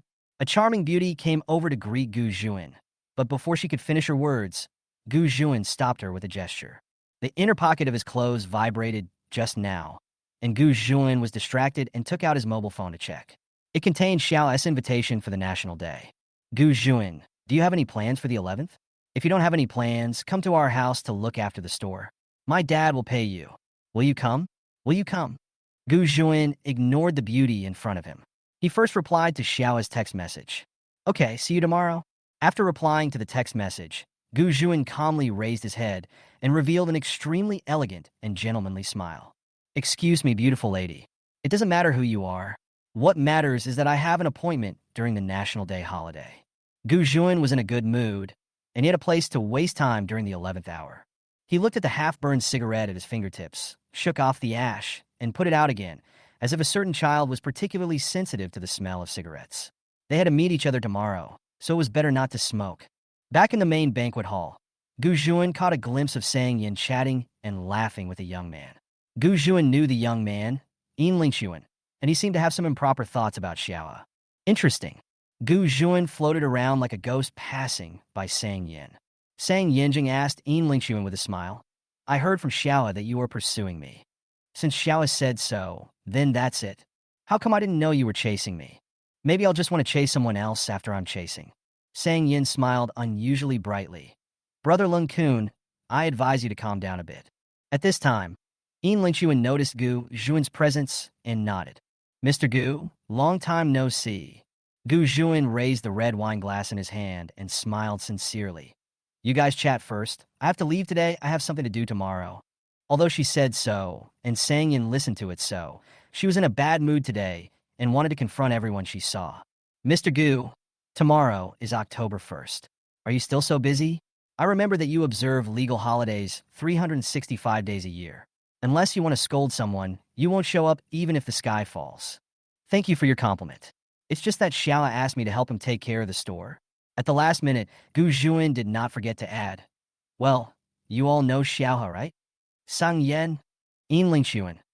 God is watching what you do. One day, someone will take in Gu Juin, this unruly man." On the first day of National Day, it was already 11 o'clock in the morning when Gu Juin appeared at the Shanxian dessert shop. At this time, He Yuandao had already stuffed all his luggage into his old car. Seeing Gu Juin coming, Xiao grinned.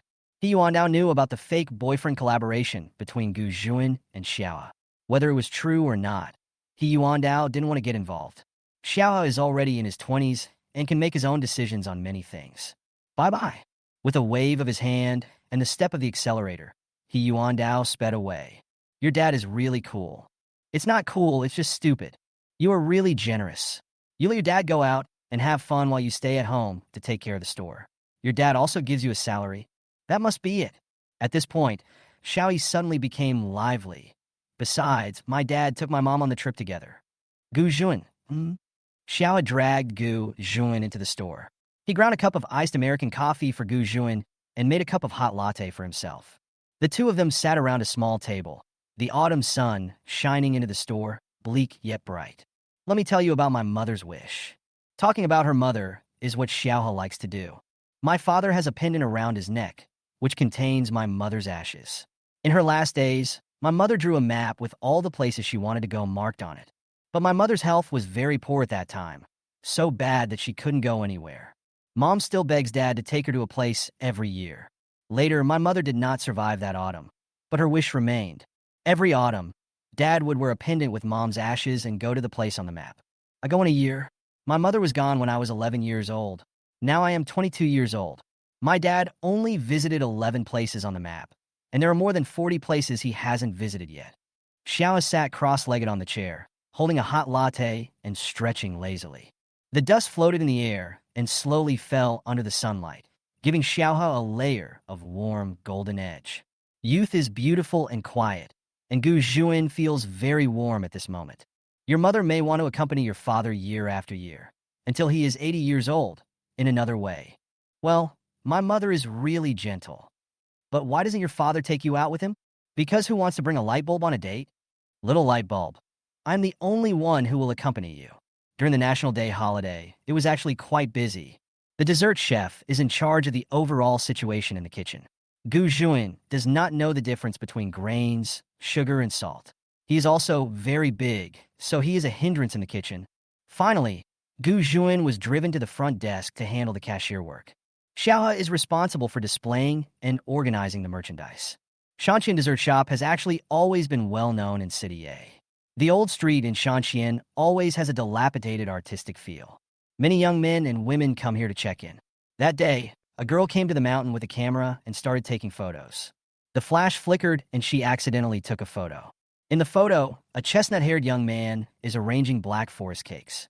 He has a faint smile on his face and his eyes are sparkling. I wonder what happy thing he is thinking about. Inside the cashier counter, the stern and steady man looked at the young man with a gentle smile in his eyes. Aura is a really strange thing. It seems like something warm is steaming between the young man and the man. The girl looked at the photo she occasionally took and felt like she had found a treasure. At this moment, she felt a large shadow behind her. She turned around and saw the man at the cashier standing behind her, looking at the photo in her hand with a smile. It's a nice shot. Gu Juin was very satisfied with this photo. The girl touched her chest and felt a little scared. This smiling man looked so scary. It turned out that the gentleness in the photo might be exclusive to someone. Chapter 31. Little Tree Delivers Cake. The days at Shanqian Dessert Shop are lively and joyous. The guests here are all very polite and cute. Some of them come to see the handsome boy, while others are dessert lovers. When she was free, Xiao would drag Gu Juin and the chef in the kitchen to play landlord. Gu Juin didn't know how to do it at first, but he followed Xiao to play for a while and then started to kill everyone, winning most of the wages that Xiao had earned from working in the store in Shanqian during those days. Gu Juin found that he was getting easier and easier to cheat Xiao of money without any shame or anxiety. It's really fun to cheat children out of their money. On the fourth day of the National Day, Lu Jingyang celebrated his birthday, and a dinner was scheduled in the evening. Gu Juin had to go no matter what. At around 4 p.m., Gu Juin prepared to retreat early. If you hadn't told me earlier, I would have asked the chef to make you a big cake as a birthday present. It's too late to make it now. Xiaohe complained angrily while folding the cake box. Next time, I'll tell you earlier next time. Gu Juin thought that those who came to Shanqian Dessert Shop to buy cakes were all lovely young people. As for that unfortunate guy Lu Jingyang, why would he make a cake for him? Shanqian Dessert Shop was still busy, and soon, the shop received an order for a cake delivery. Xiaohe usually rides a small motorcycle to deliver cakes. Xiaohe looked at the delivery address of the cake, which was on Ping and Road. He had heard Gu Juin mention that his friend's birthday party seemed to be on Ping and Road as well. Thinking of this, Xiaohe ran to the kitchen happily. Uncle Wang, can you please make another cake? I'll give it to Gu Juin on the way and ask him to do me a favor. Oh, Xiao has made great progress. He still thinks about these interpersonal relationships. That's why I always feel that Gu Juin is not very smart. Look at him leaving empty-handed. How can you celebrate someone's birthday without giving them anything? Okay, go to the front and get busy while Uncle Wang makes you a star-level cake. It was already very cold at night in October. Xiaohe wore a fleece sweatshirt but still felt cold, especially when riding an electric bike, as her fingers were blown by the wind with nowhere to escape. Xiaohe had no choice but to put her hands in her sleeves.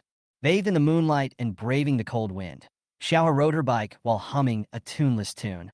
At the red light, he took out his cell phone and called Gu Juin. On the other end of the phone, there were soothing cello sounds, laughter, and the sound of champagne being opened, a scene of decadence and debauchery. Xiao's voice seemed even clearer and cleaner. Gu Juin, are you still eating? I. Chu. I'm also here on Ping'an Road. Chu. Uncle Wang made a cake for you. If you guys haven't left, give me the address and I'll deliver it to your restaurant. It has to be said that the moment he heard Xiaohe's voice, Gu Juan felt a soft feeling in his chest. But when Xiao heard the cold wind whistling from his side, he still couldn't stop sneezing. Gu Juan couldn't help but frown. "Where are you? Did you come out without your coat again?" "I didn't bring my coat when I went out today. I'm on Baoan Road. Is it far from where you are?" "I'm at Pingham Mansion, so come over. Be careful on the way. Call me when you're almost there, and I'll pick you up." Pingham Mansion? Old Gu, you have made it big. You are now the top hotel in City A. I'm poor, my friend is rich. I'm just taking advantage of him. No more talking. The light is green. I'm leaving. The weather was too cold. Actually, Gu Juan originally wanted to drive to pick up Xiaohe, but when he looked at the traffic outside the window, the cars were stuck in traffic and couldn't move. Even the powerful Mr. Gu was helpless. He was even slower in picking up Xiaohe. As soon as Gu Juan turned around from the window, he saw everyone in the room looking at him as if they had seen a ghost. Shen Jingming. "Old Gu, you must have taken the wrong medicine. Who are you talking to so kindly?" "Lu Jingyang." "No, Lao Gu. Who did you just say was poor and who was benefiting from it?" Others who were on average laughed and joked, but didn't dare to go too far. "Mr. Gu, do you have someone you like? I don't know whose son or daughter has this blessing. Do you like it?" "Yes, but do you like it very much?" Gu Juan doesn't know. Gu Juan. "Jingyang, someone sent you a birthday cake. It's so cold outside. Ask the kitchen to prepare some hot sweet soup first." Lu Jingyang. "Hey, it's my birthday today, and you're still ordering me around."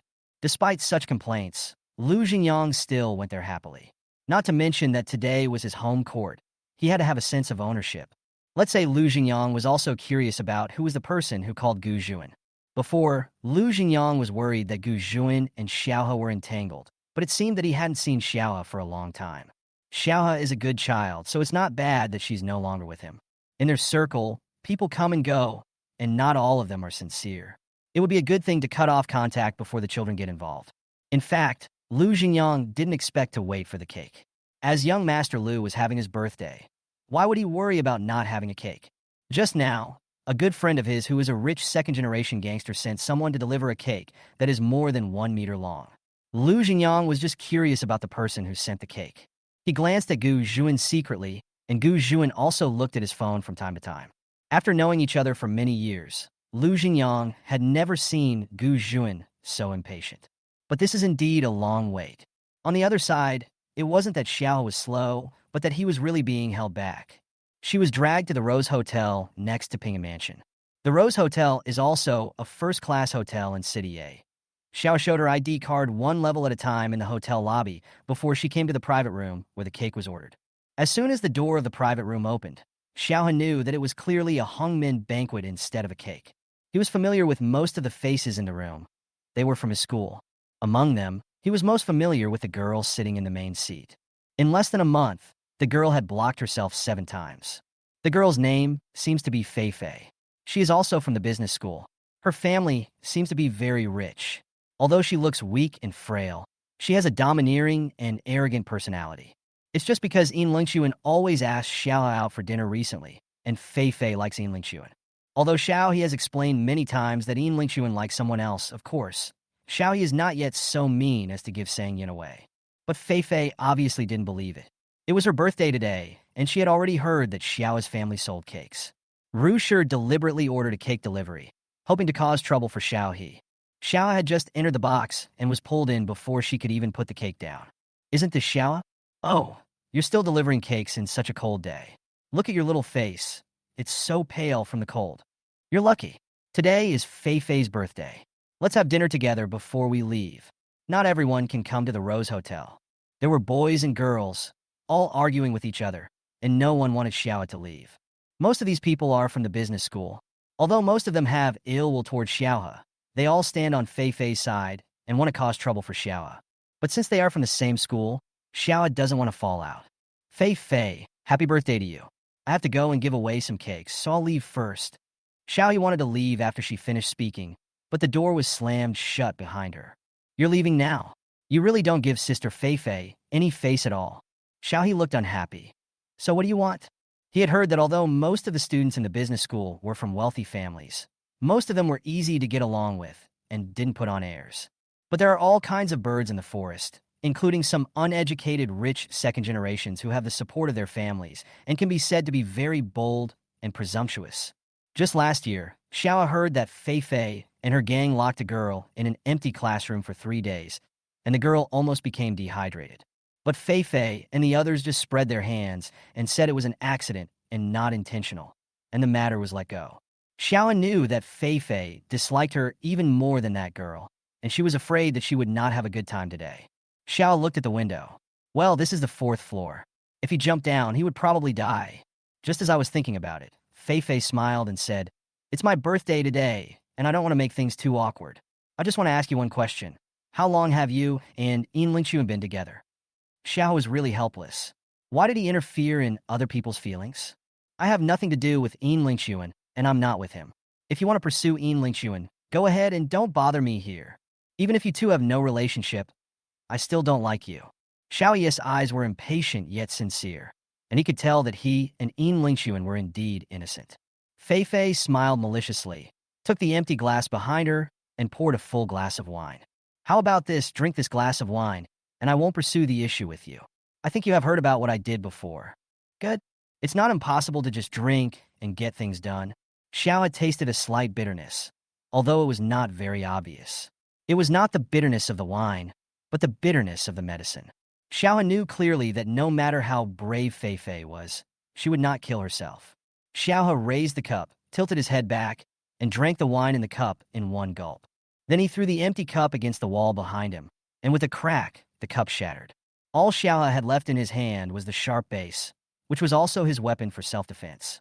Chapter 32, Guarding the Sapling. Holding the broken half cup tightly, Xiao's eyes, which were usually smiling and bright, turned completely cold. It was like there was a little beast hiding inside, ready to rush out and bite people at any time. It was unruly and deadly. "I've drunk all the wine. You can go now." Fei Fei really didn't intend to let Xiao leave so easily. But when he looked at the sharp glass in Xiao's hand and the hand holding the glass, the veins were clearly visible, and there was a kind of youthful vigor and ruthlessness. Fei Fei was really a little scared. Who knew what Xiao would do? Besides, Xiao had already drunk the wine, which was considered as giving her face. "Go away, and don't hang around in front of me anymore. If I see you again, you'll be in trouble."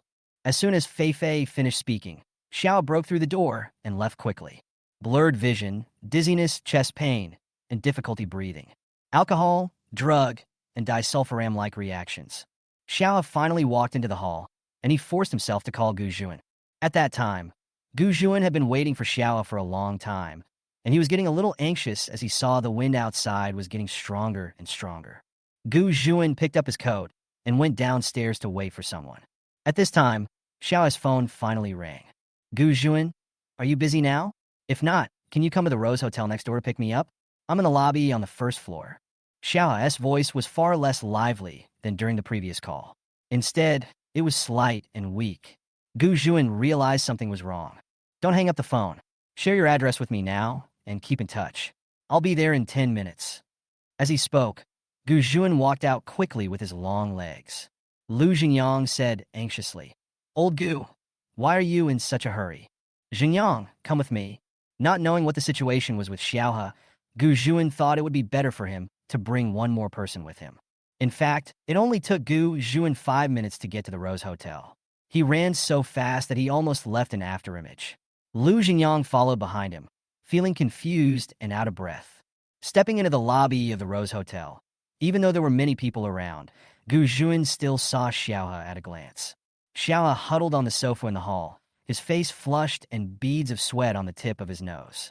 He hugged himself, as if he was in extreme discomfort and pain. Gu Juan said nothing. He strode towards Xiaohe, but his expression was frightening. "Oh my God, what happened?"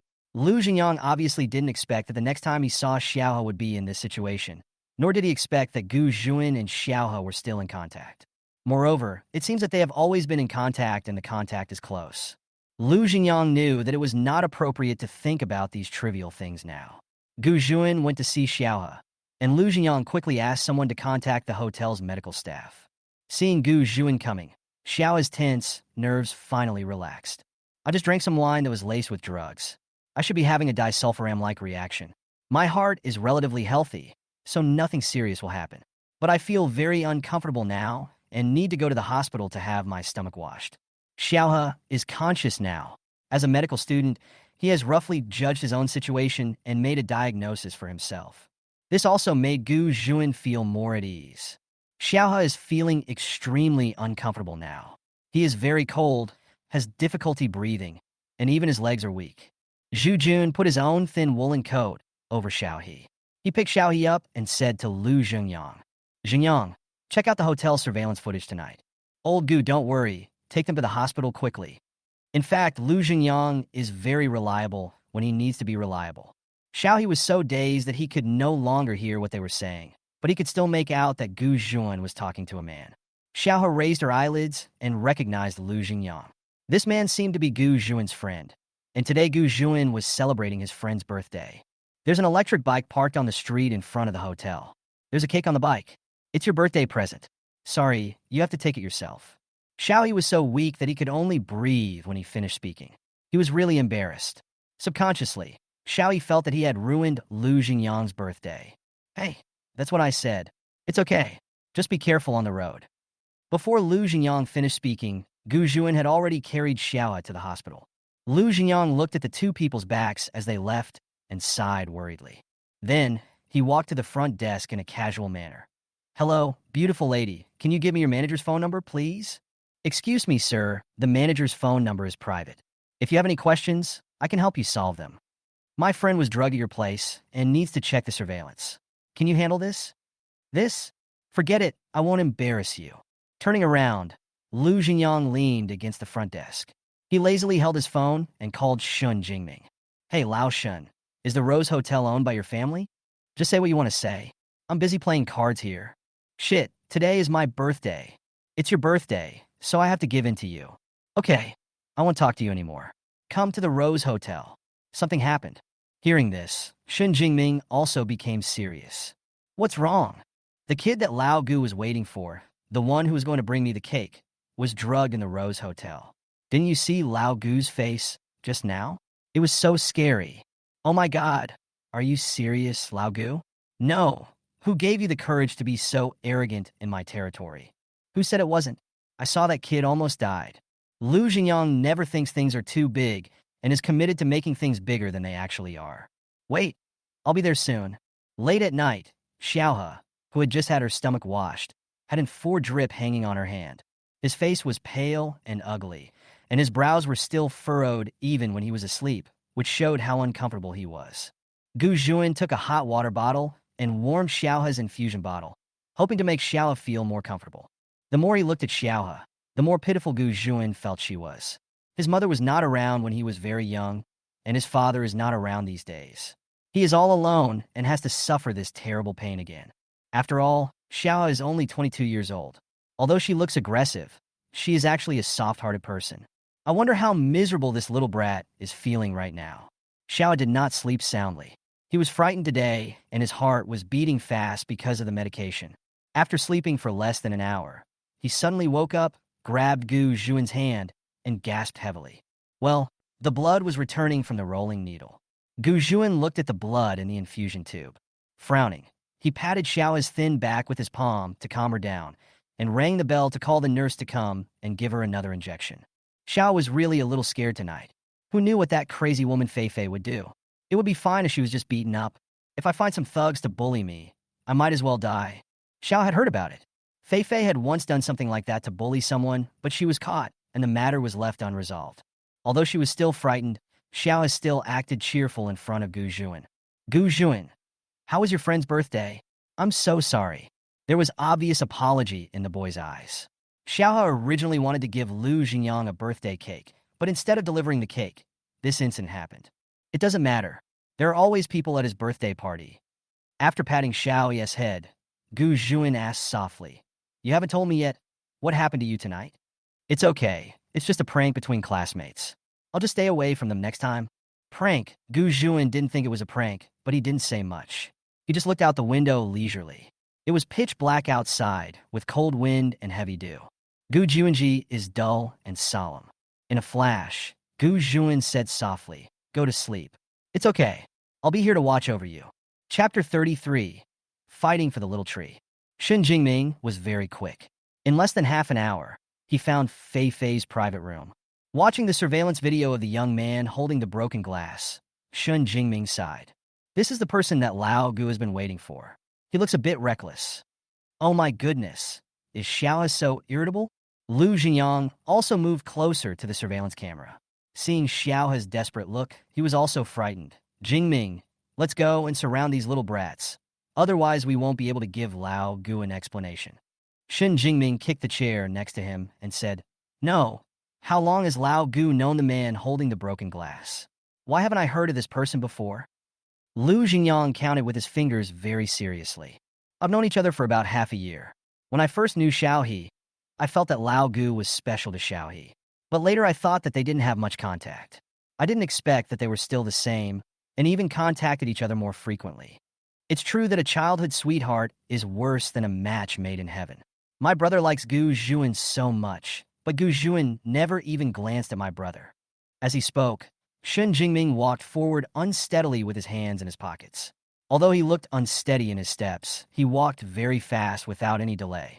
With a bang, the door of Fei Fei's private room was kicked open. Shun Jingming leaned against the door frame with his arms folded, exuding an unruly wildness, like an unruly leopard. Good night, little beauties. We don't know you. What can I do for you? In the private room, Fei Fei remained calm when facing Shun Jingming. She could even ask Shun Jingming seriously about his intentions. I don't know you either. Logically, I should be winning big at some bastard's birthday card game right now, but as he spoke, Shun Jingming stood up lazily, took 2 steps forward, and walked into the private room under the gaze of everyone. Then he found an empty seat at random and sat down casually, not forgetting to put his 2 long legs, which had nowhere to put, on the table. He took out a cigarette, lit it, looked up, puffed out smoke, and his Adam's apple looked very sexy. In the smoke, Shun Jingming sneered and continued. But, little beauties, did you offend someone you shouldn't have offended today? Fei Fei pretended to be calm. Sir, I'm afraid you misunderstood. We did have a conflict with a boy just now, but it was just a joke between friends. Shun Jingming took out his cell phone and fiddled with it casually. Then he smiled playfully and pointed the phone screen towards Fei Fei. On the phone screen, 2 boys were blocking the door, and a group of people were speaking harshly to Xiao. It looked like a large-scale bullying scene. Children, next time you bully someone, check if there is a camera first. Fei Fei sneered disdainfully. Are you Xiao's friend? I advise you to be more sensible. You can't afford to mess with me. Seeing this, Shun Jingming laughed even more loudly and arrogantly, almost to the point of being extremely arrogant. I don't know that Xiaohe, but I really didn't know what to do today. I've grown up like this, but I still don't know what I can't afford to offend. I'm gonna call security. This made Lu Jinyang, who was watching the fun, laugh. Old Shun, she said she was gonna call the security guards. Isn't this the thief crying thief? Are you afraid? I'm so scared that my legs are shaking. Although there were only 2 people, Shun Jingming and Lu Jinyang, Fei Fei and the others were still a little scared. These 2 people didn't look easy to deal with. From Xiaohe's ruthlessness when protecting herself, Fei Fei could tell that the 2 people in front of her were probably the type who had been able to cause trouble since childhood, and they were both fierce in their bones. Without much hesitation, Fei Fei called the security guard directly. However, as soon as the security guard came up and lined up, he saw Shun Jingming curled up in a chair. The security chief was at a loss for a moment. He took 2 steps forward and leaned over to ask his boss for instructions. Mr. Shun, how come you have time to come here today? It is no secret that the owner of the Rose Hotel is surnamed Shun. In City A, the only family with the surname Shun and a deep family background is Shun Jingming. Shun Jingming is very crazy in his daily work, and his methods are quite fascinating. This is no secret in City A. When the security guard came, Fei Fei was still a little arrogant. However, when she saw the security guard's reaction to Shun Jingming, Fei Fei's eyelashes trembled and she asked in disbelief, Are you Shun Jingming? Impossible. How could someone like you mobilize so many troops for Xiaohe? Fei Fei was a little bit unbelievable. Shun Jingming spread his hands lazily. Why don't you listen to the first thing and the last thing? I told you I don't know Xiaohe. But, he smiled more maliciously, you really mess with someone you shouldn't mess with. Shun Jingming stroked his chin and squinted his eyes and thought, I have to think carefully about how to deal with this matter. The way he squinted his eyes made him look like a devil, prolonging the fear infinitely with every minute and every second. Fei Fei and her group were already a little panicked, and they kept complaining. Sister Fei Fei, what should we do now? Fei Fei, this is none of my business today, but you insisted on me coming. That's right. If you hadn't told me that Xiao didn't have any background, would you have bullied her so easily? When the wall falls, everyone pushes it. Fei Fei's face looked very ugly. Lu Xingyang, who was watching the show on the side, laughed. So you can just bully people without any background? Old Shun, a jerk like you wouldn't do such a wicked thing, would you? No manners. If you want to bully someone like Lao Gu. That's the only way to feel a sense of accomplishment. Fei Fei was already nervous because of Xin Jingming and Lu Xingyang. Then what are you going to do to make this happen? Lu Xingyang, how about this? Everyone present should drink what you gave Xiao and then apologize to Xiao. This? No, I'm allergic. It can kill people. Can I go and apologize to Xiao? It's none of my fault in the first place. It's all Fei Fei's fault. Fei Fei, please say something. Yes, it's all Fei Fei's fault. You didn't say a word when something happened. Everyone was complaining. Fei Fei bit her lip. She really didn't know things would turn out like this. Xiao rode a bicycle to school every day and didn't wear any branded clothes, so how did she know Xin Jingming? Rubbing the ring on his finger, Xin Jingming said with a smile, Old Lu, we are law-abiding people. If we want to take revenge, just call the police. Lu Xingyang, yes, if a civilized society. Xin Jingming, our Rose Hotel is willing to provide all surveillance footage as evidence, and the waiter can also serve as a witness. Standing up, Xin Jingming looked at Fei Fei and smiled grimly. Your crime is intentional injury. With a criminal record, can you still graduate? After saying that, Xin Jingming and Lu Xingyang walked away, and when they left, they did not forget to instruct the security guards. Keep them until the police come. The room was silent. Fei Fei collapsed to the ground, followed by a cry of fear. Will I not be able to graduate? Will I have a criminal record? Fei Fei, you are such a bastard. The noise died down, and what happened at the beginning was nothing more than the most common fear of the strong bullying the weak. However, no one expected that some things would take a sudden turn for the worse. Right and wrong would return to their original places, and cause and effect would continue in a cycle. It was already late at night when Gu Juan received Lu Xingyang's call. During the phone call, he got to know Fei Fei and also understood the whole story.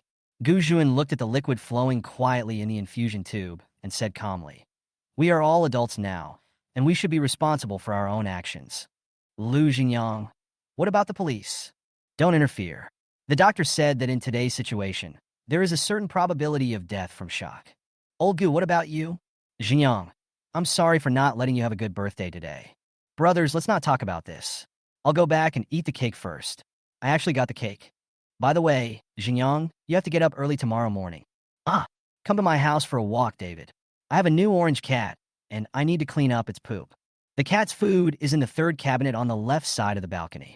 You need to feed him 3 vitamins, 5 freeze-dried food, and 1 dried fish at a time, all soaked in goat milk powder, and then open a can of food for him. Lu Xingyang obviously liked cats more than dogs. He said impatiently, Old Gu, please speak slower. I can't remember. Finally, the cat is called Orange. You can pet it, but it will bite you. Damn, the parents are not strict. Chapter 34, Mr. Gu's Breakfast. In the dim morning light, Xiao slowly opened her eyes and saw white walls and white cabinets. He was confused for a moment, wondering where he was. Then his memories gradually came back. Fei Fei whined broken cups, he ran out. When Gu Juan came back from fetching water, he saw Xiao sitting stupidly on the bed, looking frightened. Xiao, morning. Xiao's voice was weak and her face was vague. Under her pale hospital gown, she looked like a trembling dandelion that would be blown away by the wind. It's okay, the people from the Rose Hotel. Before Gu Juan could finish, Xiao was filled with righteous indignation. That group of people haven't paid me for the errands, nor for the cake. Xiao regained consciousness little by little, and he also noticed Gu Juan standing next to him. He was wearing a black sweater and black trousers, his lips were slightly dry, and his usually meticulous hair was hanging down in 2 strands, making him look a little haggard. Xiao was moved by the thought of why Gu Juan looked so haggard. She did not forget to ask Gu Juan. Gu Juan, yesterday a group of people forced me to drink something poisonous. Did they show up later? You didn't pay for the medical expenses, did you? Otherwise, what do you think? This world is so good that people poison you. send you to the hospital, take care of you, stay up day and night, and pay your medical bills. At this point, Gu Juan's tone became worse. He rubbed his forehead and said to Xiao He helplessly and seriously, Xiao He, you should have some self-protection awareness. There are many people who like you, and there are also many people who hate you. You can't be sincere to everyone. Xiao was also somewhat unconvinced. Do you really think I'm a fool? I realized something was wrong when I went in, but I couldn't run away. I could only drink that glass of wine to minimize the damage. If I don't drink it, I might not be able to escape, and they might want to kill me. Finally, Xiao Yi sighed softly. Gu Juan, even though I laugh all day long, I'm not that stupid. He was not so stupid that he could not tell good from bad. He could still tell who was good to him, and he could even sense that Gu Juan was the one who was good to him. Otherwise, I haven't seen anyone on the road who would take care of me all night. Thank you. Sorry. 2 sentences, 6 words, overlapped together. One voice was clear and pleasant. The other was steady and deep. The 2 voices mixed together, as if arousing some kind of throbbing emotion. It was as if the magnetic field had undergone a qualitative change, and the heart in the chest was beating extraordinarily ambiguously. Thank you was what Xiao said, thanking Gu Juan for his care, with a hint of goodwill in it, saying that he shouldn't have spoken so loudly to Gu Juan just now. I'm sorry was what Gu Juan said. He shouldn't have questioned Xiao He just now. Yes, Xiao He is an adult, and he has a correct sense of right and wrong. One day not long after, Gu Juan saw the video in the private room. Xiao finished drinking and bravely held the broken glass. Looking at the stubborn light in Xiao's eyes, Gu Juan knew that Xiao was much more insightful and calm than he saw. That day, Xiao made the most correct choice. At this time, Xiao and Gu Juan just smiled at each other. Xiao He, then let's make peace. You are not allowed to be angry anymore. Gu Juan, when did I get angry? Xiao He, why did you speak so loudly just now? Gu Juan, you were quite loud just now. Xiao He, look Gu Juan, you said you were not angry.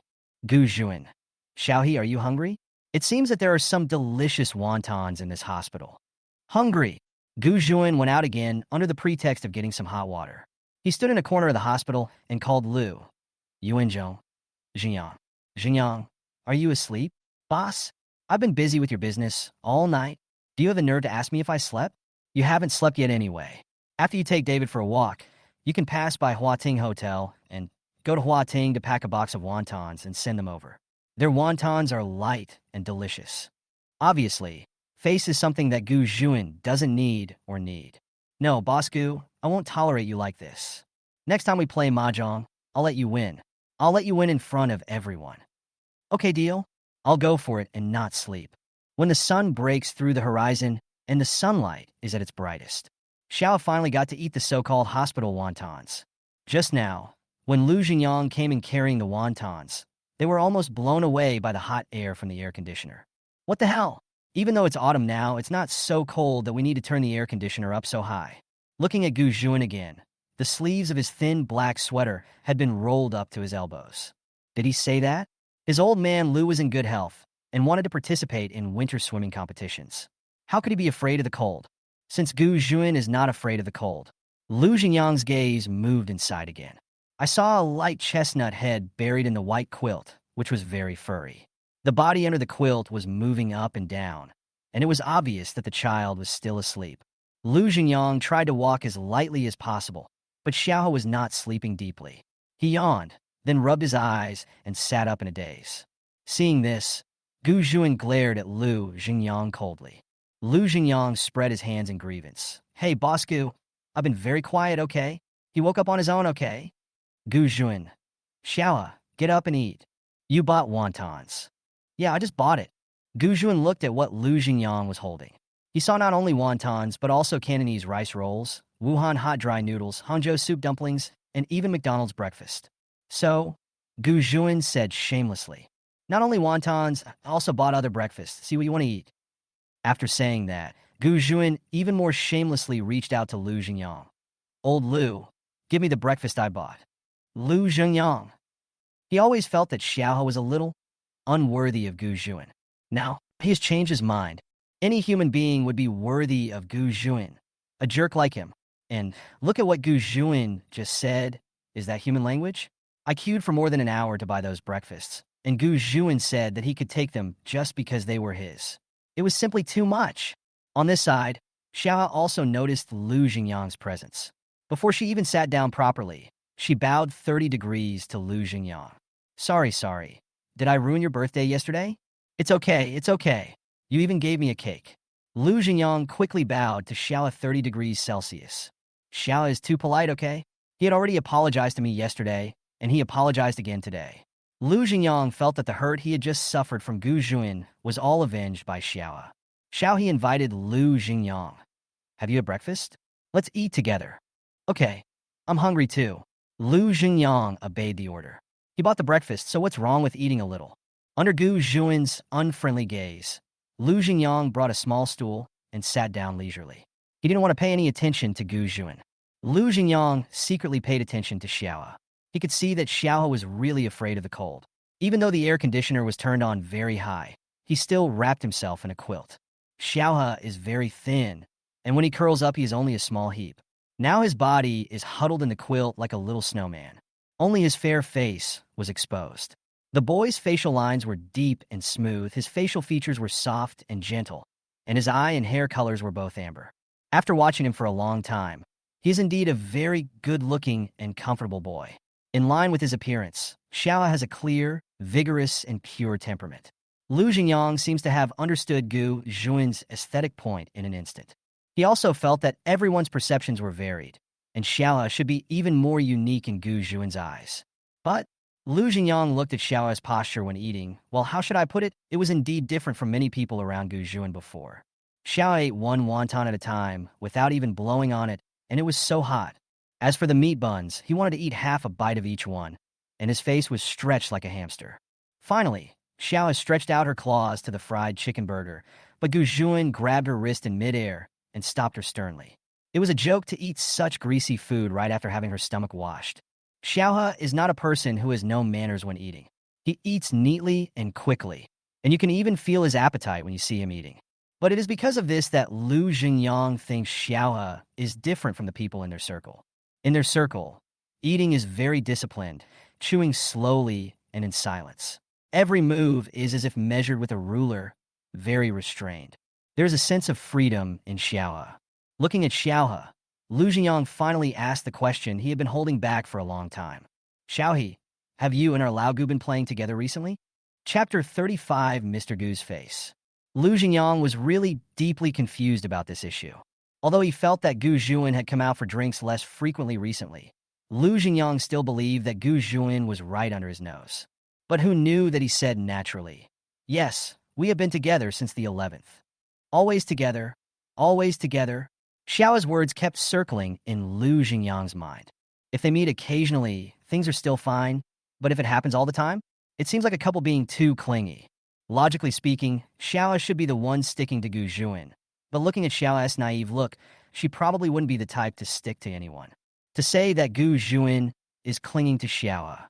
Gu Juin is like a smiling devil every day. So who would he cling to? Xiao, who was eating all the time, and then looked at Gu Juin, who was sitting on the chair with his arms folded, resting like a cold-faced Buddha. Lu Xingyang was deeply puzzled as to how these two people got together. How did you two know each other? This question made Xiao think for a few seconds. He couldn't say in front of Gu Juin's friends that Gu Juin was rented. Looking up and taking a tentative look at Gu Juin, Xiao used her eyes to ask Gu Juin what he meant. Gu Juin just said calmly, "Just say whatever you want to say." With Gu Juin's approval, Xiao believed that Lu Xingyang must be a very good friend of Gu Juin and must be aware of some of Gu Juin's part-time jobs. My family urged me to go on blind dates, and at first I needed to rent a fake boyfriend to help me deal with the situation. I rented Gu Juin, and that's how we met. Rent.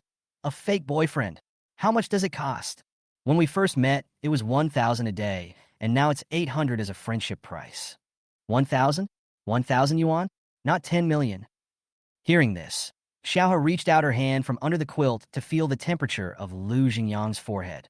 Xiao was a little confused. I don't have a fever. Where can I get 10 million? And you see, Gu Juin may be handsome, but his business ability is not that good. How can he be worth 10 million? Gu Juin raised his eyes to look at Xiao, smiling like a fox. What's wrong with my business ability? I'll pay attention next time. Everything is wrong.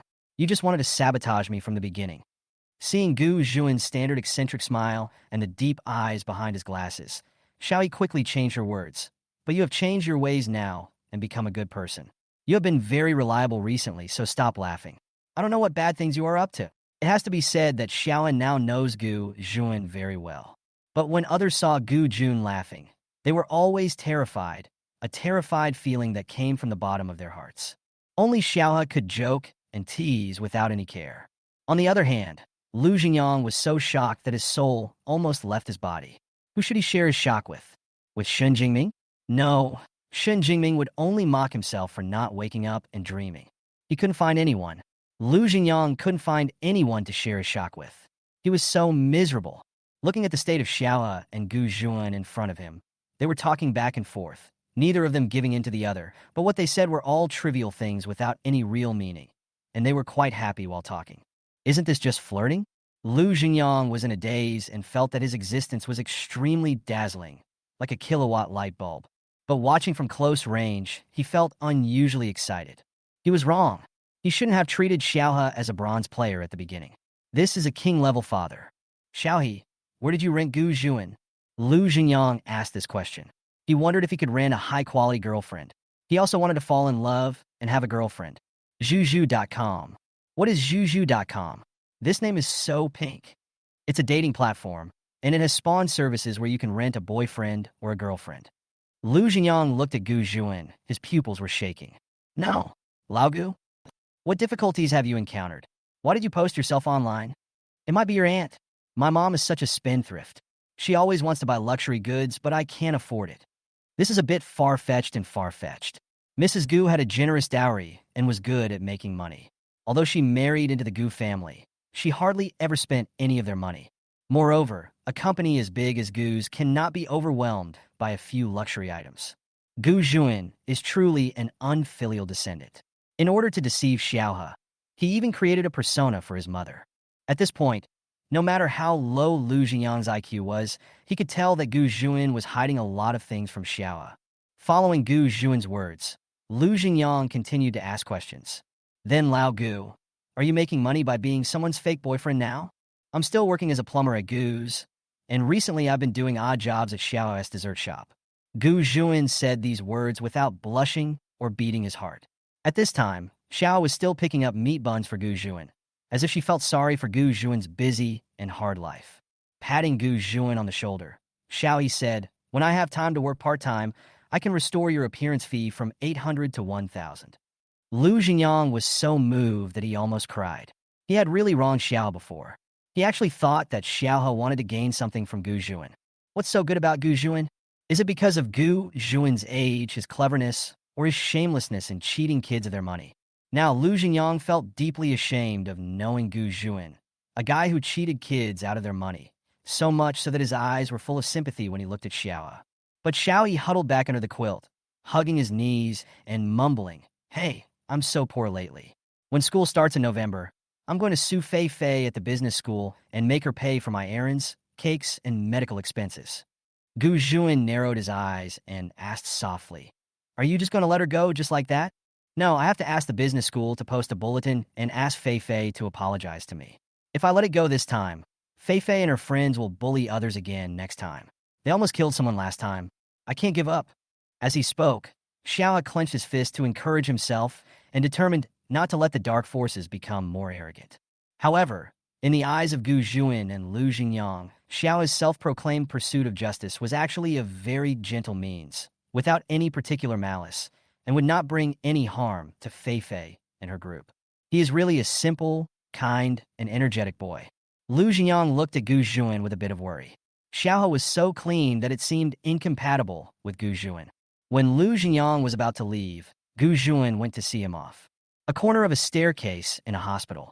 Don't put pressure on Fei Fei and the others for now. Just follow the normal process. Okay, I'll take care of it. Don't worry about it, Lao Gu. Just spend time with Xiao He. Hearing this, Gu Juan smiled cunningly. Since you said so, I won't be polite. Xiao's dessert shop is unattended today. There is only one dessert chef in the shop. He is too busy. You can go and help. Lu Jingyang, you're really rude. Gu Juan, it's very simple. Just collect the money and set out the desserts. If you work part-time at his house and get paid, I'll give you the wages. Lu Jingyang. Haha, I'm thin-skinned, and I won't cheat children out of their money. Gu Juan. There are many beautiful girls checking in at his dessert shop. Lu Jingyang. Go away, go away. We will end our friendship tomorrow. Gu Juan. Then before we break up, you take care of the store today. Chapter 36. The Teacher of the Sapling. November passed in a flash, and Xiaoa had to stay in the hospital for 2 days. On the first day of school, Xiaoa hadn't yet found the business school to report Fei Fei. The news about Fei Fei and her gang spread all over the school. Not only the incident involving Xiaohe, but also many previous incidents were revealed.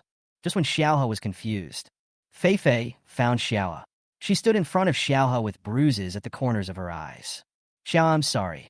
Fei Fei's eyes at this moment were filled with resentment and unwillingness, like a snake's tongue wrapping around Xiaohe. Who hit you in the face?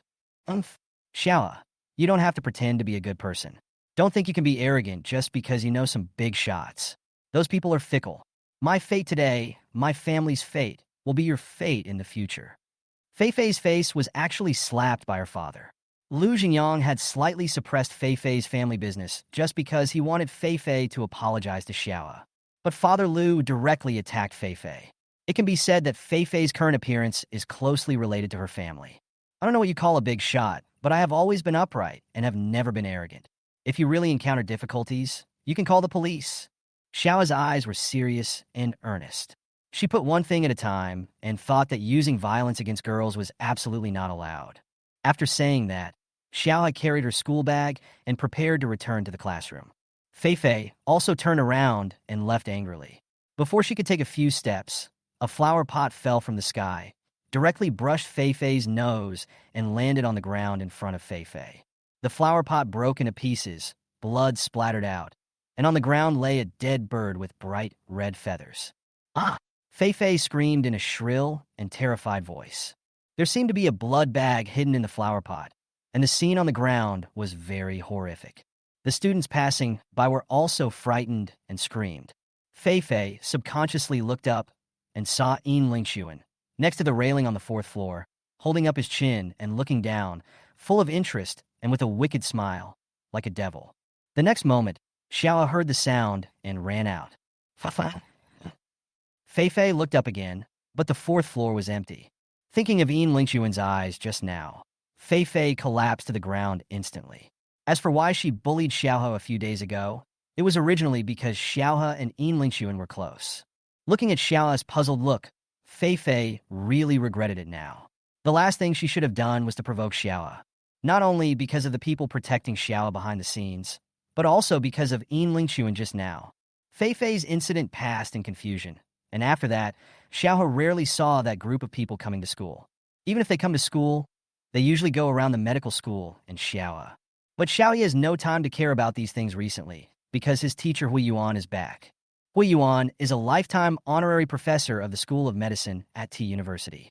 Last year, there were frequent wars in the eastern part of the country. Hui Yuan pulled his suitcase and took a plane from his peaceful and safe homeland to a devastated foreign country.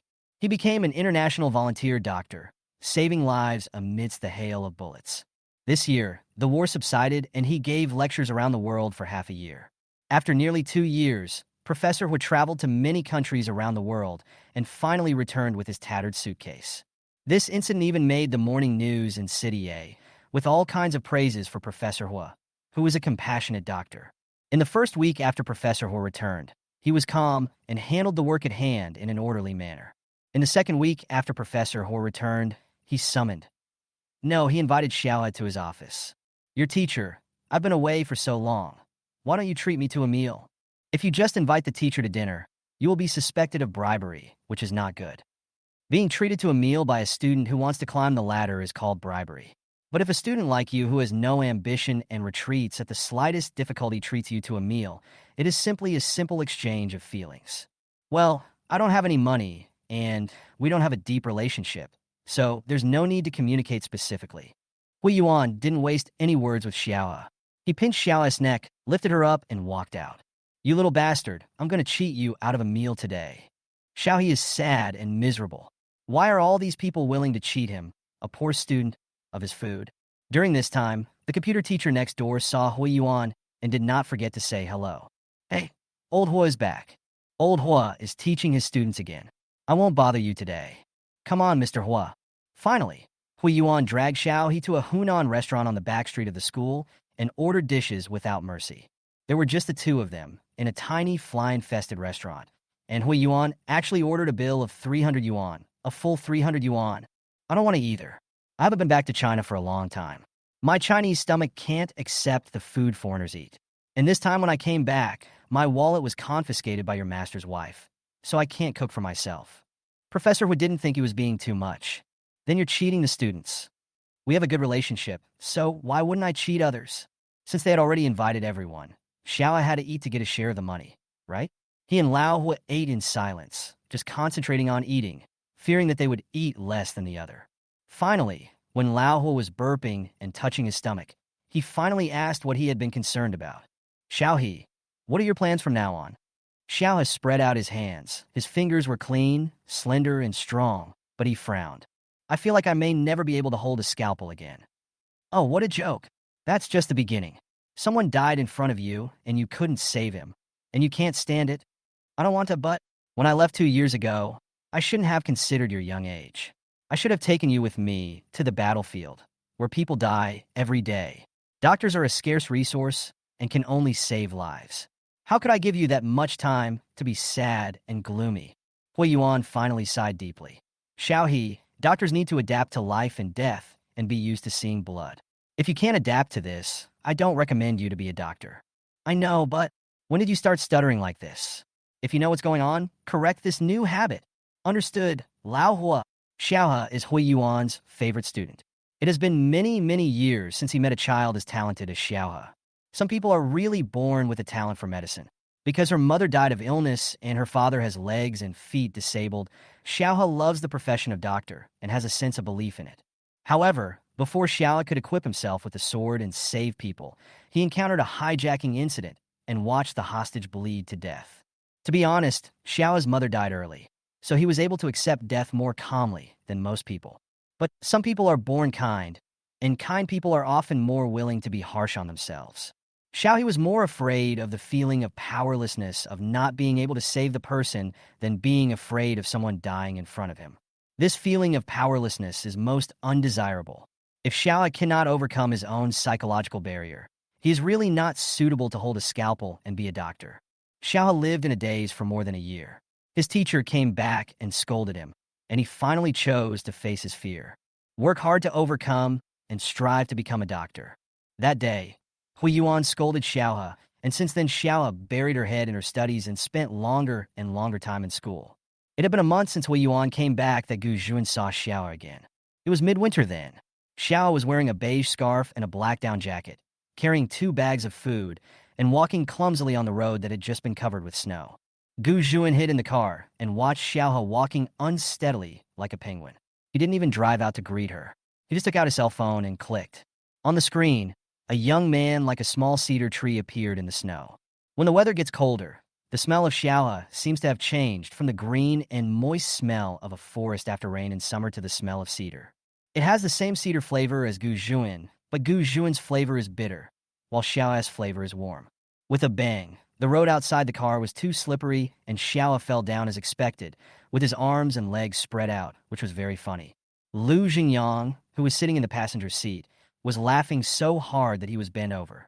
Oh my god, Xiaohe felt like a turtle. It really amused me. Hey, Lao Gu, did you take a picture of Xiaohe? It was a pity that I didn't take the photo. Yeah, what a pity. During the National Day holiday, Lu Jingyang let Xiaohe look after the store for 2 days. Because of Gu Jun, Lu Jingyang and Xiaohe became friends.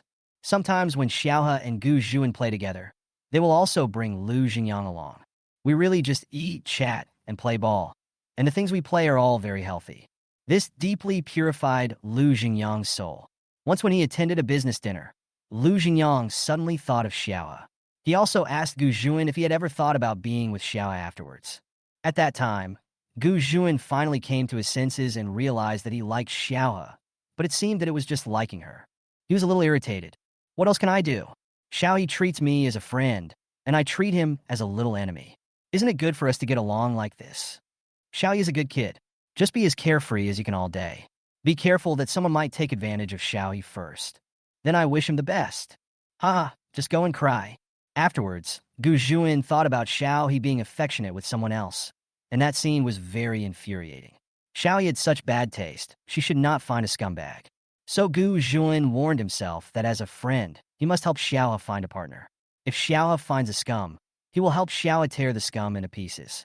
So much so that later on, Mr. Gu looked at all the men and women of marriageable age who approached Xiaohe and saw them as scum, except himself. Chapter 37. Hot Pot of Saplings. On the snowy road, Xiaohe climbed up using both his hands and feet. Suddenly seeing Gu Jun approaching not far away, Xiaohe felt a little embarrassed. He could guess that he must be like a turtle now. Gu Jun had already walked to Xiaohe and extended his hand to her. I can get up by myself without your help. Who said I wanted to help you? The next second, Gu Jun had already grabbed Xiaohe's arm and threw him into the snow pile on the side of the road. The snow pile was quite deep, and Xiaohe had half of his body stuck in it. He struggled for a long time, but couldn't get out, so he scooped up the snow with both hands and started throwing it towards Gu Jun in frustration. At this time, Lu Jingyang, who had switched to the driving seat, drove the car over.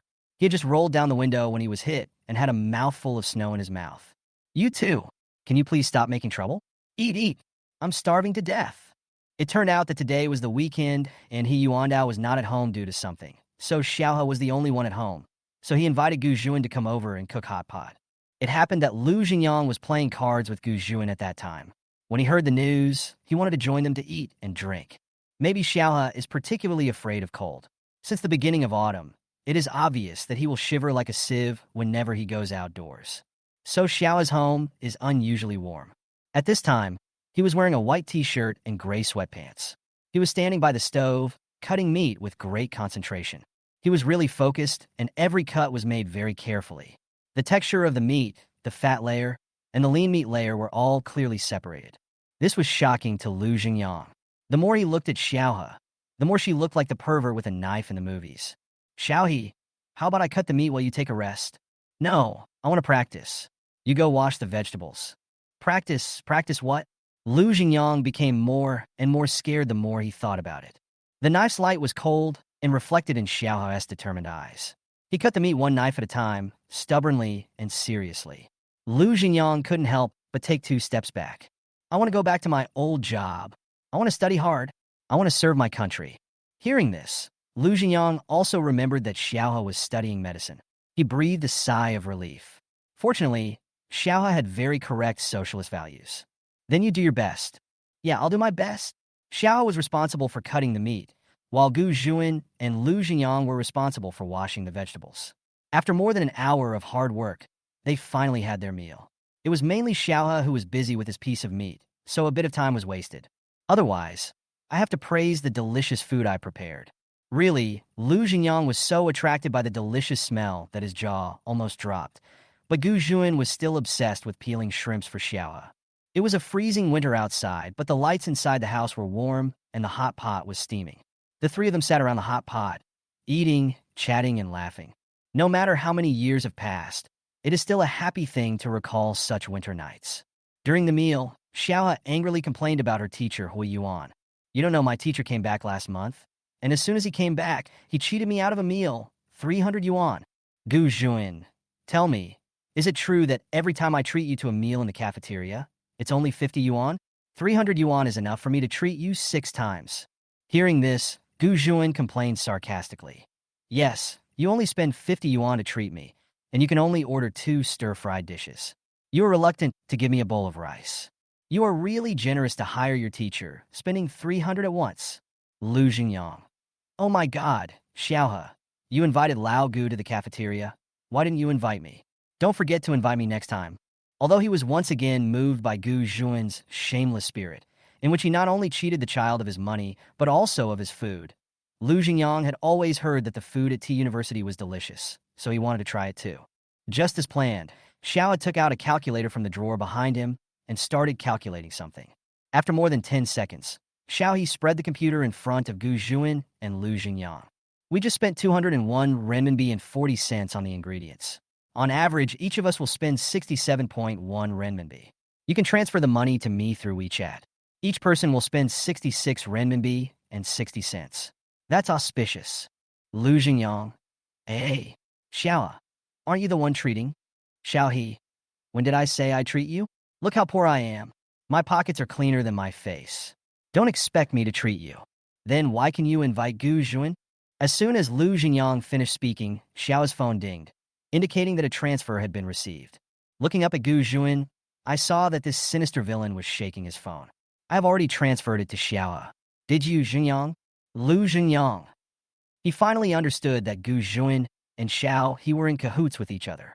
Gu Juan could cheat Xiao He for a living, but others couldn't. It was so unfair. Lu Jingyang, who had been living a life of luxury since childhood and was often treated by others, participated in an AA activity for the first time in his life. The AA amount was 66.6, which was really auspicious.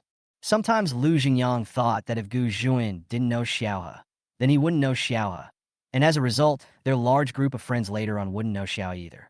Then their taste, level, and consumption concept will not plummet. What a sin. As the year draws to a close, Xiao He is busy and Gu Juan is also busy. Xiao He is busy with final exams and papers, while Xiao He needs to work hard and rise up. He must be able to pick up a scalpel one day. It is the end of the year again for the Gu group, a time for various reviews, year-end presentations, and performance improvements. But Gu Juan would still take time to accompany Xiao He to visit Mr. Zhou. It's winter now, and Mr. Zhou's health is getting worse. Xiao He actually had the illusion that his grandfather might not survive this winter. So he and Gu Juan went to visit Mr. Zhou, and the visits became more and more frequent. Fortunately, he did not meet Zhou Qingxia during that period, otherwise Gu Juan's identity would have been exposed.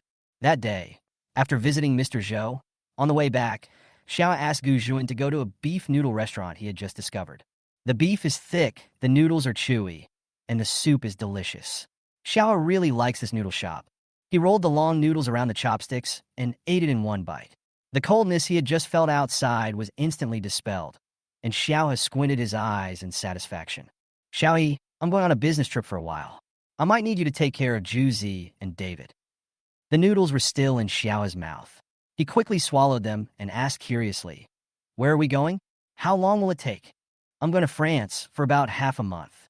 Xiao He opened her eyes wide, full of admiration for the rumored CEO, Gu. Although your boss is a scumbag, he is really capable in business. He even built water and electricity in France. Rubbed Xiao He's hair with his big hand and asked with a smile, Could it be that I am more capable and got promoted? He almost dropped her chopsticks. She asked excitedly, Gu Juan, have you been promoted to maintenance supervisor? Well, not really. Gu Juan was indeed not good at repairing water pipes. He was afraid of being exposed, so he took the opportunity to change his career. I have always wanted to be a product manager, so after self-study, I was hired as a product manager at Gu. Gu Juan praised himself for his cleverness. He no longer had to worry about Xiao suddenly coming to him to fix the water and electricity. Although, after a certain observation, Gu Juan found that Xiao was much better at repairs than himself. The biggest proof was that Xiao could repair the faucet within 10 minutes, but Gu Juan could not. Gu Juan, from plumber to product manager, that's a big jump. Not bad. Let's open 2 bottles of beer to celebrate. Gu Juan was somewhat helpless. Come on, you start crying as soon as you finish drinking, and I will have to send you off again later. But Xiao, I'm on a business trip these days, and there's no one to take care of Orange and my Alaskan dog. Don't worry, leave it to me. I was waiting for you to say that. I will send the 2 ancestors to you tomorrow. Xiao He reacted, Huh, how cunning and treacherous. It turns out you've wanted me to take care of you for a long time. Chapter 38, Saplings, Dogs, and Cats. The day Gu Juan sent David and Orange over was a weekend. The sky was foggy, and it was about to snow. Even though every bone in her body was clamoring for a longer stay in bed, Xiao still got up early for the sake of her 2 little kids. He took out 2 pieces of coffee mousse from the refrigerator. They were the low-sugar coffee mousse he had prepared for Gu Juan yesterday. Gu Juan seemed to like it very much. Xiao wore pajamas inside and a long down jacket outside, and went out with the cake in her hand. He was so sleepy that he was exhausted and didn't even wear socks. He was only wearing a pair of fluffy slippers. The breakfast shop at the corner of the street had just opened. Xiao He walked into the shop, sat down on a chair, closed her eyes, and began to mumble. Aunt Zhang, morning, 2 servings of steamed dumplings and 2 servings of 8 treasure porridge, 1 with sugar and 1 without sugar for takeout. Okay, Xia, why are you here so early today? Pick up two little darlings. Luo Yu came to drive Gu Zhuan this morning. Gu Zhuan called last night and asked Luo Yu to come 2 hours earlier than the original departure time. When he arrived at Gu Zhuan's house, Luo Yu saw several bags piled at the door as soon as he entered, including a bag of cat food, a bag of dog food, a bag of cat and dog snacks, and a bag of cat and dog toys. Boss Gu, you got another cat? As soon as he finished speaking, he heard some crackling sounds. He looked in the direction of the sound and saw Orange, who had become as fat as a ball, fighting with David. Luo Yu. Wow, you really raised a big fat Orange. Mr. Gu, like before, should I come over every day to feed David and the big fat Orange? Xiaohe later. Luo Yu's jaw almost dropped in shock. Who should I send it to? Xiaohe. Xiaohe? Xiaohe. No, Mr. Gu, you and Xiaohe are so close. Are you still in touch? He has been away from the convenience store for several months. We have an underground deal. Boss Gu, please show some mercy. Are you two engaging in any illegal transactions? Are you forcing this little cutie? You cannot poison this young man who is so handsome and graceful. Gu Zhuan smiled and said, Is it possible that he poisoned me? Gu Zhuan felt that what he said was right. He was originally hired to be Xiaohe's fake boyfriend, and if anyone was to be poisoned, it was Xiaohe who poisoned him. Luo Yu was in a daze while driving all the way. He kept thinking about the group chat between him and his secretary, where he would reveal today's gossip. But as a professional assistant, he held back. Luo Yu now understood why he had to leave 2 hours earlier. Xiao's home was near Shanshan Road, in the opposite direction of the airport, so he had to leave early. The car just stopped at the intersection in front of the mountain. Xiao was seen walking out of a breakfast shop with things in both hands. He yawned as he walked. His head was messy and furry, and his alopecia were swaying. It was obvious that he was not very awake yet. Xiaohe this way. Gu Zhuan stood beside the car and waved to Xiaohe. Xiaohe ran towards Gu Zhuan in slippers, staggering. Although the down jacket she was wearing was long enough, it still couldn't cover her calves. He hugged the down jacket tightly and trembled in the wind. What time is the flight? 12 noon. Then you have to go now. It's okay. Just leave David and Orange to me. Don't worry. So your dad is allergic? It's okay. I'll drive him away for a while. I've already been accommodating to him enough because of his allergies. I don't even have a hamster. I can't let Comrade Lao he get any further. Cough, cough, Suddenly, Xiao seemed to hear someone coughing deliberately, as if reminding herself that there were other people around. Xiao lowered his head to look. The driver's window was rolled down, and Luo Yu was grinning at him awkwardly. Assistant Luo, long time no see. Xiao first saw Luo Yu. She was a little happy, but after the happiness, she felt a little strange. Assistant Luo, are you on a business trip with Gu Zhuan? No, I'll take him to the airport. Wow, your company has great benefits. Aren't you the boss's assistant? Do you also send the product manager on business trips? Assistant Luo speaks differently to different people. He has already heard that his boss's new identity is a product manager. So he echoed Xiaohe and said, Yes, Manager Gu's business trip this time is of great significance to Gu's strategic adjustment. So Mr. Gu sent me here to see Manager Gu off. Hearing this, Xiaohe almost gave Gu Zhuan a thumbs up. Gu Zhuan, then you do your best. I wish you a successful start. As the wind grew stronger, Xiaohe felt colder and colder as she stood there. Her little face turned pale, and her long eyelashes were almost covered with frost. Gu Zhuan frowned when he saw this. Stop standing here. It's very cold. Here, these are steamed dumplings and 8 treasure porridge for you to eat on the way. You didn't have breakfast so early. And this low-sugar coffee mousse, you can eat it while waiting for your flight. It will put you in a good mood. Xiao stuffed all the food into Gu Zhuan's hands.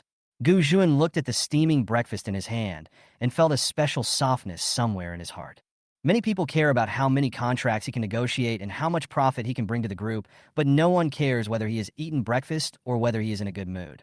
Xiaohe is an outlier in some ways. Xiaohe, where are David and Orange? Behind. Gu Zhuan opened the back door of the car, carrying his loving breakfast. The first one to jump out was David, with a slender figure and elegant manners. Xiaohe was about to be impressed by David's handsomeness, but the next second, David's true colors were revealed, and he pounced on Gu Zhuan with his tongue sticking out. Seeing that Gu Zhuan was rather cold towards him today, David immediately noticed the unfamiliar face Xiaohe. The young man smelled nice. So David started wagging his tail and circling around Xiaohe again. Afterwards, Orange also jumped out of the car. Compared to the skinny appearance when they first met, Orange had gained weight and looked fluffy and soft, so adorable. Maybe because he was a stray cat when he was a child, Orange was quite brave and kept playing with Xiao's empty trouser legs with his claws. Xiao was wearing a big hat on the back of his clothes today. He picked up the oranges and threw the kitten into the hat. Perhaps because the hat was warm, Orange didn't move at all inside, just sticking his little head out to look outside. At the same time, Xiao held David's leash with one hand and carried David and Orange's supplies with the other, and said goodbye to Gu Juin, Luo Yu, and others. Hurry up and leave. The plane will be delayed soon. Have a safe trip. The car started slowly and drove away, and Gu Juin looked back. On the beautiful and quiet old street in front of the mountain, the boy, the dog, and the big fat cat in the hat formed the warmest picture in the cold winter. That day, after Gu Juin's plane landed in France, his cell phone kept receiving text messages, most of which were about business matters or required him to make decisions. In the middle is a photo sent by Xiao. In City A, thousands of miles away, it snowed heavily shortly after Gu Juin's plane took off. It was snowing heavily in the photo, but there were few people on the old street in front of the mountain. The street was clean with a layer of floating snow. David walked on it, leaving a trail of paw prints. There is also a very nice young man's hand in the photo gesturing. Gu Juin knew that Xiao was telling him to cheer up. With a slight smile, Gu Juin replied to Xiao, "The coffee mousse is delicious."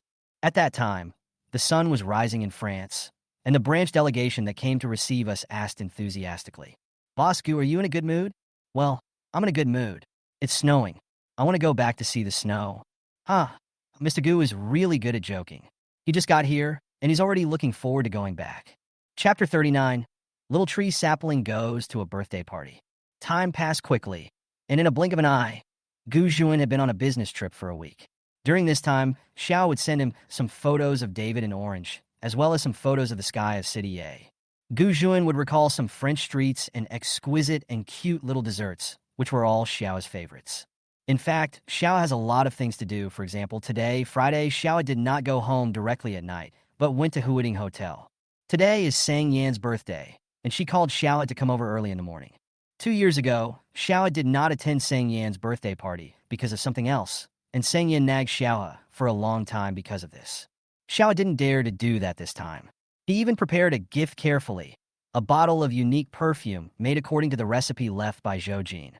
Before her death, Zhou Jin was actually a well-known perfumer. She left behind some perfume recipes and some beautiful scents. Just like He Yuandao, who looks like a rough man, but grows flowers and plants all year round. In Shanqian Old Street in Xiao's home, there are actually flowers blooming all year round. Because Zhou Jin likes flowers, Xiao likes lots of green plants. Then He Yuandao would like to bring back some plump seeds, bury them in his own soil, water them, and shovel the soil every day. That is the unique tenderness of He Yuandao as a husband and a father. Xiao picked her father's flowers according to her mother's recipe and started preparing, distilling, extracting, and mixing them a long time ago. Although Xiao seems unreliable and even clumsy, he has inherited some of Zhou Jin's meticulousness and has never failed in making perfumes. This time Xiao mixed 2 scents. A bottle of rose as the main fragrance, with a charming and ethereal scent, just like a rose blooming in the moonlight. There is only one rose in the world, with thorns and blood, and it has a charming look that stirs people's souls. There are thin dewdrops hanging on the rose, with a bit of cool aftertaste. Xiao calls this bottle of perfume Chengle Weiyang, and it is a birthday gift for Sang Yan. There is another bottle, which has the scent of cedar. Xiao's pheromone in summer smells like a forest after rain, and in winter it turns into the scent of cedar. The bottle of cedar scent was a recipe that Zhou Jin made according to Xiao's taste, and it was also Zhou Jin's favorite scent during his lifetime. After the last class, Xiao hurried to Huading Hotel with gifts. As soon as she arrived at the hotel, Xiao was a little surprised that Sang Yan had booked an entire banquet hall for his birthday. Xiao knew that Sang Yan came from a well-off family, but he didn't expect that so many people would attend a birthday party. Most of them were wearing suits or fancy dresses, but Xiao was wearing a black down jacket and light-colored jeans. Suddenly, Xiao felt a little regretful. If she had known earlier, she would have dressed more formally. What if she embarrassed Senior Sang Yan with this outfit today? However, it was obvious that Sang Yan didn't care about these things. She saw Xiao coming from afar. Before Xiao could show the invitation to the waiter at the door, Sang Yan came over. "Xiaohe, Why are you here just now? Come here quickly. Sang Yin wore a burgundy, slim-fitting dress today, revealing her shoulders, and it was covered with glittering silver powder. Her waist-length waves are entwined around her, and her makeup today is even more elegant and bright, instantly enhancing her whole body's charming aura. To be honest, Xiaohe has never seen such a beautiful woman in real life. Xiaohe blushed a little for a moment. It was not that he had any romantic feelings towards Sang Yin. Xiaohe was a very simple student. He just simply thought that senior sister Sang Yin was really pretty today. Xiaohe up from head to toe and said, "Fortunately, you are wearing more clothes. Take off your down jacket and let me wear it. I am freezing to death." "Ah, on what? Don't you have a hoodie underneath?" "It's not cold here, so what are you reluctant to do?" "Oh." Xiaohe was a little reluctant. His black coat was so low-key that he could be completely invisible when standing in the corner. Now that this protective black coat had been taken away by Sang Yin, Xiaohe seemed even more out of place. Sang Yin didn't care about those things. She even looked weirder than Xiaohe when she wore Xiaohe's down jacket. But Sang Yin has a peculiar personality and believes that she is the most bright and attractive no matter what she wears. She dragged Xiaohe to the dressing room. "Let's go and touch up our makeup with Senior. We don't know anyone here anyway, so just follow me tonight." "Senior, I'll find something to eat later. I'll leave after I'm full. You must be very busy tonight, so I won't disturb you." "No, you'll just follow me tonight." In fact, the moment I saw Sang Yin just now, I felt a little regretful.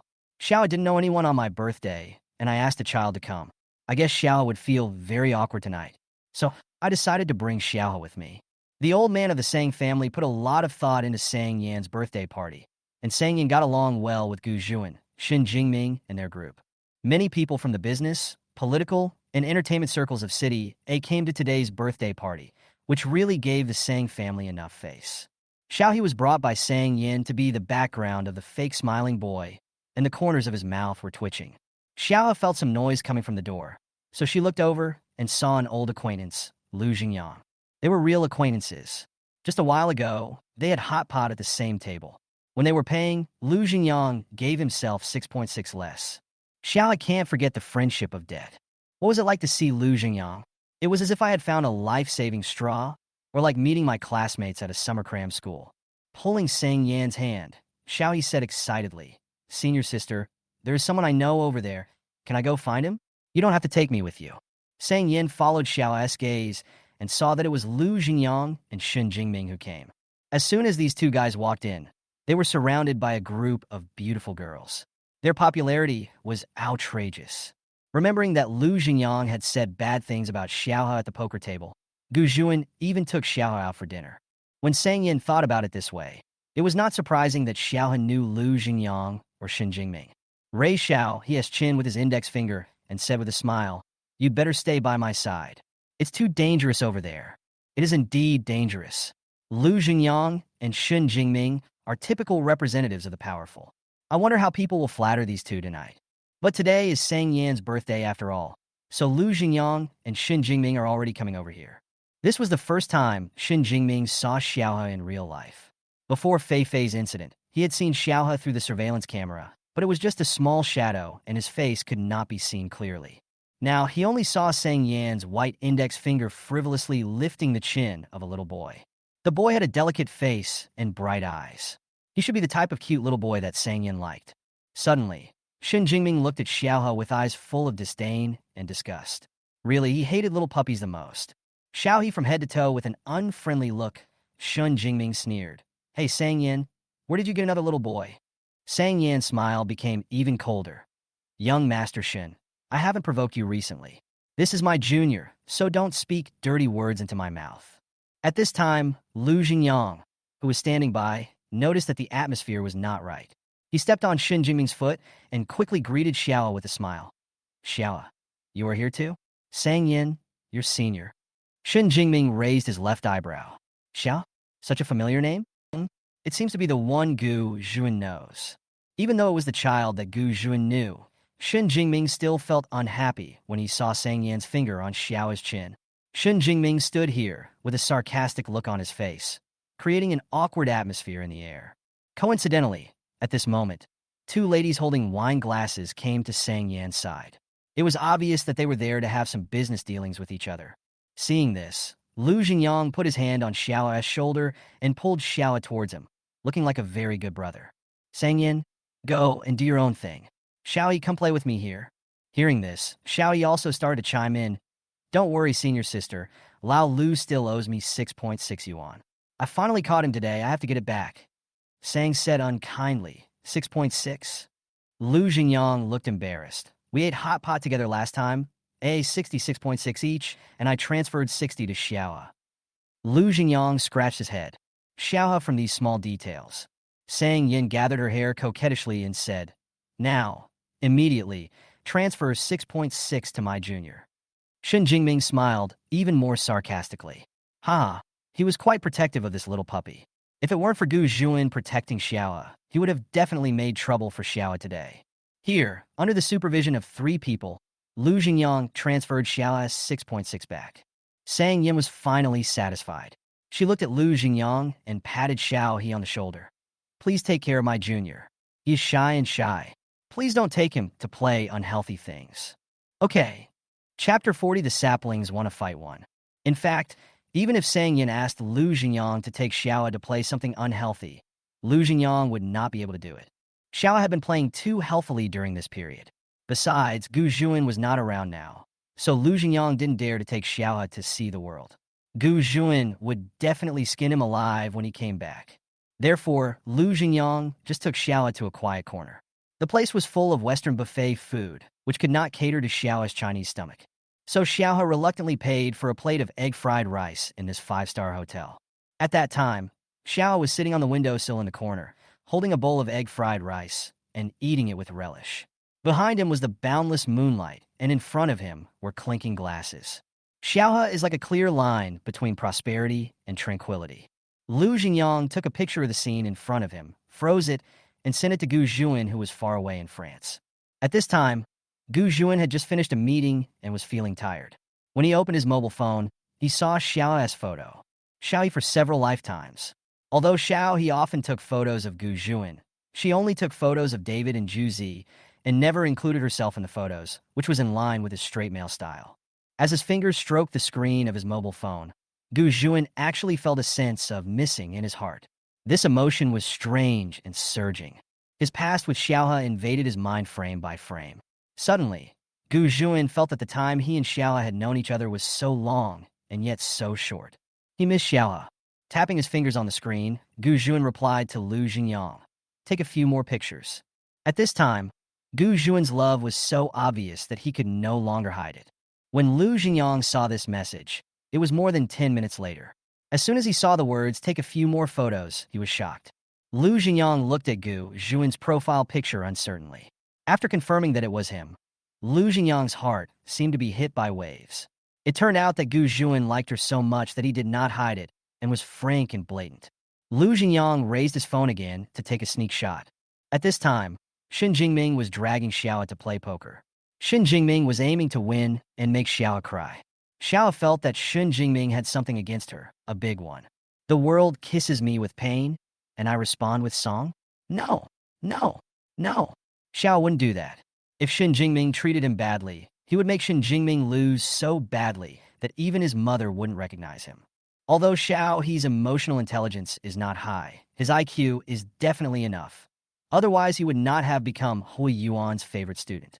Counting and remembering cards are easy for him, unlike Shen Jingming and others who play in a fancy and miscellaneous way. Xiao has only been playing cards since he was young. A deck of cards costs only 3 yuan, which is economical and affordable, so he and Lao he can play together. Therefore, when playing cards, Xiao has an absolute advantage. Shen Jingming found it unbelievable. Xiao seemed to be stupid, but she played cards very well. After grinding his teeth, Shen Jingming lost again.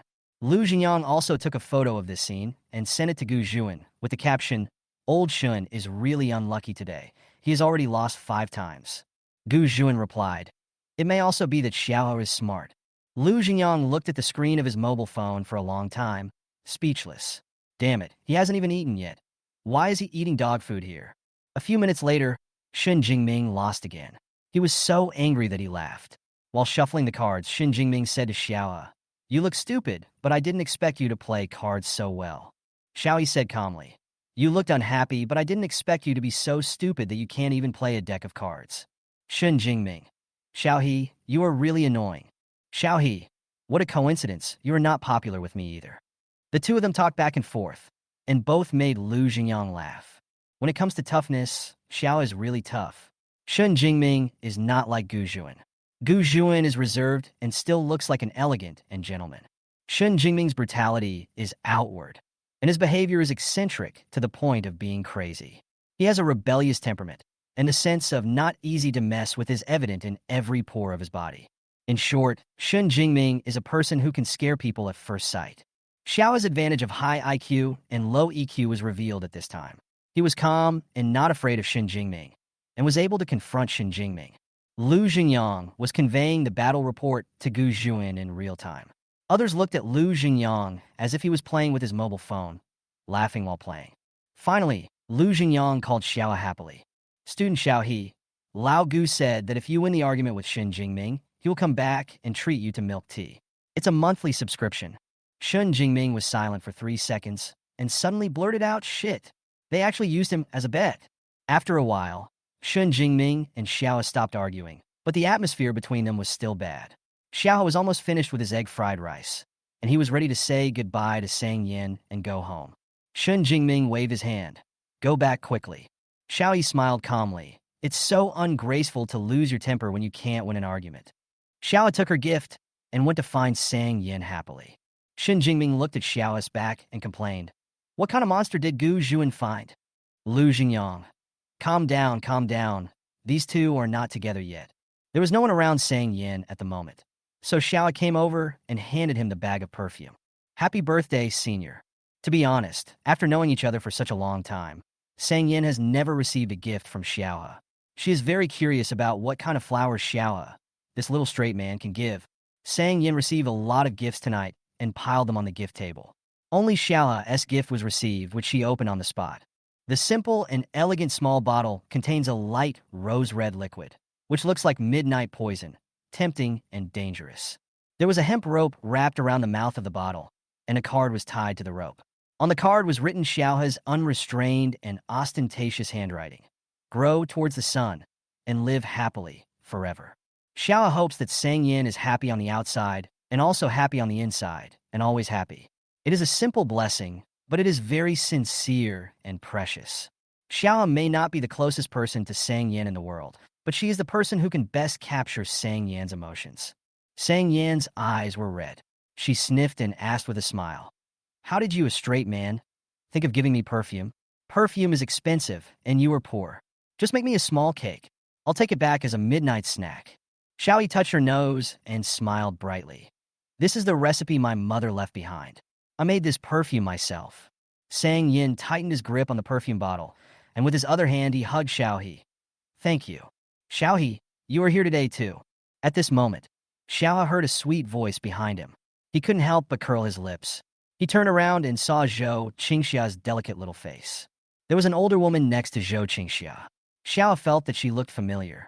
She should be a relative of the Zhou family, but Xiao could not remember her name. Forcing a smile, Xiaoyi said politely, Today is my senior's birthday. I have to leave now. Let's talk some other time. Happy birthday, senior sister. You'll always be 18. I'll be leaving first. Xiaoyi said hello to Sang Yin, and just as she took a step, she was grabbed by the wrist by the woman next to Zhou Qingxia. Oh, Xiao, you didn't even say hello when you saw your fifth aunt. You really don't know how to be polite. It makes the elders feel disappointed. Xiaohe lowered his eyes to look at the hand that was holding his. The hand was adorned with pearls and gems, which made Xiaohe's eyes hurt. He couldn't remember which aunt of his this was. On the other side, Zhou Qingxia quickly replied, Xiaohe, since you are here, why don't you accompany me? Zhou Qingxia said with a look of good for you. It's rare to have a banquet of this scale for Miss Sang's birthday. You probably don't have many opportunities to attend it normally, so you must seize the opportunity to see the world. After Zhou Qingxia finished speaking, the fifth aunt quickly took over. She pulled the string of Xiao's sweatshirt and said with disdain, Hey, Xiao, even if you didn't have a mother to take care of you since you were a child, you can't be so unruly. Look at what shabby stuff you are wearing when you come to someone's party. Zhou Qingxia then said delicately, Xiao, why are you being so polite? If you really don't have money to buy clothes, you can go to Brother Qingbai. Although your last name is not Zhou, Brother Qingbai will not ignore you. Chapter 41. The saplings want to fight too. Zhou Qingxia and the so-called fifth ant were talking to each other, one making indirect sarcasm and the other making open accusations. Their voices became louder and louder, as if they were afraid that no one could hear them. Disdain for Xiaohe was only one reason. The more important reason was that Mr. Zhou was seriously ill, but he always hoped that Xiaohe would come back to see him. The Zhou family is so wealthy that many people are jealous of it. Everyone is also afraid that the Zhou family's wealth will eventually be taken away by Xiaohe, an outsider from a small family. As a result, the attitudes of the Zhou family's outer branches towards Xiaohe became increasingly sharp. Xiaohe doesn't care about these. In his mind, even though the Zhou family is rich and powerful, Zhou Qingbai is in control of the overall situation, so it has nothing to do with him. Normally, Xiaohe would not be nice to her fifth aunt and Zhou Qingxia, but not today. Today, Xiaohe could only keep quiet because today was Sang Yan's birthday party. If she didn't make a big deal out of it, she would be disrespecting Sang Yan. However, Zhou Qingxia never stopped talking, and when he saw Xiaohe didn't say much, he became more and more excessive. Xiaohe, did you come here by yourself today? Why didn't I see your boyfriend? You brought your boyfriend to Zhou's house recently, and we didn't have the chance to see him, so we should check for you. At this time, a small circle of people had gathered here intentionally or unintentionally. Some were there to watch the fun, some were there to gossip. Speaking of Zhou Qingxia, she is indeed a very versatile person. Even though the Zhou family has been developing outside for 10 years, and they have only been back in City A for a year. But this young master from the outer branch of the Zhou family was like a playboy, hanging out in all kinds of upper-class social circles, and of course he also had a lot of random connections. Today, Zhou Qingxia was speaking aggressively to a boy, and that boy was the only one wearing casual clothes on the field. Being different is considered an alien, and Xiaohe is devalued and worthless without saying a word. Everyone's secret sense of superiority comes out, and they all want to see how Xiaohe reacts. However, before Xiaohe could react, Sang Yan was already standing behind Xiaohe. She stretched out her slender hand and slowly pinched the back of Xiaohe's neck. Especially Sang Yan's hands were adorned with freshly done nails, which were bright red. Although beautiful, they were also very strange if you looked closely. When placed on Xiaohe's slender neck, they looked a bit like a female ghost demanding her life. Xiaohe intimately and said slowly, "Xiaohe, when did you get a boyfriend? You didn't even tell me about such a big thing." The more coquettishly Sang Yan smiles, the angrier she gets. She treats Xiaohe as her own brother and didn't even tell her that Xiaohe has a boyfriend. Xiaohe also realized that something was wrong. Gu Juan was just a fake boyfriend. Did he have to announce it to the world? That would be so embarrassing. Xiaohe was humble and timid, just not long ago. Zhou Qingxia added smugly, "Sister Sang Yan, you have to persuade cousin Xiaohe. It seems that none of his boyfriends have any legitimate jobs." Looking at Zhou Qingxia lightly, Sang Yan smiled distantly and said, "Don't call me Sister Sang Yan. I can bear it if Xiaohe calls me sister, but Mr. Zhou, I don't know you well. I can't bear it if you call me sister." Sang Yan was clearly not giving Zhou Qingxia face, and Zhou Qingxia's face turned bad for a moment, as if a color palette had been overturned. He sneered in his heart. No wonder Sang Yan was an illegitimate daughter. She had such bad taste that she actually protected someone like Xiaohe. Zhou Qingxia could still hold back. He didn't dare to provoke Sang Yan, but the fifth aunt didn't know the power relationship between them. She couldn't help it. "Miss Sang, who are you talking to in such a weird way?" Sang Yan snorted and laughed. His face really turned cold. "Then who are you talking to in such a sarcastic way just now? Xiaohe? Little girl, you really have no manners." At this time, a large group of people had gathered around, and since it involved the birthday protagonist, this time everyone was there to watch the fun. There were also those who claimed to be elders who were giving instructions. "Niece Sang Yan, don't worry about this." "Yes, Sang Yan, where did you meet this kid? He came to your birthday dressed like this." "Yes, I saw that he didn't give you any gift just now." Everyone started to target Xiaohe, as they thought Xiaohe was easy to bully and had no background. Everyone even thought that Sang Yan protected Xiaohe out of face. At this time, fifth aunt and Zhou Qingxia became more and more arrogant. Seeing that a quarrel was about to break out, Xiaohe frowned and dragged the so-called fifth aunt out. "Fifth aunt, today is the birthday party. Let's go out and talk. Don't disturb others." Seeing Xiaohe coming to pull her, the fifth aunt yelled, "Don't pull me, you little brat. Who knows if your hands are clean or not?"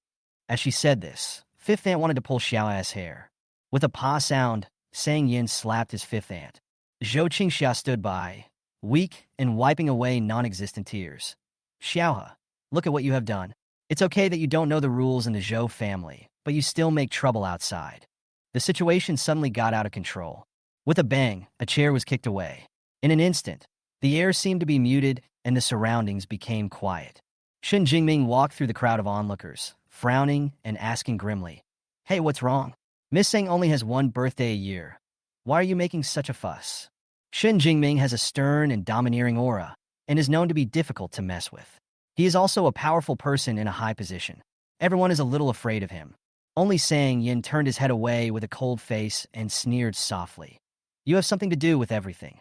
Yes, Shen Jingming always made trouble for Sang Yin, openly or covertly, but they were all small fights. But Shen Jingming also saw and remembered all of Sang Yan's affairs. He could just do it for fun, but if others dared to cause trouble for Sang Yin, they would try. Zhou Qingxia had dealt with Shen Jingming before, and he also had Gu Zhuan's business card, so he thought he was a little different. "Mr. Shen, you see, it was my cousin who was ignorant and ruined Sister Sang Yan's birthday party. Please don't take it personally." Pushing the responsibility onto others is Zhou Qingxia's usual tactic. Shen Jingming ignored Zhou Qingxia. He first pulled Sang Yin behind him, blocking her tightly, and then looked at Xiaohe with a sarcastic expression. "You just had a big fight with me, but you can't have a fight with outsiders?" For Shen Jingming, there is a clear distinction between insiders and outsiders. Although he had just had a huge quarrel with Xiaohe, Xiaohe was having an affair with Gu Zhuan and was also the junior student protected by Sang Yin, so she was truly one of his own. From this we can judge that Zhou Qingxia is an outsider. Xiaohe rubbed his brows. "I'm not going to go out and argue. We can't argue in the house. My senior sister is celebrating her birthday." Shen Jingming was amused. "Look, I just said you were stupid, but you still don't believe it. Your senior sister likes to be lively the most." Xiaohe sneered. "I said you were unhappy, but I didn't wrongly accuse you. Look, you used violence as soon as you appeared. Everyone watching." This boy who looked easy to bully actually knew Shen Jingming. Not only did he know her, he even dared to confront Shen Jingming. Damn, which great god is this? At this moment, Shen Jingming and Xiaohe looked at each other. Damn, why are they arguing with this guy now? Shouldn't they unite against the outside world now? Everyone has their own responsibility for their own actions. Xiaohe felt that he was the one who caused this incident, so he should take the responsibility. Chapter 42, The Saplings Want to Fight 3. Lifting up the chair that Shen Jingming had kicked over, Xiaohe invited Sang Yin, who was behind Shen Jingming, to sit on the chair. He apologized. "Senior, please sit for a while." The voice is so soft and sweet, just like a little puppy. Sang Yin rubbed Xiaohe's fluffy hair. "Then you do your best." Shen Jingming rolled his eyes silently. "This Xiao looks like a good tea." Xiaohe, who was in a bad mood, pushed away his fifth aunt who came from nowhere, lowered his eyes, and said unkindly, "Although I didn't grow up in the Zhou family, I'm not completely unfamiliar with everyone. I don't know you, so it's obvious that you're not even a distant relative of the Zhou family." The fifth aunt was furious. "How can you be so rude to your elders?" Before the fifth aunt finished speaking, Xiaohe said directly, "Don't act like an elder to me. I'm kindly reminding you that although my grandfather is seriously ill, the Zhou family still has brother Qingbai. It's not my turn to covet him, let alone your turn to covet him. You should know your own worth and don't let people with ulterior motives take advantage of you." Fifth aunt took the last sentence to heart. She stood there, pondering like a piece of wood. "Get out of the way." Xiaohe walked past his fifth aunt and came to Zhou Qingxia. "I've already told you that today is Senior Sang Yan's birthday, but you didn't listen and insisted on embarrassing me. Are you seriously ill?" Zhou Qingxia was filled with shame and anger. He was usually good at pretending to be weak, but at this moment his body was shaking and he was holding up his index finger as if he was about to cry but not cry. He looked extremely pitiful. "Xiaohe, how can you speculate about me like this? I am doing this for your own good." Xiaohe put his hands in the pockets of his sweatshirt, standing in front of the crying Zhou Qingxia in a nonchalant manner, looking a bit like a bad youth. "For my own good? Zhou Qingxia, you forgot to bring your mask when you went out today. How dare you say that?" Zhou Qingxia's weak index finger trembled even more, and this time he really cried. You. On the other side, Sang Yin, who was sitting on a chair, pulled Lu Xingyang, who had just come over. "Quick, Xingyang, go get me a plate of melon seeds." Lu Jingyang held up his phone to Xiaohe Lu and said excitedly, "No, I'm busy too. I want to eat some melons and live stream the whole thing for Lao Gu." As he spoke, Lu Jingyang lightly kicked Shun Jingming with his foot. "Old Shun, go and get 2 plates of melon seeds." Sang Yin was no longer awkward with Shun Jingming. "Bring another pot of tea." Shun Jingming. So he is the best assistant for watching plays. On the stage, Xiaoyi didn't want to let Zhou Qingxia go. "I know you have looked down on me since childhood, but besides belittling me, can't you think of other ways with your stupid head? If you were stupid, you can't read more books. It would be embarrassing if you come out now that you have more knowledge." With a cry, Zhou Qingxia cried so sadly. He had never suffered such humiliation. Xiaoyi crossed her arms and lowered her eyes and continued to scold. "I don't know why you don't like me. Is it because I am taller than you, wider than you, or my grades are better than yours? But I can't help it. I am so outstanding after 9 years of compulsory education. We all went through 9 years of compulsory education, but you are not outstanding and you bother me every day. Do you think you're making sense? Why don't you just shut up and be a vase for a day? Why do you have to keep your mouth open and chatter all day, exposing yourself as a fool?" Xiao's speech was not very fast, but was powerful and straightforward. The amazing thing was that there were no breaks in the speech for Zhou Qingxia to interrupt. Zhou Qingxia was like a fallen leaf in autumn at this moment. His last bit of pride made him hold back his tears. He really couldn't cry. If he cried any further, he would hiccup. Xiaoyi crossed his arms, raised his chin slightly, and his jawline was superior and slender. He asked Zhou Qingxia righteously, "Do you know you are wrong?" Gu Zhuan, who was far away in Paris, was watching the live broadcast sent by Lu Jingyang and suddenly felt his fingertips itchy. He wanted to touch Xiao's fluffy hair and praise the child for being so cool. The partner looked at Gu Zhuan with a smile in his eyes and asked curiously, "Mr. Gu, is there anything good happening?" Gu Zhuan, "I want to go back." Partner. According to people from Gu's French branch, their CEO Gu wanted to go home as soon as the plane landed. He's already been here for a week. Why does he still want to go home? Sang Yan's birthday party is here. Zhou Qingxia felt that he couldn't scold Xiao anymore, so he covered his chest and slid to the ground. "My heart is not in good condition, and my chest is stuffy." Anyone with eyes could see that Zhou Qingxia was pretending, and one couldn't help but feel a little disgusted with Zhou Qingxia. It seemed that Zhou Qingxia was not very good at thinking flexibly.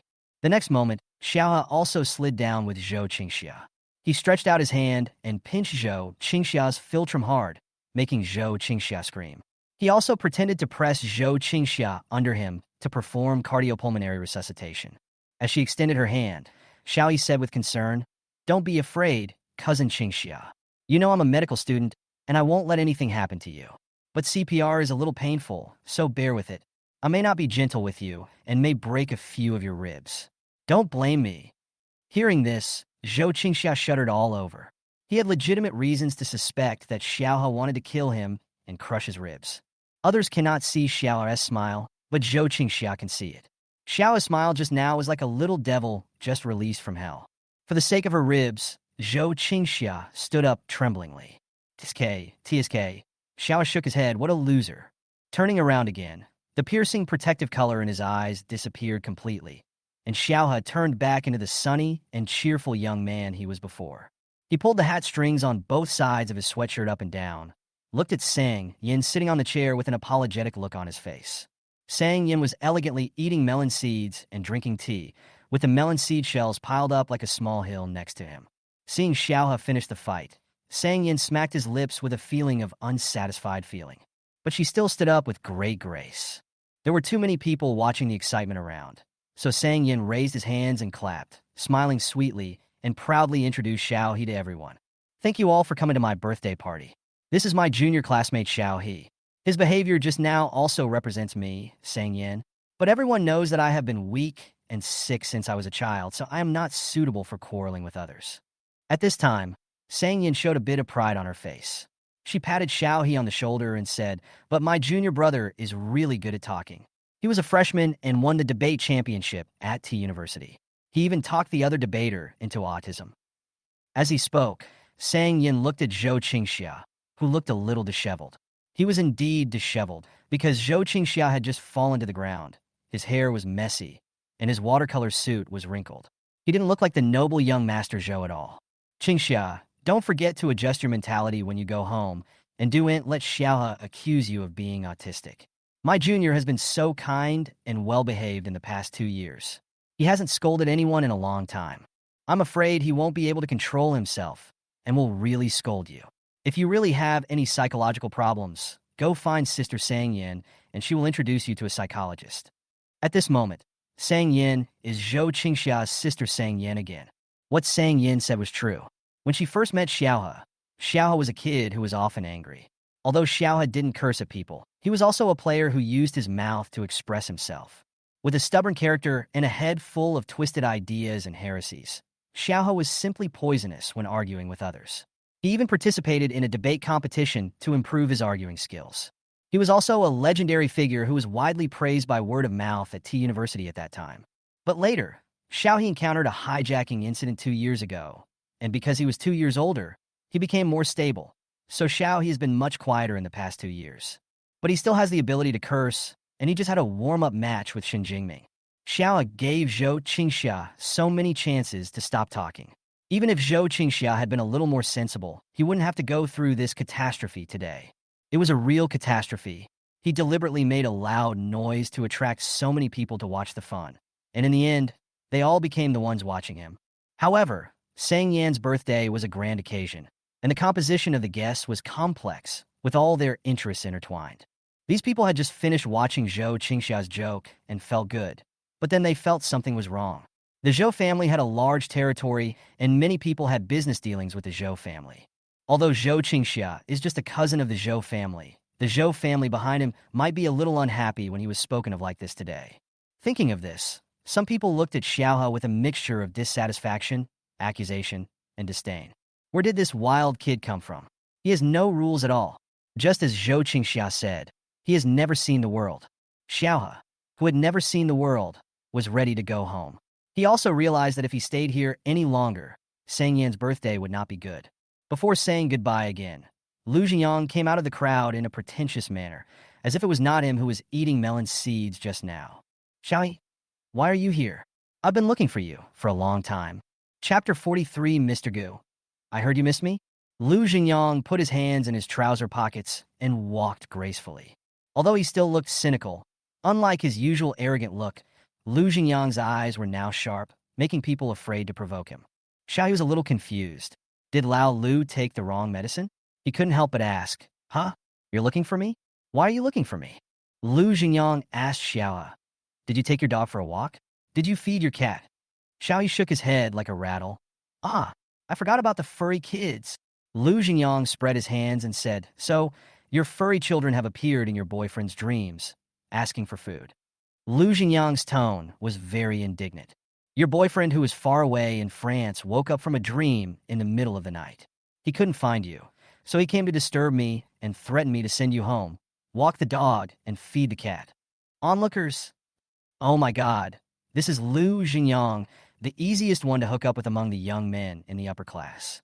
Although he is a playboy, Lu Jinyang is definitely not useless because he loves to play and has a forward-looking vision. In the game and LT industries, Lu Jinyang is also a leader. Especially in recent years, he has made a lot of money. Lu Jinyang is actually both passionate and fickle. In short, he is a heartless person. He walks among a sea of flowers without getting hurt by a single leaf, and his good temper is only shown to acquaintances. And his attitude towards Xiaohe was very good, neither frivolous nor cold, just like they were good brothers. This surprised the crowd. People like Lu Jinyang have a wide circle of friends, but they are also very fixed. The people he gets along well with are Gu CEO and Shen Jingming. Xiaohe, who is Xiaohe's boyfriend. How could he threaten Lu Jinyang? But compared to everyone else, Zhou Qingxia was even more frantic. Xiaohe clearly just takes care of his 1.5 acres of land every day, and his father is a disabled person and cannot provide him with any connections. How could he have the chance to meet people like Sang Yin and Lu Jinyang? But Xiaohe didn't know this. His mind was full of questions. After thinking for a long time, he couldn't help but ask Lu Jinyang. You said my boyfriend came to you in your dream in the middle of the night. It's clearly afternoon over there now. What's the point of calling him in the middle of the night? Lu Jinyang. Xiao's brain worked quite quickly when he was scolding someone just now, but in reality, he is still a little stupid. Being exposed by Xiaohe a fool, Lu Jinyang was furious. Your boyfriend was talking about midnight. What can I do? He is so fierce, and I dare not refute him. His beating hurts. As he spoke, Lu Jingyang squeezed out two non-existent tears. Forget it. You won't understand even if I tell you. And your boyfriend doesn't dare to hit you. He only dares to hit me. Shall he? What the hell? Gu Juan is clearly his fake boyfriend, but he makes it seem like the real thing. Lu Jingyang didn't give Xiao He any time to wonder. He loudly questioned Xiao He again. Don't worry about your boyfriend first. Just tell me if you have forgotten about David and Orange. Xiao He said simply. Yes. Lu Jingyang. The public transport outside is closed. Do you want me to take you there? Let me make it clear first. Taxi is very expensive. Xiao He said loudly. Then you take me there. Lu Jingyang. Let's go. Xiao He waved to Sang Yin, senior sister, by. Then he turned around and pulled Lu Jingyang. Let's go. Zhou Qingxiao held her chest and looked at Xiao's back as she left. She said unconvincedly, obviously his boyfriend is a plumber. Heh. Shun Jingming, who was watching the show, couldn't help but chuckle. I heard that his boyfriend got a promotion. Everyone. Shun Jingming also knew Xiao's boyfriend? Zhou Qingxiao. How high can a plumber get if he is promoted further? Shun Jingming. He has been promoted to product manager. I heard he will move up further. If he moves up further, he may replace Gu's president. Everyone. No, Mr. Shun, you can't talk nonsense. Boss Shun, even though you have a good relationship with Boss Gu, you can't joke like this. Yes, our company still has cooperation with Gu's, and President Gu still has to lead the way for us. Shin Jingming continued to sneer.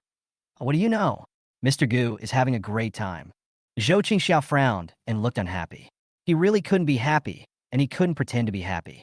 He must get close to Mr. Gu. He must make Xiao pay back for the injustice he suffered from her today. Lu Jingyang and Xiao came out. They happened to meet Yin Lingxuan, who came to attend Sang Yan's birthday party. Xiao He also taught Yin Lingxuan a few words, which were nothing more than that when pursuing a girl, one must pay attention to details. For example, on a day like Sang Yan's birthday, how could he come so late? Xiao opened and closed her little mouth, speaking very logically, and Yin Lingxuan looked at Xiao with an instructive look on his face. Finally, Yin Lingxuan smiled with his eyes turned into crescent shapes and said a little confusedly, But Xiaohe, I can't find the banquet hall where Sang Yan's birthday party is held. Can you take me there? Yin Lingxuan's tone was clear and contained a hint of cautious request. Lu Jingyang was amazed. He had been in the love field for so long, but he had never seen such a green tea man. His eyes and tone of voice were on point. This is not about wanting to pursue Sang Yan. He has ulterior motives toward Xiaohe. Gu Juan is not around, and as Gu Juan's best friend, Lu Jingyang is bound to protect Gu Juan's cabbage. Pointing at the door behind him, Lu Jingyang squinted at Yin Lingxuan and said, Do you see that door? Walk in, and you will see Sang Yan, the one you've been thinking about. With a gloating smile, Lu Jingyang continued, But I advise you not to provoke Sang Yan. There is a man named Shen next to her who can bite you to death. Xiao He agreed.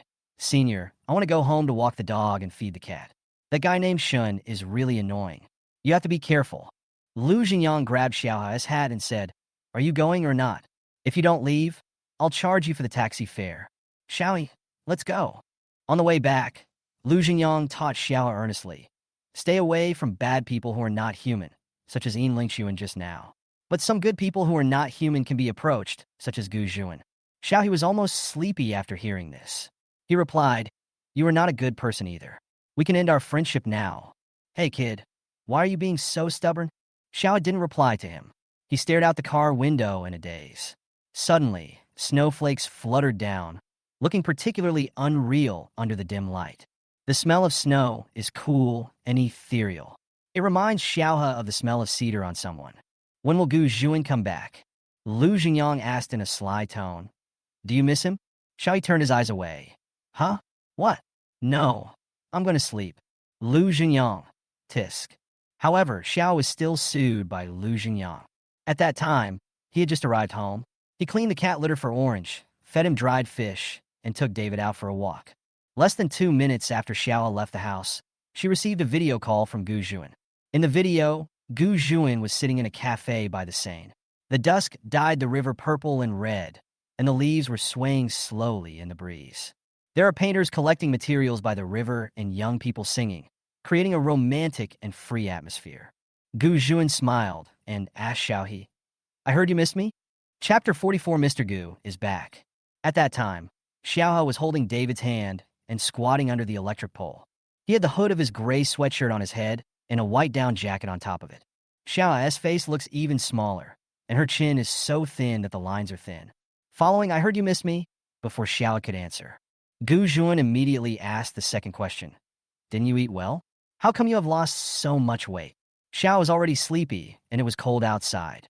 When he saw Gu Juan for the first time, he was a little confused. So I answered the question irrelevantly and replied foolishly. Look over there. The trees are still growing leaves. The leaves in city air all bald. Gu Juan. He shouldn't have said anything to Xiaohe, a little fool, so he changed the subject. I heard that you were very impressive at Sang Yan's birthday party today. Xiaohe raised her chin, her eyebrows flying. Really? Lu Jinyang told you? I think he didn't learn Chinese well, so he definitely can't describe how great I am. Even though Xiaohe curled herself up into a ball, Gu Juan could still feel the vitality in Xiaohe. Then tell me how great you are. Let me tell you. Xiaohe stood up, holding David's hand and skipping back, bragging to Gu Juan about his great achievements. The fluttering snowflakes became the background, and only the boy in the video looked lively and vibrant. Xiaohe on the moment she entered the room after jumping all the way. Gu Juan seized the opportunity and said, You are sleepy. Go to sleep first. Don't forget to play the video for me tomorrow. I haven't seen Orange yet. I want to see Orange. Without waiting for Xiaohe to call Orange over, Gu Juan immediately hung up the video. There was no choice, so the next night, after Xiaohe took a shower, she hugged the fat Orange and played the video to Gu Juan. Gu Juan quickly answered the video call, and there was even a cup of tempting cherry pudding in front of him.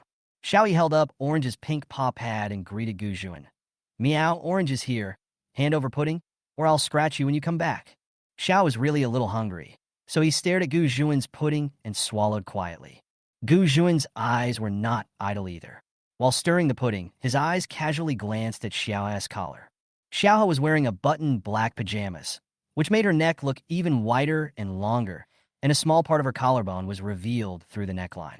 It is thin and delicate, with its rugged bones drawing graceful curves, which is extremely beautiful. Gu Juan's Adam's apple rolled, and his eyes were dark. But he was enjoying the beautiful scenery, not the pudding. Once there is a video call, there will be a second one.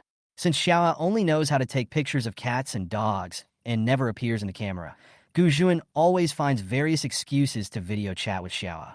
On weekdays, Xiaohe would occasionally live on campus, but recently he was the only one in their dormitory. At this time, Gu Juan would tell Xiaohe various ghost stories at night. He found that Xiaohe seemed to be afraid of ghosts. Xiaohe would be so scared every time that he would scream everywhere.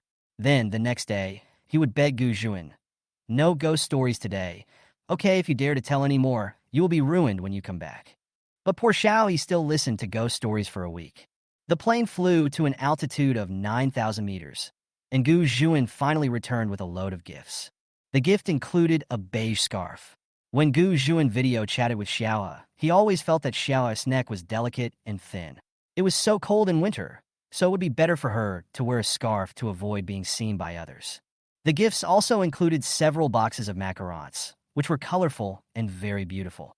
Gu Juan felt that Xiaohe would like these sweet things. Gu Juan also wore a small ornament. It was not expensive, a silver chain with a jade pendant hanging on it. The dark green jade had layered textures, just like a lush green forest. There is a sentence on the back of the pendant. There is a long way to go. Maybe it will be yes in the end.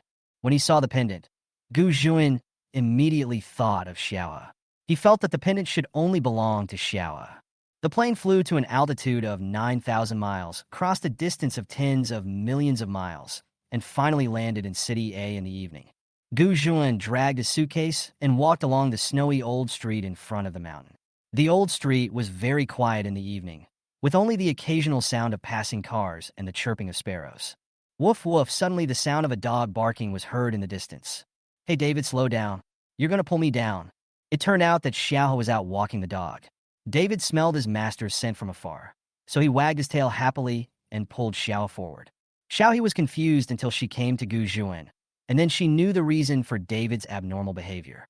It was cold and the road was slippery, and they encountered a downhill slope. Xiao could no longer stop the car. He was pulled forward by David and crashed straight into Gu Juin's arms. Gu Juin naturally opened his arms and caught Xiao steadily. The man had broad shoulders and a warm chest, and his crisp, iron-black windbreaker carried a faint scent of cedar, a calm, bitter scent that came from deep within Gu Juin's skin, a scent that belonged to him alone. Xiao was a little dazed by the collision. He looked up blankly and just happened to meet Gu Juin's eyes. Xiao is not short, but Gu Juin is too tall, and the top of Xiao's head is exactly at the level of Gu Juin's chin. At this moment, looking up, the two of them formed an ambiguous distance. Not only their eyes, but even their breathing, were entangled and unclear. Xiao came back to her senses. Although she was embarrassed, she still smiled and said, "Gu Juin, you're back." "Well, I'm back." Gu Juin's voice seemed to come from the heart, with a deep sigh. He hugged Xiao. His eyes were filled with Xiao's soft and fluffy hair. His ears were filled with Xiao's brisk and clear voice, and his nostrils were filled with Xiao's warm cedar scent in winter.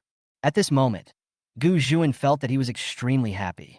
It turned out that after being apart for 14 days, meeting each other again, he actually felt a sense of joy, as if he had regained something he had lost.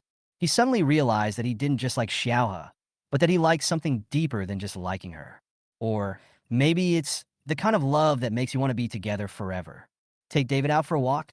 What else? Should I pick you up? I really thought it was. Can I stay with you tonight? It's too late, and I can't get a taxi. I have to take David and Orange with me, so it's even harder to get a taxi. Gu Juin accepted the offer as a matter of course, without any sense of shame for telling a lie. For example, it was he who stopped Luo Yu from picking him up at the airport and took a taxi to Shanxian Street himself. Xiao was unaware of this. He was still looking at Gu Juin's box and joked with him with a smile. "Did you bring me a gift? Only if you do, I can stay here. Otherwise, forget it."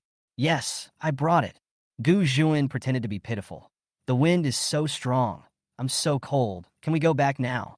"Oh, you look so frail that you can't even stand the cold." After saying that, Xiao shivered first. "Let's go. Let's go."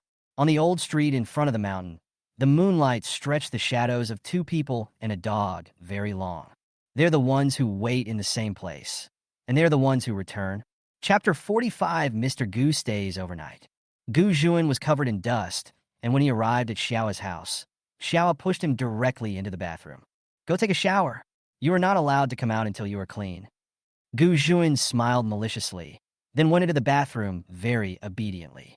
The bathroom had just been used by Xiao, and it was filled with a warm scent of cedar. At this moment, Gu Juin felt as if he had returned home from France. After taking a shower, Gu Juin casually played with his hair, trying to make himself look sexy and charming. He leaned half of his body out of the bathroom. His chest was well-defined. His arms were long and graceful. His waist was narrow and slender, and his whole body looked like it was covered with a layer of delicate white porcelain. There is no doubt that Gu Juin has a good figure. He looks tall and straight when he is dressed, but he is actually quite attractive when he takes off his clothes, with broad shoulders, narrow waist, and thin abdominal muscles. "Xiao, I have no clothes to wear? Can you help me?" Gu Juin's ending tone was raised, and his magnetic voice sounded like a siren whispering in your ear. There is no doubt that he was seducing Xiao. At that time, Xiao was in the kitchen, practicing beating eggs with one hand, and he succeeded. When he was about to beat the second egg, he heard Gu Juin calling him. So Xiao ran out excitedly with the eggs and the bowl. He stood in front of Gu Juin, who was posing deliberately, and said happily, "I will show you a special skill." Gu Juin. Is his figure not attractive at all? Xiao. Please enjoy watching Xiao beat the eggs with one hand. He held the egg in his hand, knocked it on the edge of the bowl, and broke the eggshell with 2 fingers. Success. Gu Jin, he understood. His figure may not be as attractive as an egg. Just when Gu Juin was feeling sorry for himself, Xiao finally noticed the handsome man coming out of the bath. "Hey, Gu Juin, why aren't you wearing any clothes? It's so cold." "I wanted to say I had no clothes, but you pushed me directly into the bathroom." As he said that, Gu Juin pretended to walk out. Xiao hurriedly stopped him. "Stand there. It's broad daylight. You are not allowed to walk your bird. Just wait." After saying that, Xiao returned to her bedroom and searched around, but couldn't find any clothes suitable for Gu Juin. Really, why did Gu Juin grow so tall? When they were halfway there, a certain old man named Gu came outside and yelled, "Xiao He, I'm thirsty. I want to drink some water." "Oh, wait. Why are you so troublesome?" Helpless, Xiao He had to find a bath towel and hurried out. He threw the bath towel at Gu Juin casually. "Here, come out with this around you and be civilized." Then, Xiao He leaned over and looked for a clean cup in the cabinet.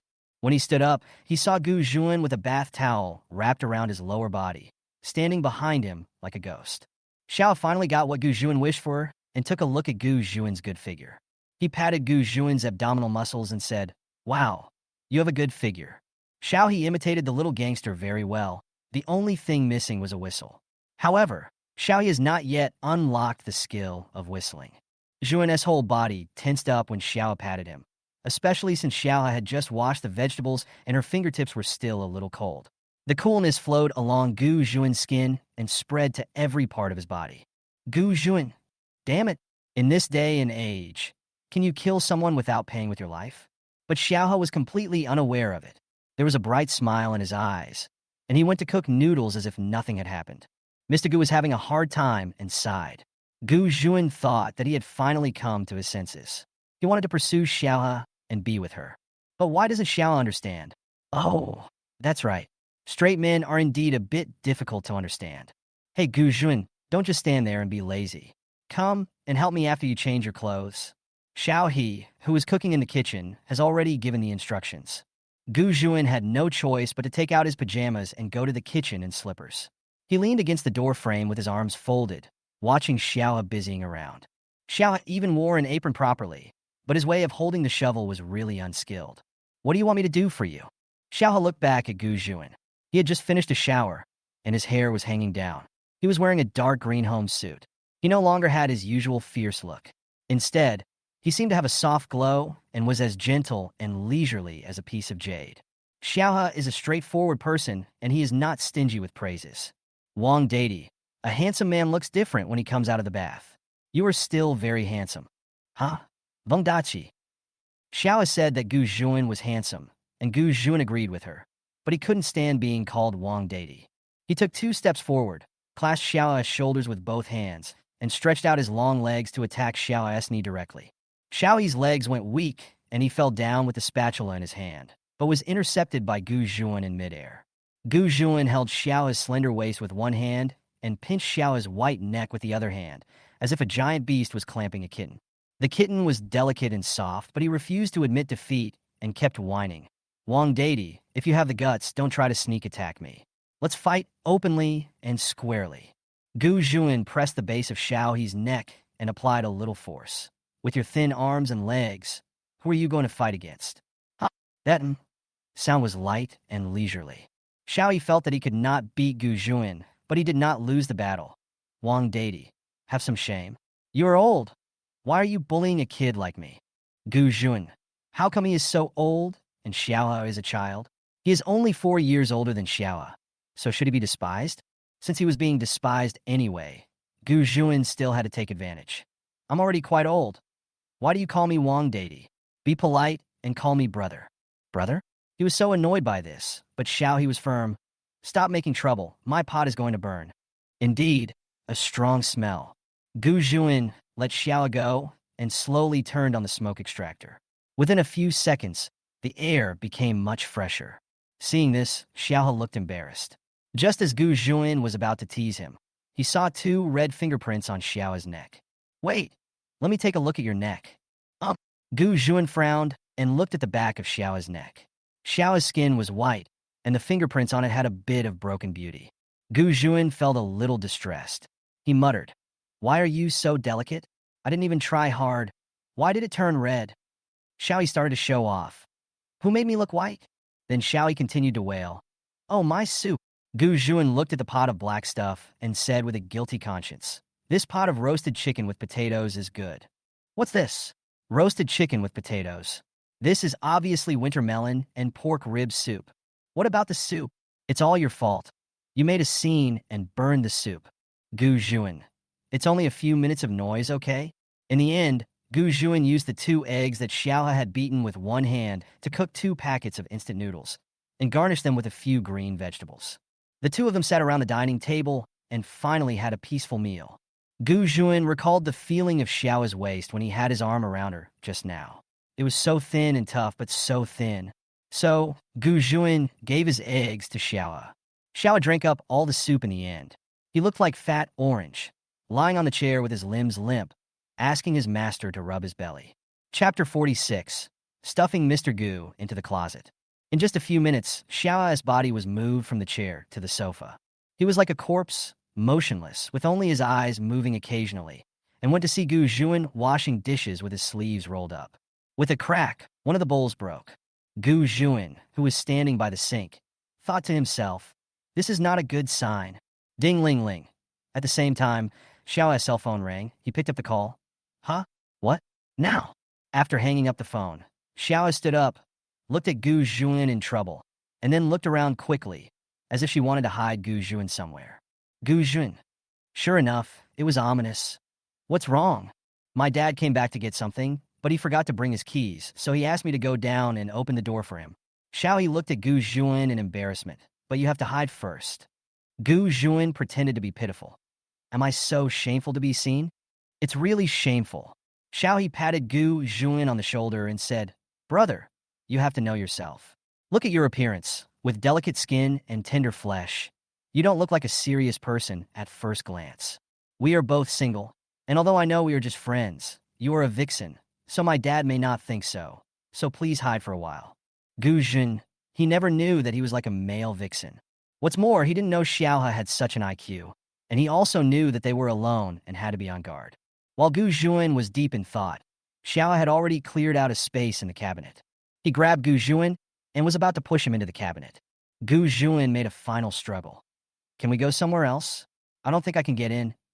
Xiaohe patted Gu Juan's thin waist and said, "What are you talking about? Be more confident, Xiao Gu. You have such a good figure. How could you not be able to get in? This cabinet even has a hole. I guarantee you won't be suffocated to death." Xiao ignored Gu Juan's struggle and stuffed him into the closet. Then he happily went downstairs to pick up his father. In the dark cabinet, Mr. Gu only had his cell phone as company. Fortunately, Lu Jinyang was still sending WeChat messages to ask Gu Juan to go out and play, to welcome Gu Juan. Gu Juan's face was calm, and he tapped on the screen of his mobile phone with his 10 fingers. "I am locked in a closet. Lu Jinyang? Gu Juan, maybe I am too shameful to be seen, or maybe it is because I look like a male vixen. Lu Jinyang? Gu Juan. Old Lu, if someone says you look like a male vixen, what does that mean? Lu Jinyang. Maybe you mean I'm pretty? Hey no. Lao Gu, have you been captured by a male vixen? Which vixen cabinet are you in? I'll come and save you." Looking at the dark cabinet, Gu Juan said, "Forget it, you can't save me. It's okay. There's a hole in this cabinet. I won't suffocate to death." Lu Jinyang. Fortunately, it didn't take Yuan Dao long to get the things. As soon as he got home and saw David and Orange, he started sneezing nonstop due to allergies. In just 10 minutes, Yuan Dao fled in panic. Xiao finally let Gu Juan out of the closet. "Are you still alive?" When Gu Juan came out, he was filled with the scent of cedar, as if all the fragrance in the world were piled together. He stretched out his hand, and in his palm lay a small bottle, with liquid swaying inside, as if falling with starlight. "Gu Juan, I'm sorry, I seem to have spilled your perfume." Xiao scratched her hair, looking a little embarrassed. It's okay. It was originally a gift for you." The perfume was mixed together with Sang Yan's bottle of Changle Weiyang, but Xiao has not given it a name yet. When he was making the perfume, he changed Zhou Jin's recipe and added some sandalwood to it, so the smell of the perfume was more like the cedar on Gu Juan's body. He made this bottle of perfume in a daze at that time. Now thinking about it, he might have originally intended to give it to Gu Juan. "I made this myself as a welcome gift for you." "You made it yourself?" Gu Juan stroked the small bottle, already reluctant to part with the few drops he had accidentally sprayed out just now. "I have a gift for you too." Gu Juan, wearing dark green silk pajamas and smelling of cedar, came to his box. It was strange that when he came to Xiao's territory, Gu Juan felt like a tree. Gu Juan had a suitcase, half of which was filled with various gifts for Xiao. "Macarons for you. Wow, this looks delicious. Hey, this scarf has a nice color. Did you knit it yourself?" "By hand." Gu Juan turned his head to look at Xiaohe. He was thinking seriously. "Do you want the scarf I knitted?" Xiaohe imagined that Gu Juan was really big, holding a crocheted scarf, just like a bear making a wreath. He couldn't help but shuddered. That's not necessary, I just said that. Gu Juan, oh, and this a necklace. The jade on the necklace was ancient and green, as if there was a vast forest hidden inside, and Xiaohe liked it immediately. No one had ever given him a necklace before. He didn't know what giving a necklace meant, but he always felt that it seemed a little strange for a boy to give a necklace to another boy. And it's too expensive, isn't it? Xiaohe's eyes were filled with love, but she still rejected Gu Juan righteously. No, I can't have this necklace. Seeing Xiaohe's little thoughts, Gu Juan smiled and said, it's not expensive, not even as expensive as that scarf. I bought this necklace at a French market. Indeed, the necklace is not as expensive as the scarf. The scarf is a limited edition brand and is difficult to buy. Is that so? Xiaohe joked with a smile. Then I will accept this pendant. When Boss Gu gets rich, I will wait for you to give me a pigeon egg-sized diamond ring. Gu Juan looked at Xiaohe with an ambiguous look in his eyes and said in a nonchalant tone, but the big diamond ring is for lovers. Xiaohe felt a dangerous aura, just like a small animal being targeted by a large carnivore, as if it was about to be torn apart and eaten. He quickly changed his words. Then I don't want a big diamond ring. As he spoke, Xiaohe kept stroking the necklace pendant with his fingers, as if this could help him calm down. When her fingers touched the pendant, she could feel the uneven texture. Xiaohe picked up the pendant and saw the words, there's a long way to go. Maybe it will still be us. Xiaohe looked at the pendant and was a little curious. Why is the word Zhong engraved on it? Gu Juan smiled slightly. The stall owner told me that this necklace came from China. It met me, and I brought it back to China to give it to you. There's a long way to go, and this necklace will always return to its right place. And Gu Juan leaned his head slightly toward Xiaohe. The stars in the night sky seemed to have fallen into Gu Juan's eyes. His eyes were filled with tiny fragments of light, with an indescribable tenderness and tenderness. Moreover, the pendant is engraved not only in Chinese, but also with a love message. Chapter 47, The Correct Way to Open Up to a Male Vixen. Love talk. He knows that love words should be said to the person he likes. Besides, he and Gu Juan were so close. The originally cool cedar scent all around seemed to have an ambiguous stickiness. Xiaohe's white ears turned red. In contrast, Gu Juan was calm and relaxed, as if he was discussing a romance movie with Xiaohe. In fact, Gu Juan was taking every step carefully, gradually conquering Xiaohe's fragile sanity. For an aggressive personality like Gu Juan, once he has made up his mind, he will never let go and will do anything to get what he wants. When he was in France, he realized that he wanted to be with Xiaohe, so he took action on the first day he returned to China. This is Gu Juan, who is bold and resolute. In an instant, Xiaohe felt under tremendous pressure. He is a late-maturing boy who thinks he likes young ladies. Suddenly, late one night, a mature man whispered sweet words into his ear. Xiaohe was already dizzy and could not tell how she felt about Gu Juan. It's time to go to bed. You should sleep in my dad's room. Go quickly. I'm sleepy. Gu Juan narrowed his eyes and chuckled, but I'm not sleepy. Xiaohe was furious. So what do you want? Let's do some calculations. I'm not good at math, so it doesn't count. After saying that, Xiaohe covered his ears and was about to run away.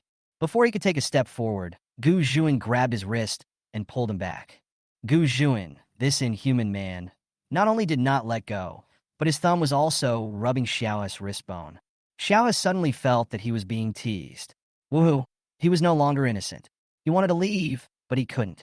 Gu Juan said in a lazy tone, we still have to settle the bill.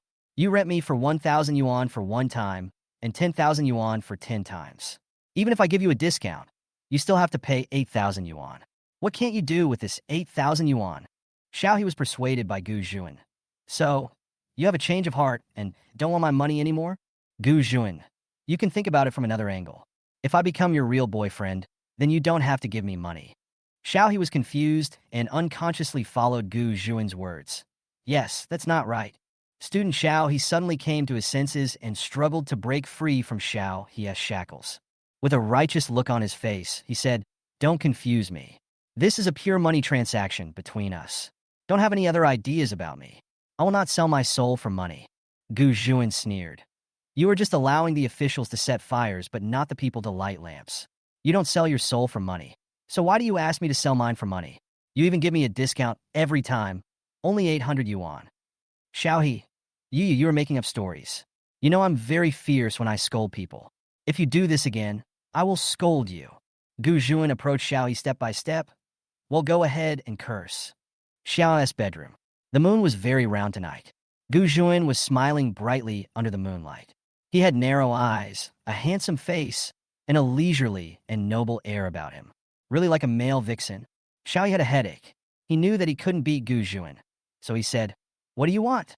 "Be my boyfriend. For real." "What?" "I said I like you. Will you be my boyfriend?" Xiao He heard Gu Juan say this. He felt a little indigestion. Gu Juan liked him. Gu Juan liked him? But I don't like you? After thinking about it, Xiao He felt that it was not entirely true. No, I don't like others either. I don't like anyone. Thinking of something, Xiao Ye's face was full of fighting spirit. Although cousin Qingbai has always wanted me to find a boyfriend, I actually want to marry a young girl in the future. Gu Juan looked Xiao He up and down and said sincerely, "The little girl won't want to marry you." Xiao He was not convinced. "How do you know that the little girl doesn't want to marry me?" Xiao's wrist again. His other hand was not idle either, and he grabbed Xiao's slender waist. With a slight push forward, Xiao was trapped between the wall and Gu Juan's arms. There was an oppressive atmosphere all around. The posture was ambiguous. Xiao's eyelids began to turn pink, and her nose tip and neck followed suit. Gu Juan, the evildoer, continued to move forward, his lips pressed against Xiao's ear, and he said softly, "Girls don't like a boyfriend like you who has whiter skin and a thinner waist than them." As he spoke, Gu Juan put a little force on Xiao's waist with his big hand. It was really thin, very thin and tough. All living things have a natural sense of crisis, and Xiao is in this situation now. He feels like he is being targeted by a large carnivorous beast, and he can't escape. Also, Gu Juan had just blew air into his ear, and Xiao felt his legs were a little weak. "Let me go first." Gu Juan let go of his hand and took 2 steps back in a gentlemanly manner. Xiao taught her earnestly, "You said you like me, but I can't be your boyfriend. Does that mean I have to be their boyfriend as long as someone likes me?" Gu Juan, "That's not necessary. Let's take a step back. How do you withdraw? You don't have to be my boyfriend, but I can pursue you. You can have this." Gu Juan's original goal was to pursue Xiao. There is no such thing as something easy to get without doing anything. Without doing anything, he would get a boyfriend as old as Xiao. It's just that Gu Juan had a lot of bad intentions. He knew Xiao's temper well, and if he made an excessive request, Xiao would feel guilty if he couldn't do it. If you put forward your real request at this time, Xiao will most likely agree. At this time, Gu Juan felt refreshed both physically and mentally. He took the perfume given by Xiao and prepared to go to bed. "It's getting late. Which room should I sleep in?" Xiao said solemnly. "You can't sleep in my house anymore." Gu Juan, "Xiao, if you want to pursue me, we will be suspected of becoming gay. For the sake of each other's innocence, I think I can't take you in. You should take Orange and David home." Gu Juan, "They didn't even kiss each other? How come they are gay?" But Gu Juan was in the process of pursuing someone, so he had to listen to Xiao. When leaving, Gu Juan asked Xiao a question. "Does the perfume you gave me have a name?" Without even thinking, Xiao blurted out, "There's a long way to go." After saying this, Xiao was stunned. This name fits the necklace that Gu Juan gave her.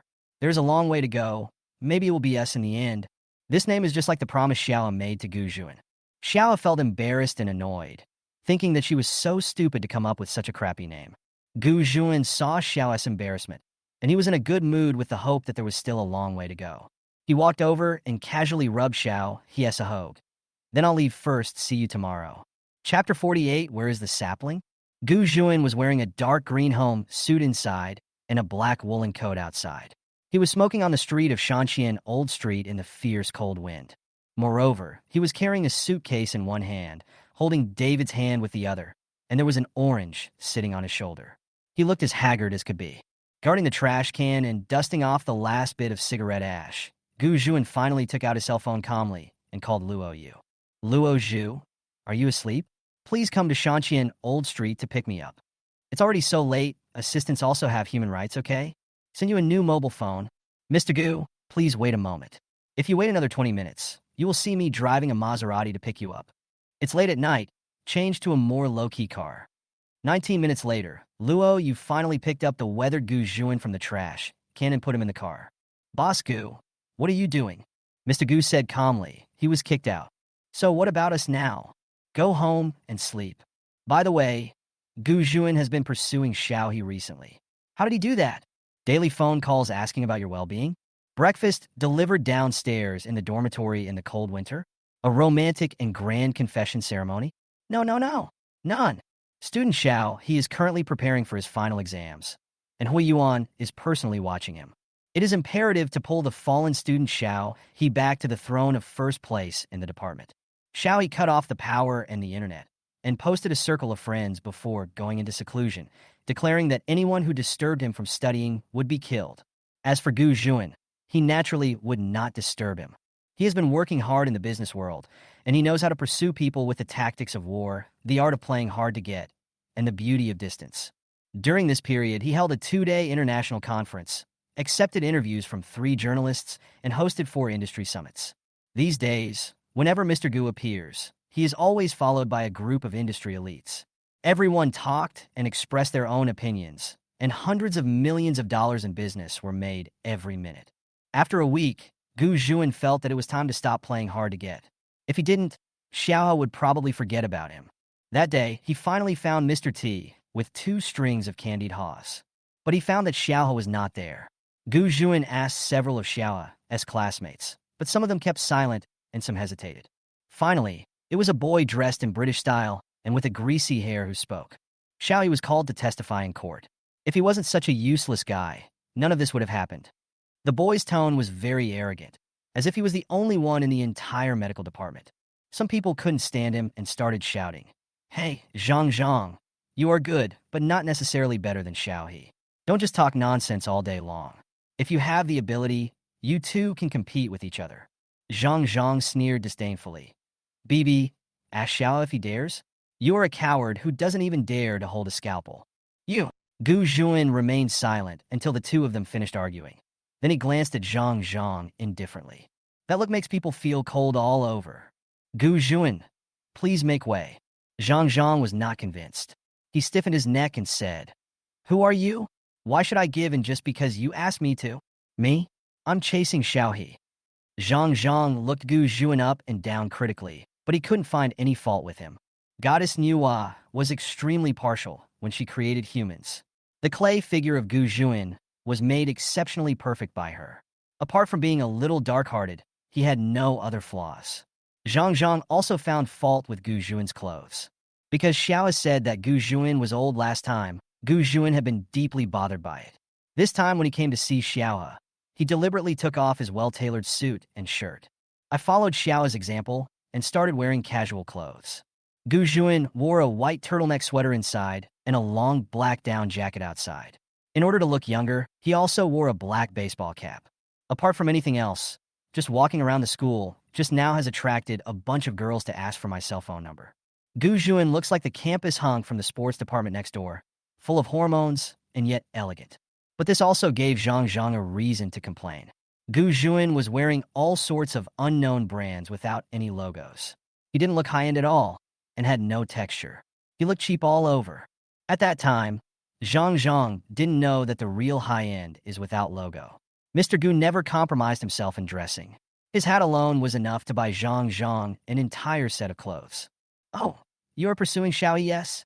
A person with no manners like Xiao, he really needs to be pursued by a person with no manners like you.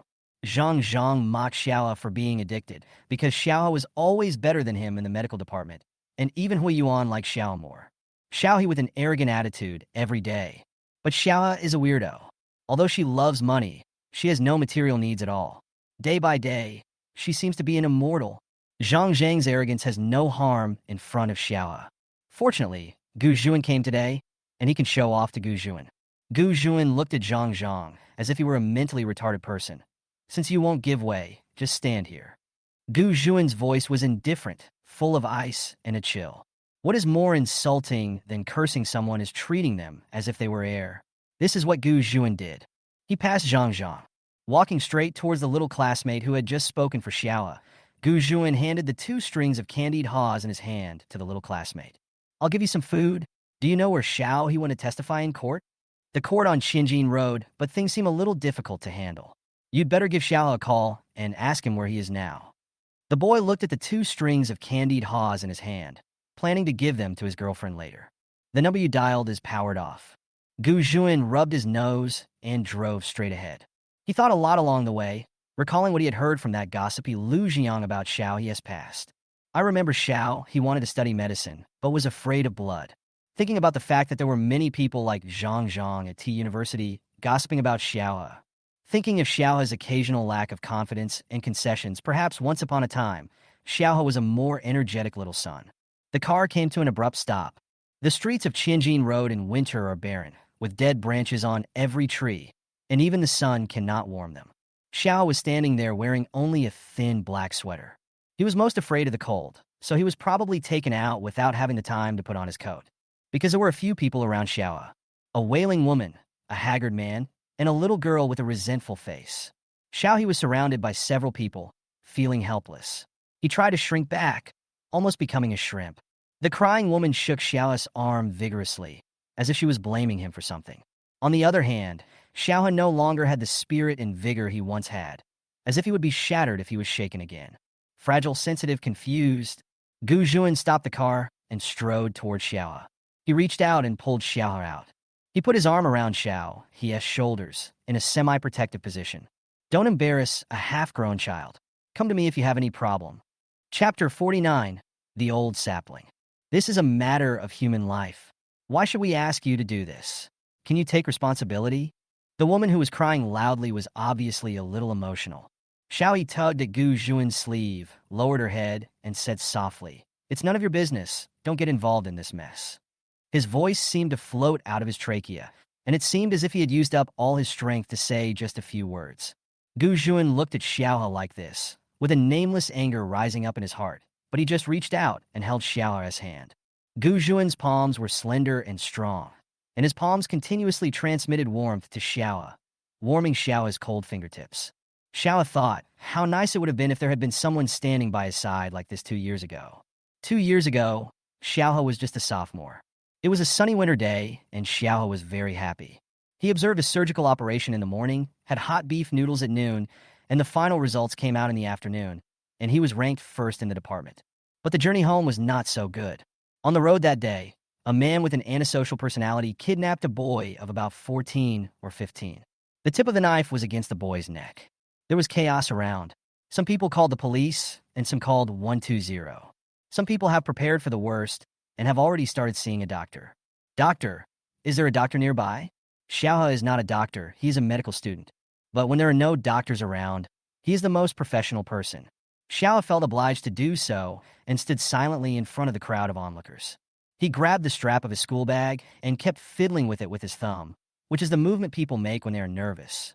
However, the hostage-taker was very perceptive and he noticed Xiao's movements. The hostage-taker and Xiao looked straight into each other's eyes. You are a doctor, right? You can't be a policeman anyway. How can I describe the look in the hostage-taker's eyes? Cold, evil, and emotionless, as cold and clinging as a poisonous snake. Xiao felt his heart pounding in his chest. Facing the hostage-taker's questioning, Xiao shook his head. He knew that he could not anger the hostage-taker. However, some people with antisocial personality disorder are extreme, irritable, and emotionally unstable. In fact, before Xiao arrived, the man was on the verge of an emotional outburst. Let's make a bet. Who can save people faster, you or my knife? As soon as the man finished speaking, the knife had already slashed the boy's carotid artery. As if that was not enough, he stabbed the boy's body again and again. Blood gushed out, the boy's screams and faint groans, the sounds of people around shouting and running, the sound of police cars. Many, many voices mixed together. Xiao still remembers the look the hostage-taker gave her. It was one of provocation and contempt. After regaining consciousness, Xiao rushed towards the boy. Most of his carotid artery was ruptured, and his body had multiple knife wounds. No matter how hard Xiao tried, he could not be saved. For the first time, he realized that people could bleed so much, that human life was so fragile, and that he himself was so incompetent. The impact of that incident was very bad. The man committed the crime in the street and was stabbed several times. It was once on the news in City A. Xiao was also chased and insulted by some keyboard warriors, who all believed that he had angered the robbers. In fact, Xiao did not say a word at that time. Today is the day of the robber's trial, and Xiao is required to appear in court to testify. The hijacker's family is powerful, and they want to reduce his sentence by claiming that he has mental problems. The victim's family kept chasing Xiaohe. They pick on the weak, and when the incident first happened, they even wanted Xiaohe to pay with his life. This world is really unfair. This time, they chased Xiaohe and insulted her, asking her to be careful with her words when testifying in court and to prove that the kidnapper was not mentally abnormal. Gu Juan never thought that one day he would fall in love with a boy who was 4 years younger than him. Xiaohe brought to him when they first met, or maybe it was because he had been deceitful all day and had never seen a person as pure as Xiaohe. Gu Juan always felt that it was fate that made him meet Xiaohe. Even if they didn't meet on that rainy night, he and Xiaohe would meet in the future, eventually. However, if Gu Juan were given a choice, he would choose to meet Xiaohe 2 years ago. Then he would meet the proudest and most authentic Xiaohe. To be honest, Gu Juan's love is gentle and pervasive. Ever since Lu Jingyang talked about Xiaohe's past, Gu Juan sent people to investigate the next day. There is no need to even investigate. The surveillance videos from that time are all available on the internet.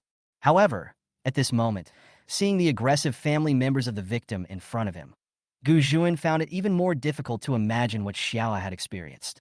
The victim is innocent and deserves protection and help, but Xiaohe is also a victim. Just as Zhou Qingbai thought, he believed that Xiaohe needed to be protected and cared for, and Gu Juan also agreed with him. It's not that Xiaohe is put in a weak position, but Xiaohe is mostly kind by nature. Perhaps because her mother has been gone since she was young, Xiaohe's seemingly tough character actually hides her fragility. If only we had known each other earlier. Gu Juan is different from Xiaohe. Gu Juan is calm and strong. He can rationally analyze right and wrong and will not let others lead him by the nose. He stood in front of Xiaohe and looked at the victim's family calmly. You cannot inflict your own suffering on innocent people. When you are in pain, you also want to drag others down to hell. This is the root of human evil and should not be condoned. Xiaohe suddenly had an epiphany, but before he had time to think about it, Gu Juan had already taken his hand and strode away. After walking along the somewhat desolate road, we finally arrived at the corner. Across the street was a bustling commercial street. There's a lot of traffic, and it's not cold at all. Zhu Jungu stuffed Xiaohe into the passenger seat and turned on the heater. Xiaohe sighed comfortably and leaned back in his chair suddenly. He was really exhausted these past 2 days. Gu Juan went out for a while and came back from some convenience store with a bowl of steaming instant noodles in his hand. Xiaohe pursed her lips and said, "No one will agree if you pursue someone like this." Why? When other people are courting someone, they always offer Japanese food, Western food, roses, and music. But you are not like me. You don't show up for many days, and when you show up, you treat me to instant noodles. It also has cheese sticks and sausages in it. I originally bought you some candied haws, but since you were not here, I gave them to your classmate instead. Would you like this? Xiaohe took a plastic fork and stirred the cheese sticks. I like instant noodles and I like candied haws, but if you give the candied haws to others, I won't like it anymore. I haven't eaten it yet. Then wait until the trial is over tonight, and I'll buy it for you. Chapter 50, Restarting the Sapling. In court, Xiao met the kidnapper again. The hijacker was sinister and crazy. He looked over the crowd, searching for Xiao. It's amazing that the hijacker still remembers Xiao's appearance. What has the handsome, clean-cut, determined-looking young man become now? Has he become listless, like a withered sapling? The hijacker was excited and wanted to see his spoils. However, Xiao stood there, clean and tidy, without struggling or dodging, and was able to carefully recreate the scene at that time. The hijacker also noticed that there was a man standing behind Xiao. With just one glance, the hijacker could determine that Gu Juan was a natural superior, accustomed to plundering and controlling the overall situation. This kind of person is naturally calm and self-controlled, has strong self-control, and also has a strong possessiveness. The hijackers even thought that Gu Juan had certain characteristics similar to themselves, except that Gu Juan was able to restrain himself from breaking the law. When some extreme things start to expand, who is better than who? Finally, when the hijacker was taken away, he gave Xiaohe a vicious smile. Then he stared at Gu Juan, but said something to someone unknown. I heard your name is Xiaohe. Do you think I'm evil? But it seems that there are devils around you more dangerous than me. Ha ha ha. The hijacker laughed wildly, and the bailiffs rushed forward and pinned him down again. Xiaohe felt uneasy and uncomfortable because of the kidnapper's laughter. Gu Juan was behind Xiaohe and put his arm around her shoulders. Don't worry, what he said will never happen. Xiaohe just turned around and grinned. I'm hungry. Didn't you have a bucket of instant noodles for lunch? You don't understand us young people. We consume energy very quickly and get hungry very quickly. Let's go eat. It's your treat. Hey, wasn't it you who always treated us? You've been promoted to product manager, so you're probably not as poor as before. Finally, the product manager Xiao Gu brought Xiao he back to T University. Because classmate Xiao, he said that a hot pot restaurant had just opened in the back alley, and it was said that the food was very good, but he couldn't find anyone to accompany him there. At this time, it was evening, and students came out in groups of 3 or 4 to look for food. The hot pot restaurant is newly opened. The food is large and affordable, and it is always full of people at mealtime. Gu Juan and Xiaohe could only find a leaky spot near the window. Water occasionally dripped down from the window. It was a really embarrassing spot. Mr. Gu had never been to such a lively and down-to-earth hot pot restaurant in his life, and he couldn't help feeling a little uncomfortable. But Xiaohe over there had already started to order dishes impatiently, ordering half portions and ordered many kinds of dishes. Finally, Xiaohe reminded them, let's split the bill. If I become the product manager, shouldn't I treat you? Xiaohe said seriously, of course it's AA. You should also save your money from marrying a wife in the future. Ah! As soon as the voice fell, Xiaohe realized that something was wrong. It seemed that Gu Juan was pursuing her. Why would he marry a wife? No. Do you really want to chase me? Gu Juan was diligently peeling oranges for Xiaohe. He raised his eyebrows and asked, what else? But I don't think there's anything good about me that's worth pursuing. Other than the fact that I'm younger than you and have an okay-looking face, there aren't many other advantages. As he spoke, Xiaohe leaned forward, tilted his head, and was very confused. Why are you chasing me? Looking at Xiaohe's silly look, Gu Juan also asked me why I wanted to pursue Xiaohe. I took another look at Xiaohe. She is so cute in every way. He stuffed the peeled orange in Xiaohe's mouth. You look easy to take care of. This orange is really sweet. Shut up and eat yours. Gu Juan sighed in his heart. It's really easy to raise him. Let me make it clear first. Even if you pursue me, we have to pay for it ourselves. We have nothing in common, so what's the point of asking you to pay? Then you often invited me before. Xiaohe said as a matter of course. I am thin-skinned, you are thick-skinned, and I have a noble soul. Gu Juan stretched out his hand towards Xiaohe's face. He gently pinched it with his index finger and thumb, and Xiaohe's usually thin face actually showed a bunch of soft flesh. Come, let me see how thin-skinned you are.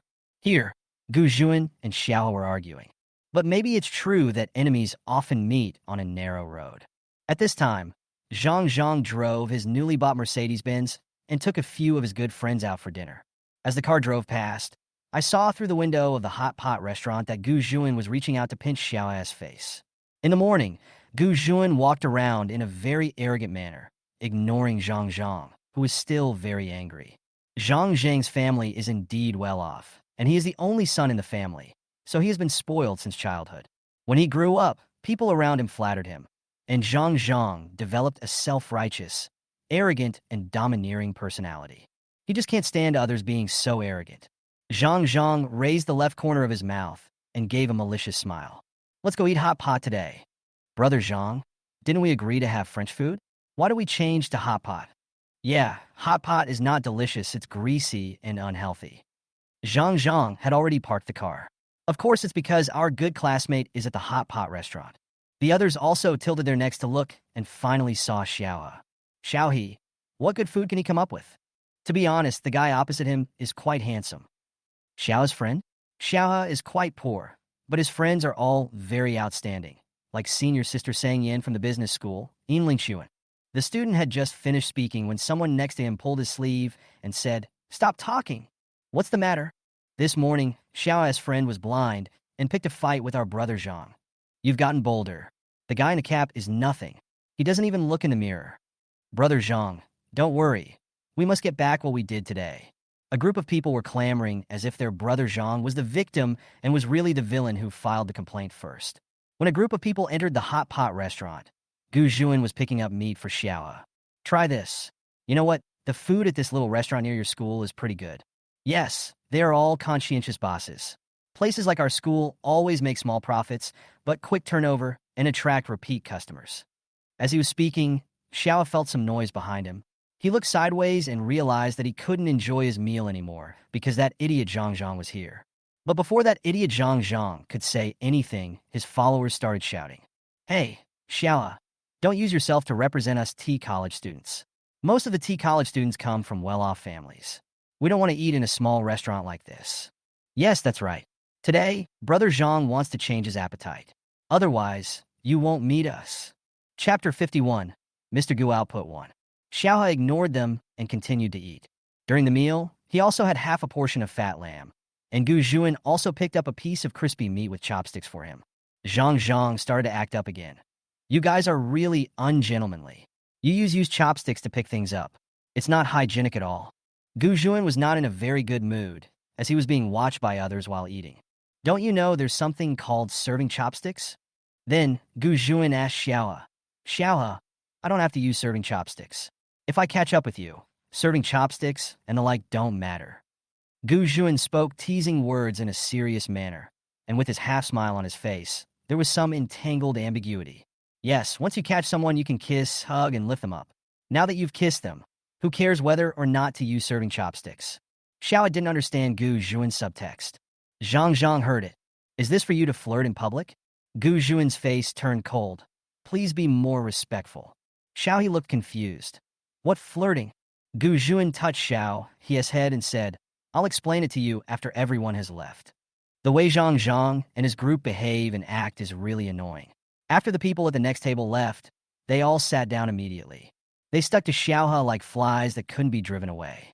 People in the know that Zhang Zhang and the others are chasing Xiaohe to scold her, while people who don't know will think that Zhang Zhang is Xiaohe's only fan just because of their clingy attitude.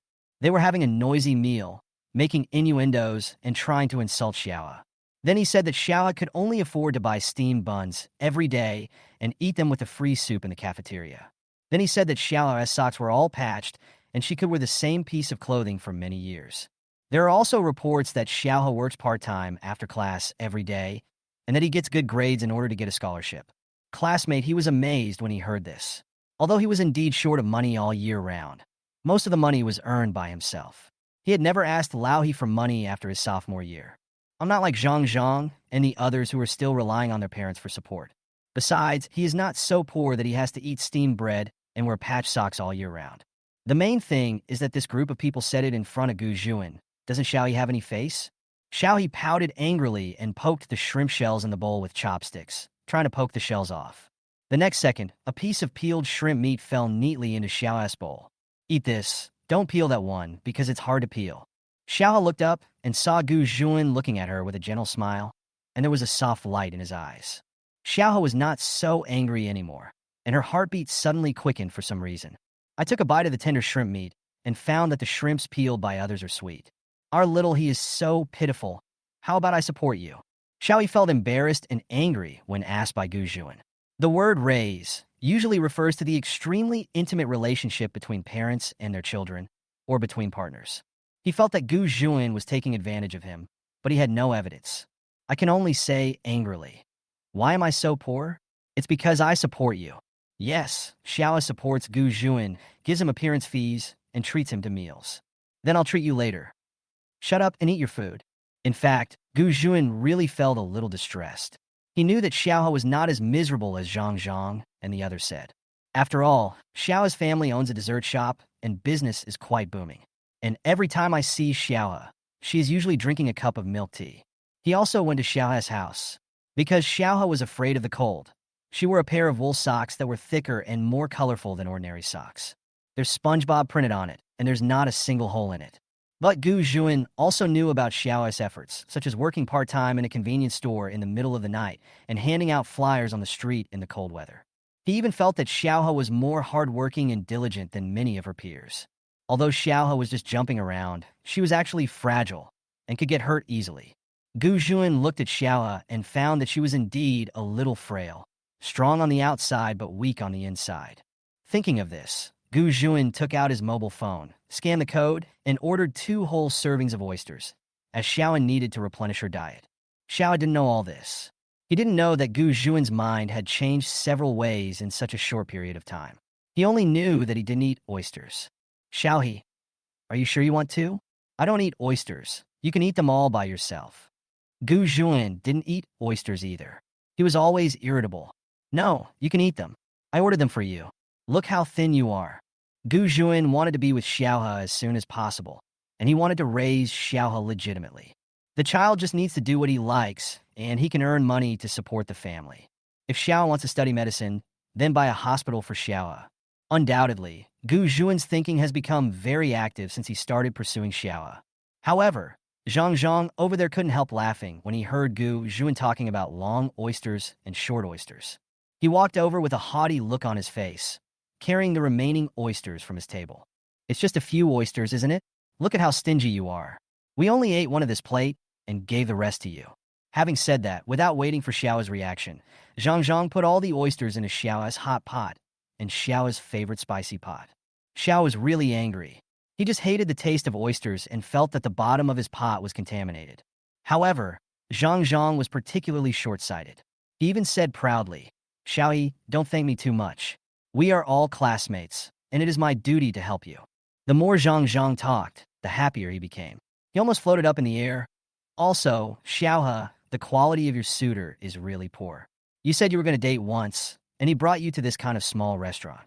At the next table, Zhang Zhang's followers heard what Zhang Zhang said and burst into laughter. Gu Juan narrowed his eyes. His gaze was cold and sharp. He didn't even look at Zhang Zhang, but focused his whole heart on Xiaohe. Is this how they usually act with you? Just treat them as flies. Xiaohe was picking out the half-cooked oysters with a look of disgust on her face. And that was when Xiaohe just withdrew her hand. A black shadow flashed before his eyes. And then with a bang, something fell into the red oil pan. Xiaohe stared blankly at the hat that fell from the sky into the pot. He looked up again and saw Gu Juan standing up. Yes, that's right. The hat that Gu Juan used to pretend to be young and didn't take off when eating hot pot fell off. How did it fall? Zhang Zhang, who was very close to Gu Juan, looked at his arm and was also very confused.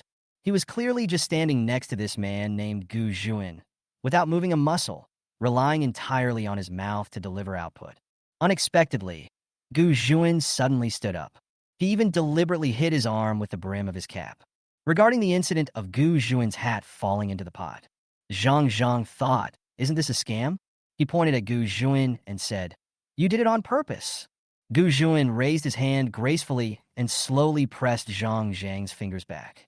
Gu Juan didn't seem to use any strength, but Zhang Zhang just cried out in pain.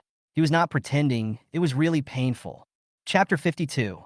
Mr. Gu Output 2. Amid Zhang Zhang's screams, Gu Juan finally let go of his hand. He sat back in his chair calmly, not hiding the oppressive feeling that had been sealed by the baseball cap for a whole day. Gu Juan was originally a man of extremely superior appearance. At this moment, there was a hidden edge in his eyes, but a mocking arc appeared at the corner of his lips. Just sitting there with his legs crossed and his arms folded, Gu Juan naturally attracted a lot of attention. He was indeed born to be a king. Tapping the peg with his index finger, Gu Juan glanced at Zhang Zhang and sneered, "Pay the money." Zhang Zhang didn't take it seriously. He sneered, "Isn't it just a hat and a hot pot? Do I need your money? How much are your hat and hot pot? You don't have to pay for the hot pot. It's all stained with your saliva anyway. I don't plan to eat it. I'm afraid Xiaohe will be poisoned." "Gu, what do you mean?" Gu Juan ignored Zhang Zhang and continued to speak to himself. "As for the hat, you still have to pay for it. I just checked, this hat should be 28,000. I wore it today, so I'll give you a discount, 25,000.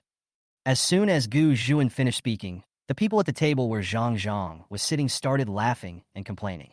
"This guy is crazy about money. A hat for 28,000 yuan. He's just asking for money. He's wearing cheap clothes without any brand logos on them, and he still charges 28,000 yuan. That hat is 28, so I call him Dad." Gu Juan listened to the last sentence and said, "Don't do that.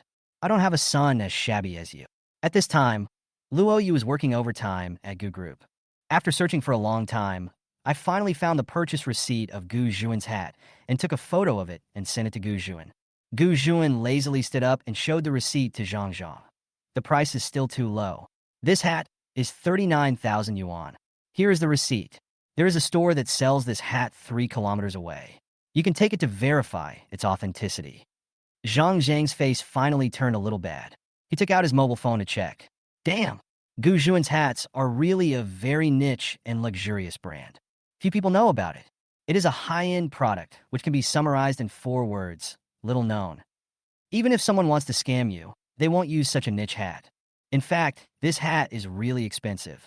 Mr. Gu rarely pretends to be young in 100 or 80 years. If he wants to pretend to be young, he has to pretend to be young in a high-end, elegant, and classy way. Zhang stuttered a little. Why did you buy such an expensive hat? Logically speaking, Gu Juan should not be able to afford it. Gu Juan, my head is precious. How can I think this hat is cheap? With a slight chuckle, Gu Juan wiped his fingers with a wet tissue, his movements as graceful as playing the piano. Why? Can't you afford to pay? Who said I can't afford it? It's not that Zhang couldn't afford to pay the compensation, but in just a few words, he lost tens of thousands of dollars. No matter who you are, you will feel upset. The key point is this hat. I couldn't even afford to buy it myself. So how did Gu Juan buy it? Then you should pay it back quickly and stop talking nonsense. If you want to compensate me, then how can I compensate you? Xiaohe, who was looking gloomy and trying to turn the oysters over and over with chopsticks. Xiaohe, what? Oh, why is the child so angry? Give your payment code to Zhang. In front of outsiders, Xiaohe still gave Gu Juan face. He took out the payment code and said to Zhang with gritted teeth, "Scan." Zhang knew that he was being scammed, but there were too many people around him. If he continued to talk endlessly with Gu Juan, how would his little followers look at him? His image as a rich second generation would be greatly tarnished.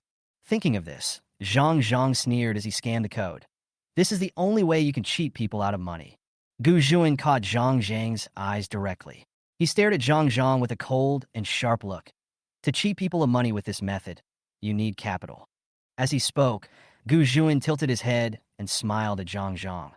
I'll just give you a warning this time, if there's a next time.